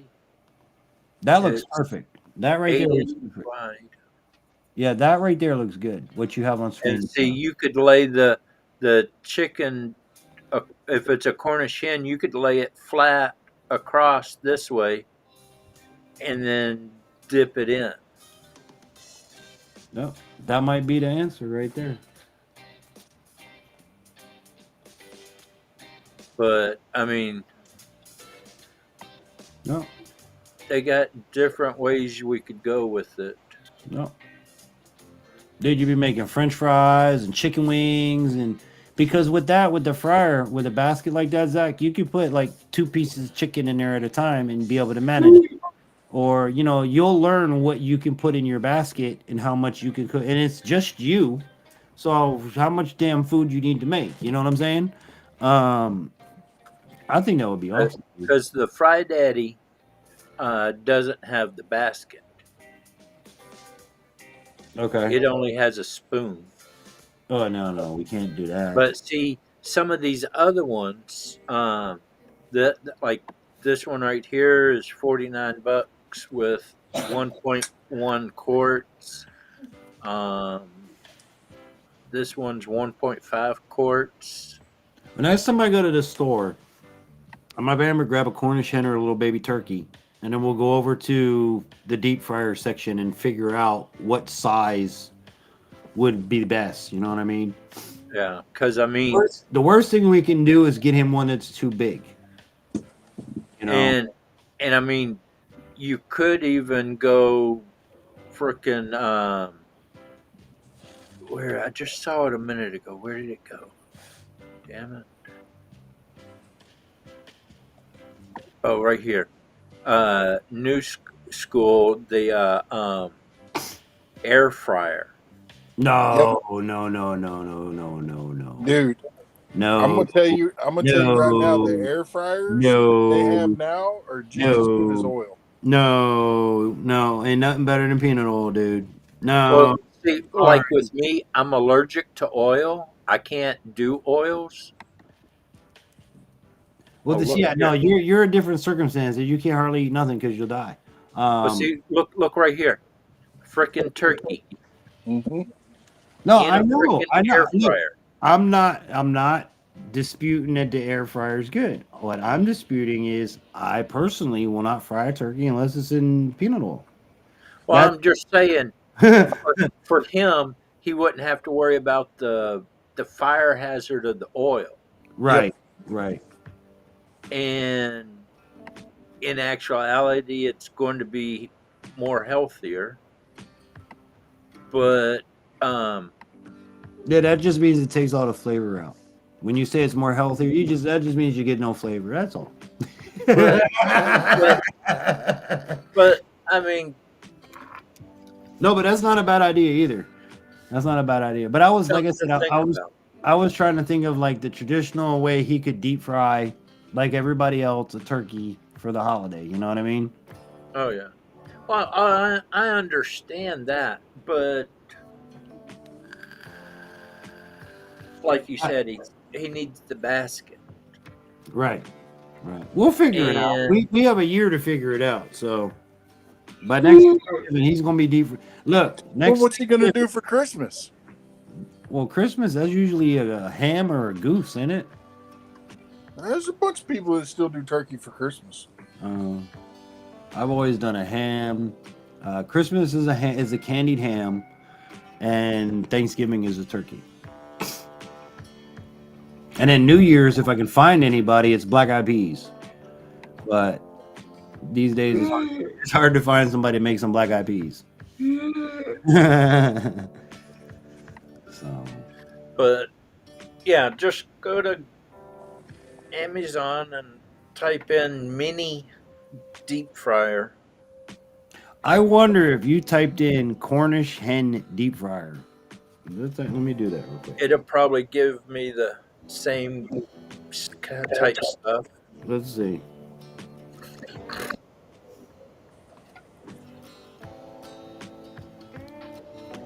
Cornish hen deep fryer. There's gonna be people out there going, "What the hell's a Cornish hen? I ain't never heard of what Cornish. Where did that come from?" You know, I wish I'd thought about it when See, this is the one that I my have. kids were younger. This is the I've one been that I seeing have these that I videos. use right now. Where's the window? There we go. This is the one I have in my kitchen Yeah.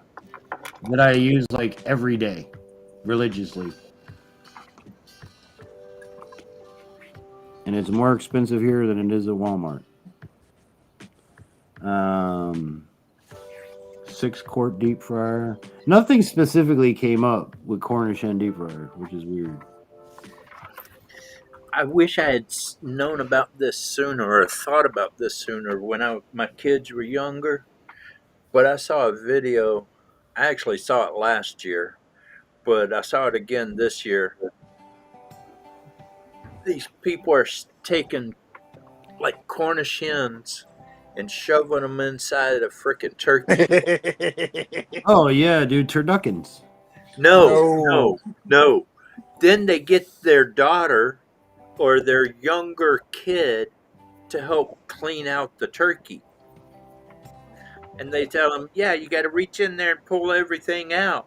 Oh, And geez. they start pulling everything out, and they pull out this baby chicken, and they're like, it was pregnant. I'm done. And they normally just walk off, and they're like, nope. Thanksgiving is That sounds over. That sounds like something I would do to my boys. Right? All right, y'all better get in there and clean this damn thing out now. I gotta get it in the fryer. Hurry up! I ain't got time to be wasting. Reach up in there and pull the gut sack out. Yeah. Don't tell them about it. Do it next year.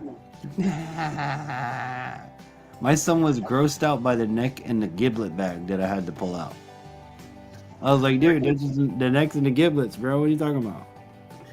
What's funny is me and my sister, we would love when Dad come home with a deer because we would be out there playing with the eyeballs, Ugh. the freaking nut sack, Yeah, no. freaking the vocal cords, the freaking he'd cut the legs off and hand us a leg, and you pull the tendon, and the hand will wave at you.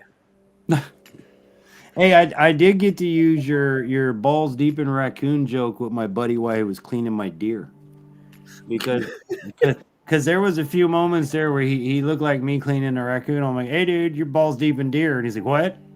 I was like, you're legit balls deep in deer. Look right in front of your nose. I was like, I get shit for that all the time. And he's like, what do you mean? I was like, well, because I have to look closer than you. My face is literally in the nuts of whatever male boar animal I'm cleaning. And it's this big, huge joke on YouTube between the trapping community of Yeah, infantry's balls deep in that animal. Well, you wouldn't have to worry about it with a hog, a boar hog, And I because still their want nuts that. are on the top. I still want that T-shirt. Damn it! Oh, that reminds me, I'm getting hooked up with My a blind hopefully friend is balls deep in raccoon nuts. um we might be talking to a new t-shirt company coming soon. That's all I can say because I don't know And anymore and I don't want to spoil anything. and I think I But know who would print that T-shirt for you. it's not bunker branding. It's going to be independent. But um I'm able to basically print because like I said, I want to do other shirts too. Like I'm handicapped. What's your problem? I want to do like shit. Amazon definitely is not going to print. You know what I'm saying? He needs to have his own. I love PETA. I love PETA. Yep. People for eating tasty animals. Oh, nice. See, and shit like that I want to do. Like I even have a shirt that I I, specifically designed and made for women. Okay, I and have a bunch of T-shirts that say PETA on the front of it, and in small letters underneath it says "People for eating tasty animals." uh, that's awesome. And like on one of the back of the shirts, it says, "I love cats, but I can't eat a whole one by myself." I got this shirt that I've designed specifically for women, and basically what it is, it's a pair of bobbers sitting on a pond, on a pond water. But the reason it's designed for women is because the bobbers go right where their tits are. And then the caption's gonna be, "Who says watching bobbers is boring?" Again, Amazon ain't printing that one. You know, my deer shirt, my buck off T-shirt, I had to get approved 5 times before Amazon put it up there. Wow. Yeah. So I again, still like the one.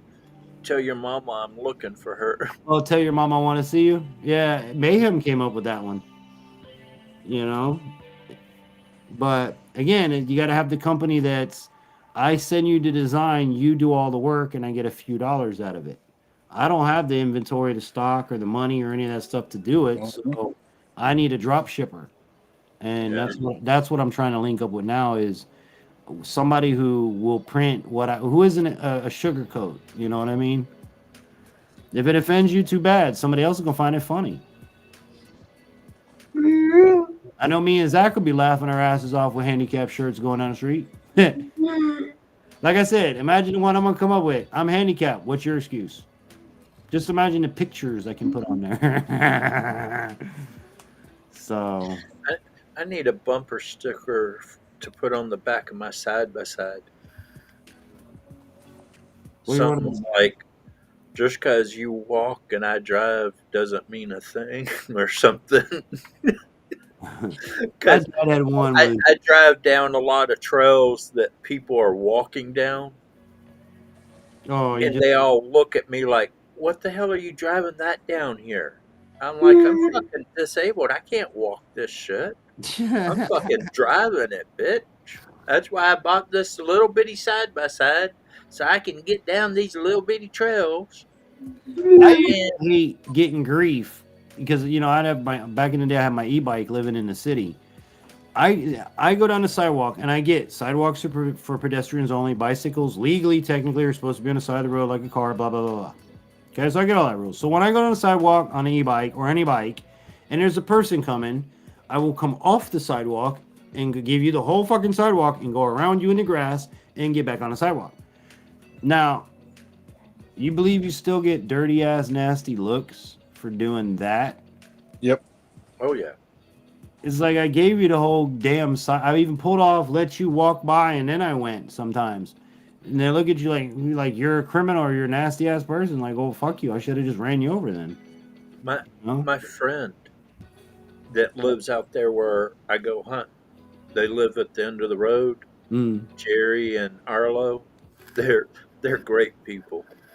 Well, Jerry calls me up one day and goes, "I'm gonna start it below your camp and walk the trail that goes behind your camp, and I'll see you at the top side." And I said, "All right, I'm gonna walk the ridge and watch you." She's like, "Okay." So if you see me over here, I'm gonna show you. I'm on this ridge over here, and Yeah. she's walking down a ravine in kind of a ridge over here, Right. and I can look down and kind of see her. And I text her, "Hey, I see you." She's like, "Oh, really? Okay." And we kind of make visual waves at each other. And I said, "You just jumped a deer. Backtrack." And so she backtracked, found the tracks, and kept going. Well, when I moved up, I realized there were some other hunters up the top side. So instead of messing up their hunt, we both turned around and walked back down the trail. Right. Well, as she was getting back down close to her truck, she said she's walking down the trail like this, and about 50 yards down the trail, she sees this guy sitting about 10 yards off the left side of the trail. So she figures she's going to walk right past him. And she's walking slow and quiet, just like a hunter would. Mm-hmm. Got her hunter orange on, and she's just do. Well, as she gets about 10 yards from him, he jumps up, walks out into the trail, looks at her, kind of flips his head like attitude, and walks down the trail about 50 yards, walks off into the woods up on this hillside, about 15, 20 yards where he was last time, and sits back down. Well, she still got to go down that same trail to get to her truck, because her truck is at the end of the trail. Right.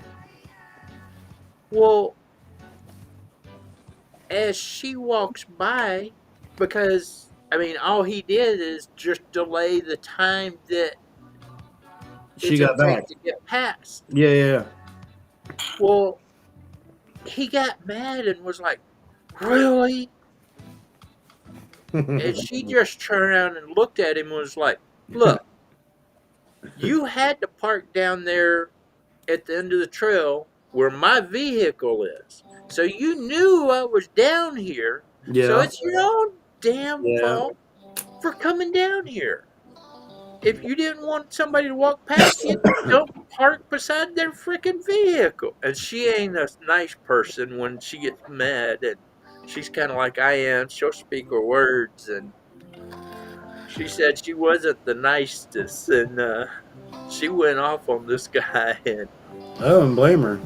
And she just turned around and kept walking down the trail, and she came by and talked to me. Well, when she head back to her house, a little bit later, this guy comes driving past me, and he acts like he wants to talk to me. And I kind of looked at him like, "Dude, I'm heading down this trail. I ain't here to talk to nobody." And I just walked right on past him. And as I got past him, I kind of sat there for a minute, and I thought, he looks like a YouTuber Big Matt and I both know. And I'm like, oh crap. And so I had to get back to camp and pull up his channel and figure out where the guy is, because he's sometimes real close to my area. And the last I heard, he was not far from me.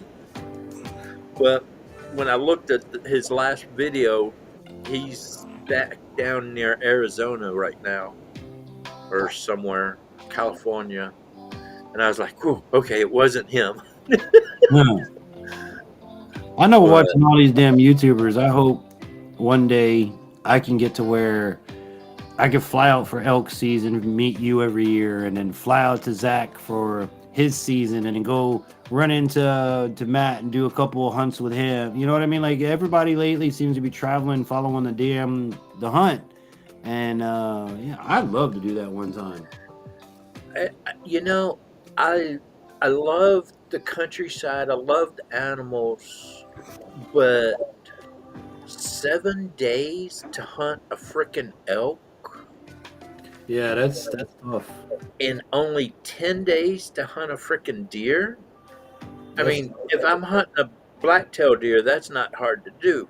But those mule deers, dude, I got from September to January. yeah, I mean, I'm sitting here, wham bam, thank you, ma'am, and y'all are sitting out there. Oh, I'm going next weekend. I'm like, dude, I was out there for a month. Damn, Dude, you were out there for a long time. I haven't Yeah, even but been I out. had 10 days, I had 5 days off, and then I had 7 days, and then I came home. I haven't been out. I haven't been out in a week. I haven't even put corn out. I'll have to go put corn out before I ever go sit again because I ain't been out to put corn out.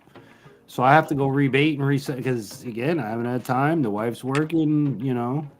I mean, I don't have enough time to come. I mean, it's an hour and a half drive to get to my hunting area. I Yeah, don't have time to come home every night yeah, for 7 days. yeah. No, I feel you. It's drive over there and stay 5 days later, or hunt for 10 days for deer, wait for 5 days or 3 days, and then hunt for frickin' elk.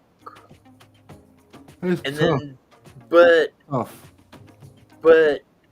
before I start my hunt, you have bow season, and then you have muzzle load.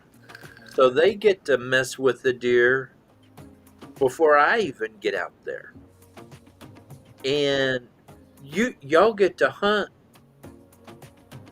Well, see, that was me. I was out at the start of bow season all the way through muzzle season with a crossbow, and then with And see, I rifle can't. season. We can only choose one. What do you mean? You can only shoot archery, muzzle, or modern firearm. How many deer are you allowed to collect a year? One. Oh, well, that's why we're allowed 5. Asshole. Yeah, we're allowed 5 a year. Now, if And I get it can be any time during the year. You could get 5 in archery. You could get 5 in muzzleloader. You can get 5 in rifle. You can spread them out. You can get. They have doe days, doe weekend where you can get does. But yeah, ours goes. I think Matt, yours is the same, right? September to January, somewhere around there.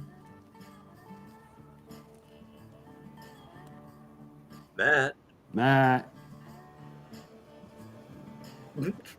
I think Matt fell asleep. But yeah, Matt's probably the same as me. It's usually September starts archery or bow season. Then you go into muzzleloader, and then you go into. And then the other thing too here is, you can use bow and arrow all the way through rifle. You can use muzzleloader all the way through rifle, but you can't use rifle Zach's or got anything else. something to say. Yeah. So What's up, Zach?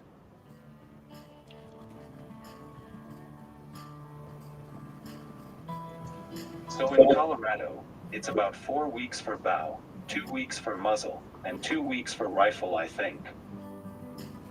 shit, that's still better. That's better than you, Coyote. But y'all get to hunt each season?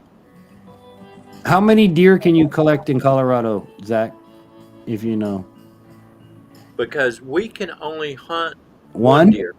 Okay. So you have all 3 seasons, but you can only get 1 deer. But he can, again, only hunt archery, muzzle, or modern firearm.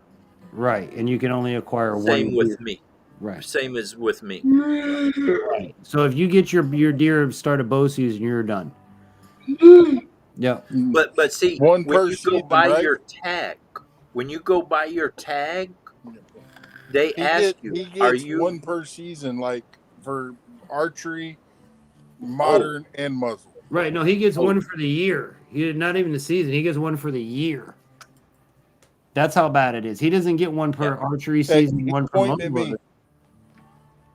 He gets 1 for bow season, 1 for modern, and 1 for muzzleloader. Who's that, Zach? Yeah. Okay, so you get 3 deer a year. Right. Right. And see, I think we can actually, you can shoot 1 deer and then you can put a permit in, and if it gets approved, you could shoot a 2nd deer.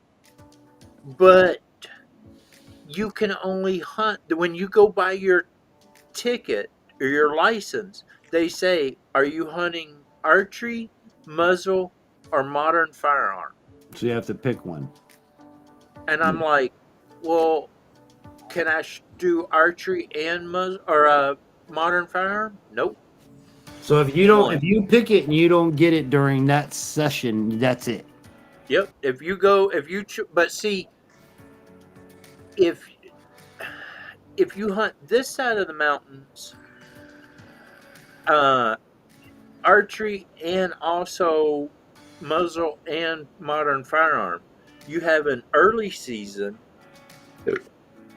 and the deer season over here is a little bit longer on this side of the mountain. But you also have a late season,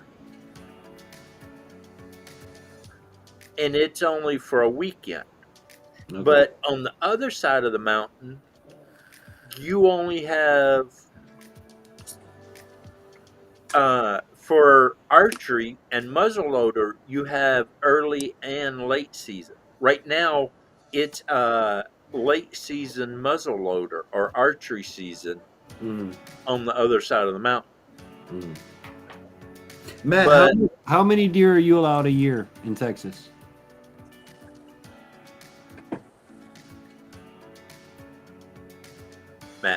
Matt. Yeah. How many I'm deer? looking Oh, because I think we're allowed.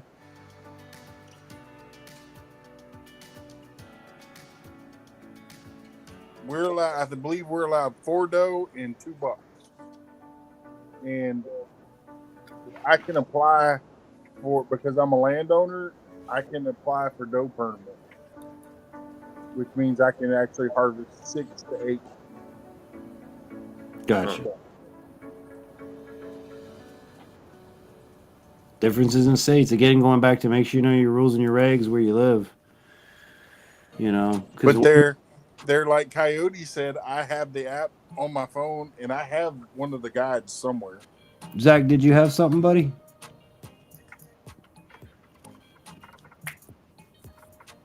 However, I really believe Colorado will be limiting elk tags soon because it's getting low population. See, I didn't even know you had elk. That's shit. see, there's some areas that you cannot hunt, even though it's public land. You can't hunt it unless you have a permit. Oh yeah, that's how it is here. And you have to put in for the permit. And if you get the permit, then you're allowed to go hunt. Yeah, that's how it is here. Now, and you can shoot like trophy elk and stuff. Now you can go and shoot smaller elk on those in that same land, but you can't shoot the trophy elk. But also you can put in to shoot either like the cows or the female deer or the female elk in certain areas. Now where I hunt, I have not seen that permit go through it. Usually when they get an overstock of that animal, they'll put in, okay, you can put in for a doe tag for this season. But and that's how it is here too.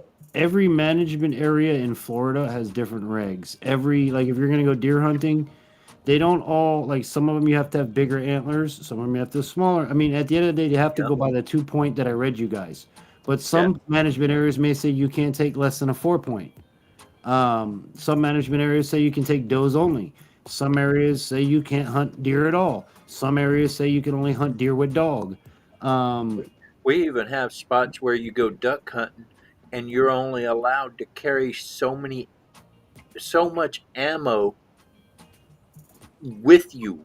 Now you can have it in the car, but when you go out to the blind, you can only have like a half a box or 1 box of shotgun rounds. Well, you better not miss. Yeah, it's basically, there's so many birds you should not miss, and so they want you to shoot your birds as fast as you can and leave so Gotcha. somebody else can come hunt. Gotcha. That give you And good so smells? you're not allowed to have more than a certain amount of ammo. Yeah, that's crazy how the regulations are different every state and how much different they are. And Or like fishing rivers here. This half of the river, or this, like the Green River, certain times of the year, the first mile will be open. Then, like a week later, the that's next 4 miles will open up. That's how ours And, is.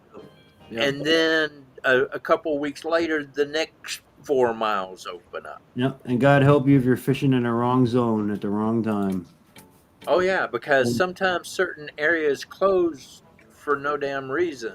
And if you don't call every day and make sure your area is open and you're out there teaching your friend how to fly fish, even without any hooks in your possession. Well, you should know, Coyote. You get out there down by Okeechobee, you have to know what locks and levees are open and which ones aren't. Otherwise, you can't get to where you want to go sometimes. Oh, Yeah. God. Yeah. Yeah. You gotta, And you know when they stop working, because Yeah. if you're fishing past a certain time, you're then staying you might be home. stuck there for the next 3 days Yeah. till the freaking levee starts working again. You're camping with the alligators. And if you're bass All right. fishing, like I used to tournament fish, you legit have to know which lock and levee is open because your map in your brain says I got to get from here to here as fast as I can and get these fish. But when you go that way, if you make the slightest mistake of, oh shit, that lock's closed today, you got a long way to go to get to where you got to go because you weren't paying attention. So, And Matt, watch his face on this comment. And make sure your camera is secured before you take off in your boat. yeah, otherwise you end up with a $1,500 Hey, steak hey, at the bottom of Okeechobee. Coyote, or hey, Infantry. Yeah. Pay attention to his comments on this. Coyote, make sure your lens cap and your camera is secured to your side by side before you take off. I thought he was gonna say make and sure turned lens, on. I was gonna say make sure your lens cap is Now, off. That is something. I've never lost a camera, but I have forgot to turn the camera on. Dude, I mean, look, what happened to me was a freak of But nature. Infantry took off and his boat, in his boat, and his camera flew out the back of the boat. Well, we don't know where or how it went. That's the fucked up part of it. Like we could understand if we hit a wave or we did something to make a heavy ass DSLR camera with a big mic on it. Like it was $1,500 worth of camera gear. It's called Top Gear. It fucking disappeared. We get to the fishing spot. We're fishing. My buddy catches the first fish, so I go to grab the camera to quickly put up the camera, catch the fish, coming in the boat. And I'm like, "Where's the camera? What do you mean? Where's my big camera? It was right there on the dashboard. Yeah, I know it was right on the dashboard. Where the hell's the camera? Yeah, no. Well, and also, I just want to point something out.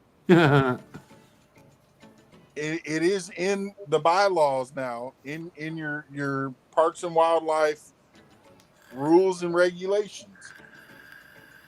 Harassment of hunters, trappers, or anglers under the Sportsman's Right Act, Parks and Wildlife Code 62, blah, blah, blah. Harassment of hunter, trapper, or angler is punishable by fines of $200 to $2,000. Oh yeah, they ain't playing around no more. You can't fuck with or people. 180 days in jail. Yeah, you can't mess with nobody. You don't like the fact that I'm out there fishing, Karen? Go kick rocks because you're gonna go to jail. And I'm finally glad to see that living down in South Florida.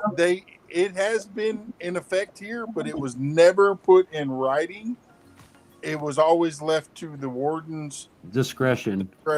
Yeah, it is in writing now, so it is not. We've had it in writing. We've had it in writing for 5 years, but I still know friends that every year they're freaking going back and finding their traps Yeah. laying in the middle of the road, Yeah.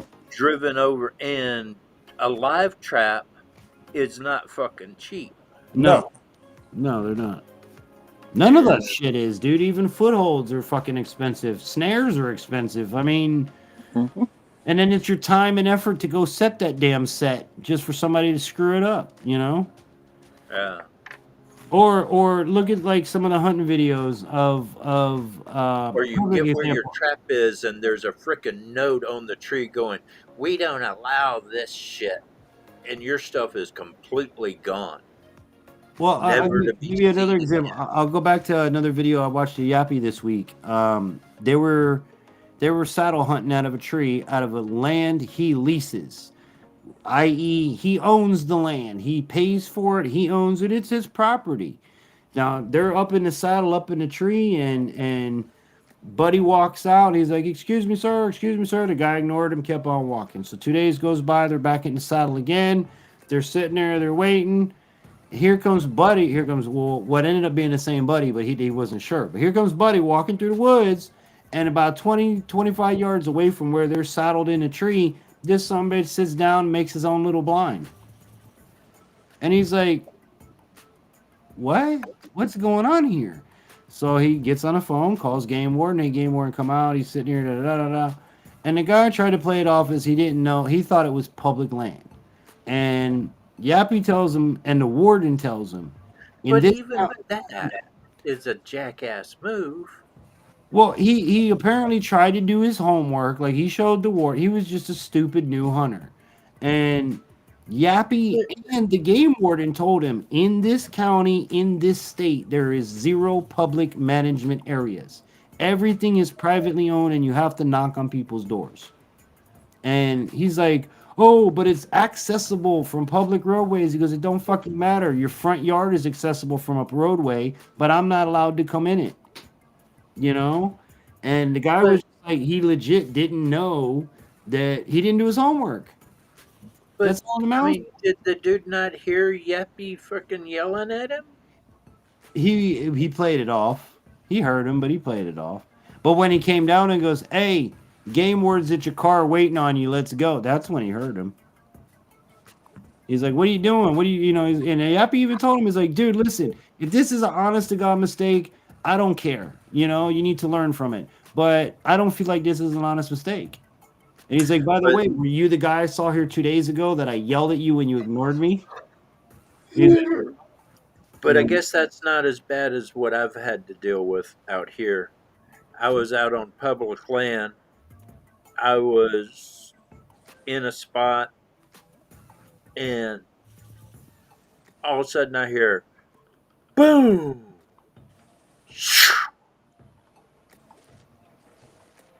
I'm like, damn, that was close. All of a sudden I hear, boom! Boom! Boom! Shoo, shoo, shoo, shoo, shoo, shoo. And all of a sudden I realized this dude's dumping a mag, and every bullet's coming my way. Yeah. Shit. I've had that happen on a boat before. And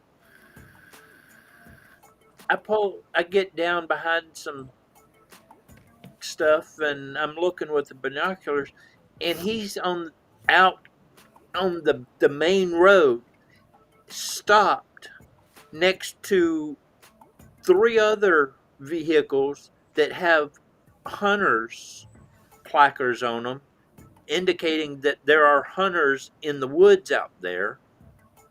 And he is shooting at targets that he has set up down the road in our direction. That's dangerous as shit. And so I'm pinned down, and I know there's at least 3 other hunters out there with me, pinned down. Wow. And I call the sheriff, and I explained this to him. About 45 minutes later, 10 minutes later, another car pulls up about 20 yards down from the first guy and starts target shooting. Yeah, that sounds like South Florida. Within 45 minutes, the game warden gets there, and there's 5 other cars down the side of the road, target practicing. You found a local target range, bro. The game warden gets there with 5 other sheriffs. They stop everybody from shooting. They get on the PA speaker and say, "All right, you hunters, it is safe to come out. We have stopped the shooting."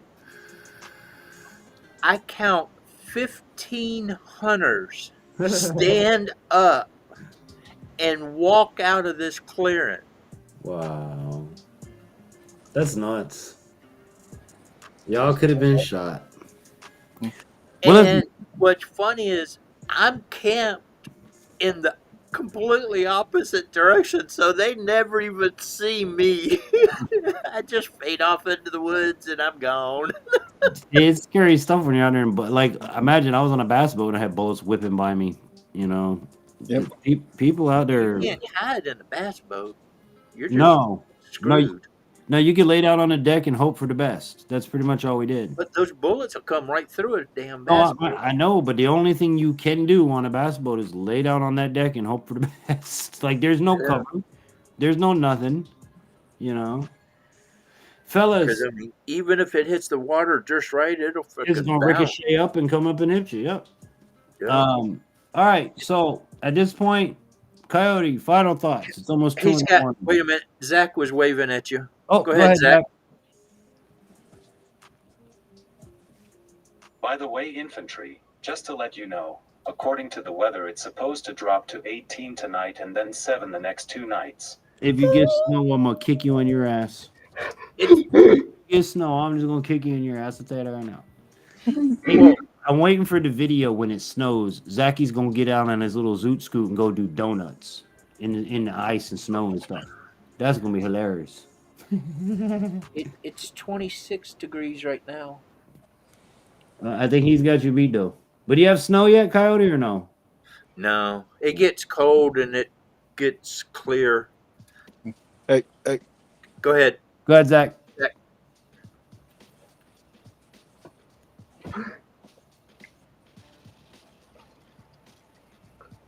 It snowed 3 inches today.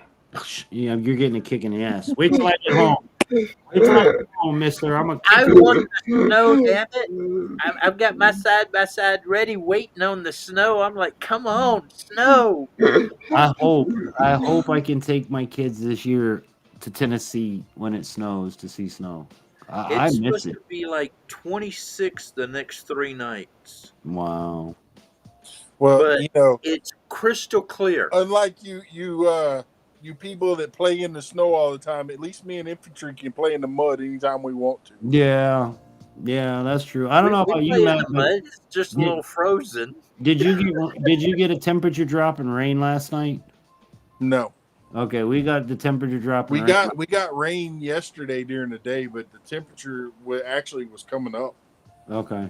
But- we're supposed to go up again tomorrow and then back down the next day, then up again, and it's like, holy fuck, figure out what you want to do. But not to be rude, I gotta go wee. Yeah, So I gotta get. I'm gonna tell y'all, God bless. Remember, never give up, never surrender by the grace of God. And we'll catch y'all later. You're supposed to use the other line, Coyote.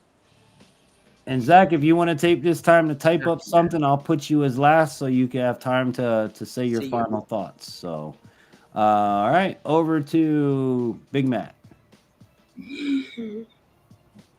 Y'all have a good one. Get outdoors, go fishing, go hunting, have fun.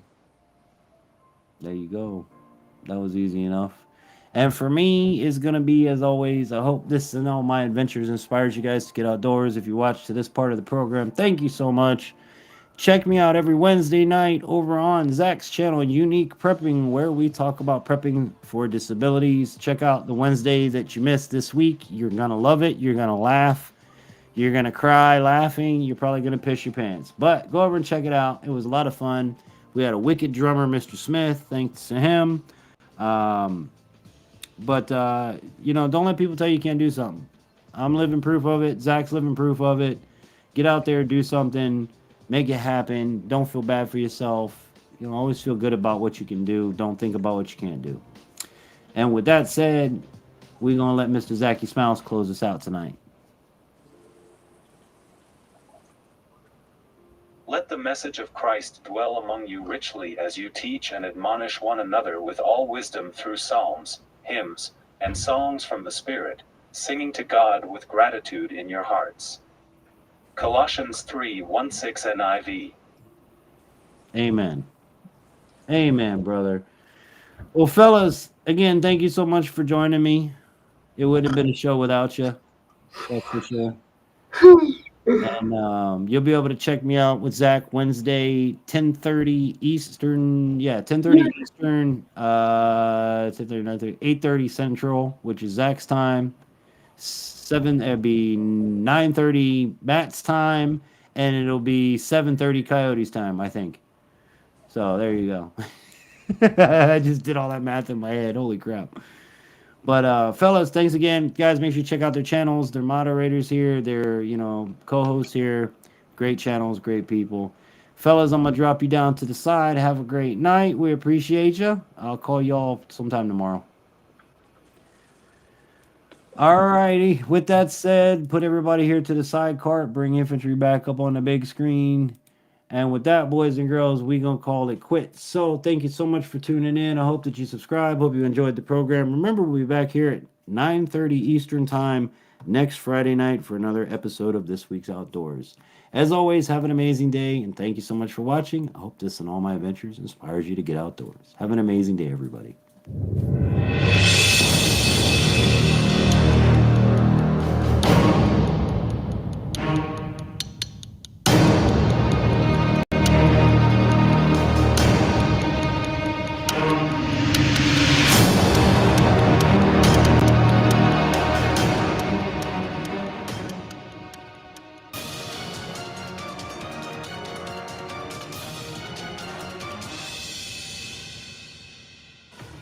This Infantry Outdoors live stream was brought to you in part by Jace Medical. Be prepared with Jace Case.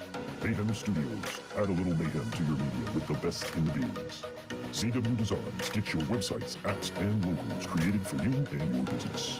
OneLeaf.ai. Innovative night vision. And donations from viewers like you.